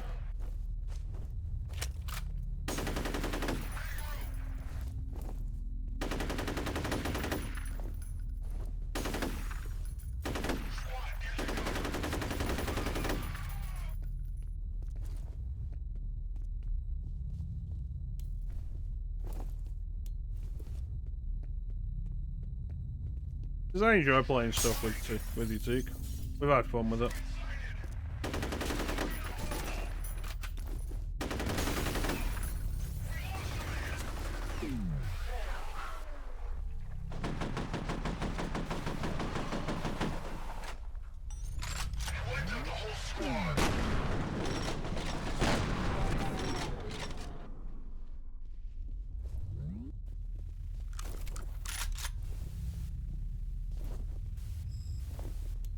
Yep. It was a problem to navigate 10 years ago. Imagine it's still a problem.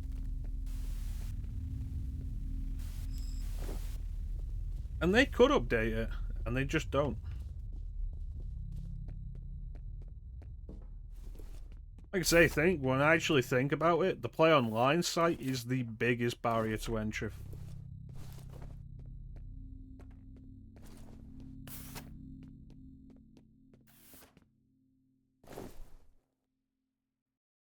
Alright, that was another level. So now we are gonna cut.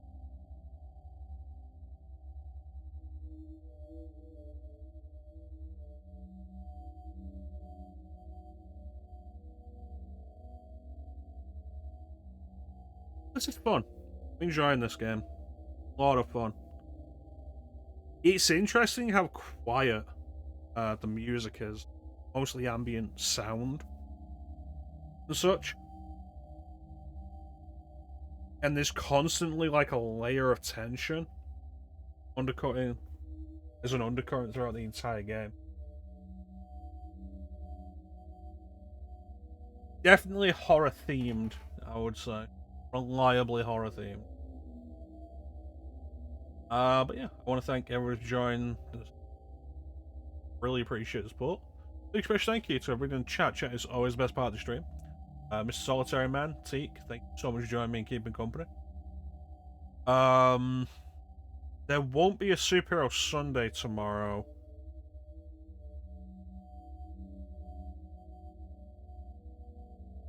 But as a result, we'll probably do a makeup Superhero Sunday on a not Sunday.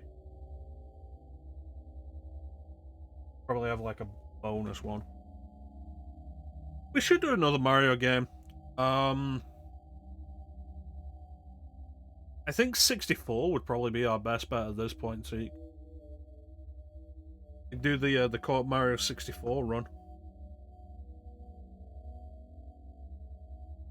Unless we can get like Netplay or something working for Dolphin, in which case like New Super Mario Bros. Wii. Yeah, no, it's definitely something to consider. The Mario were fun to play. I don't think the original Super Mario Bros. Is worth playing co-op like that.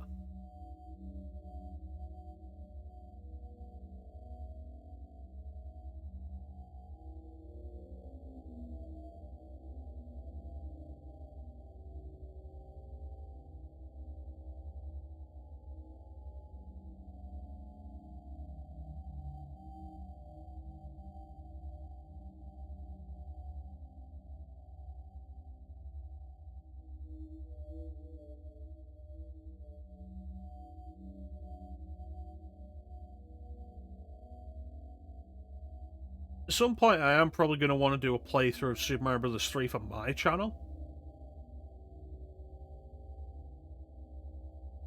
Because, like, we did the Super Mario Bros. 3 stream for you, for your stream. Probably do it for my stream.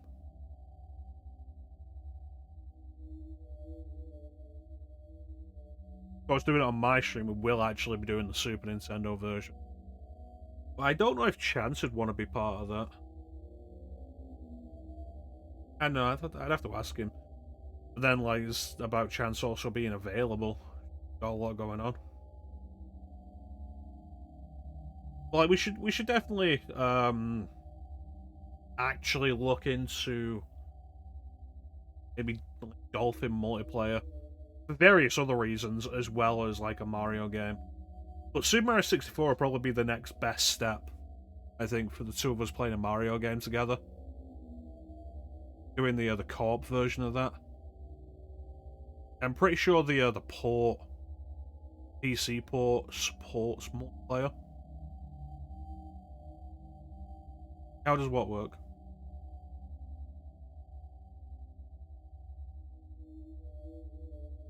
How does what work?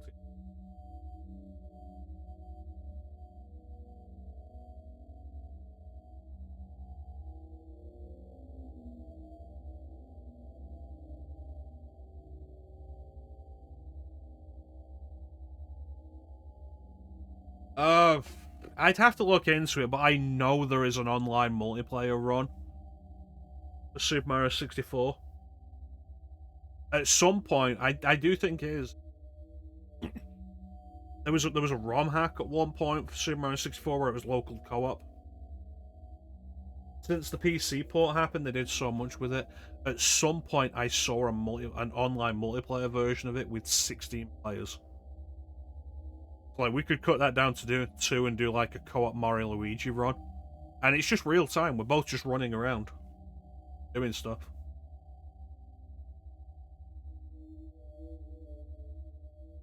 Christ, never heard of that.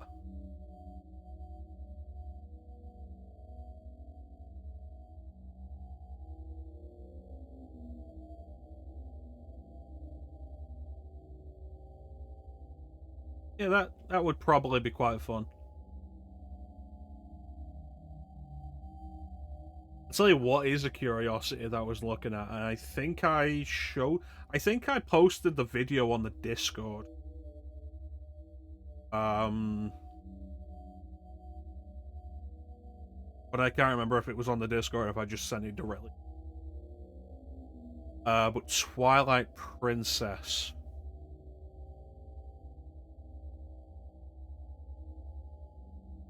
Nah, the only one I've got is Super Mario 64. I never ended up getting a Ship of Arcanian or even looking at the Star Fox recompile.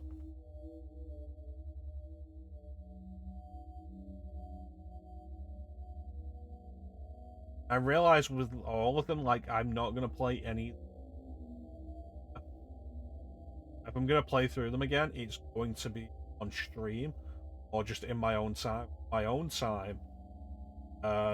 Emulating the N64 versions on a handheld is fine.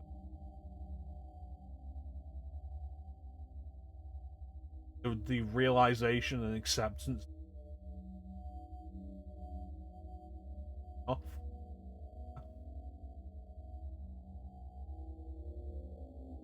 Spend the time and the effort, and then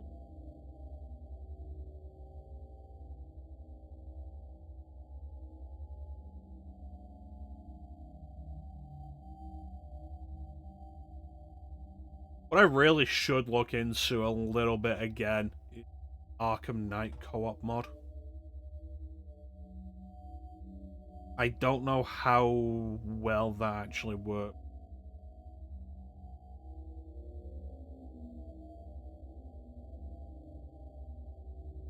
And like, if it's reasonable to go through like the campaign with it, I'll need to recruit a Robin.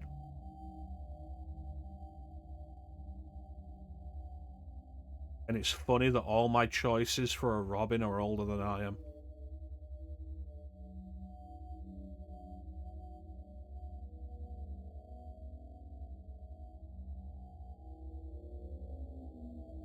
Anyway. Oh, but yeah, that's going to do it for us today. Once again, I want to thank everyone for joining the stream. I always hope to express thank you to everyone. Catch it as a solitary man seek.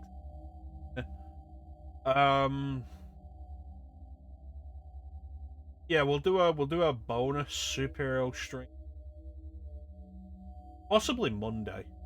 Maybe just move it from Sunday to Monday this week. I expect we will wrap up Web of Shadows with the next stream. And then what the next superhero game after that will be, I don't know. Possibly something I haven't played before.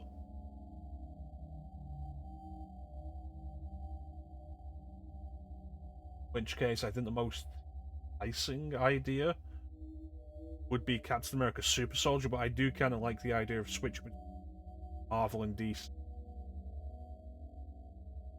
And occasionally throwing something else. If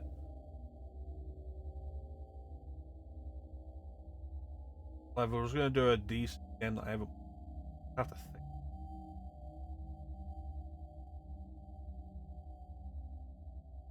Yeah.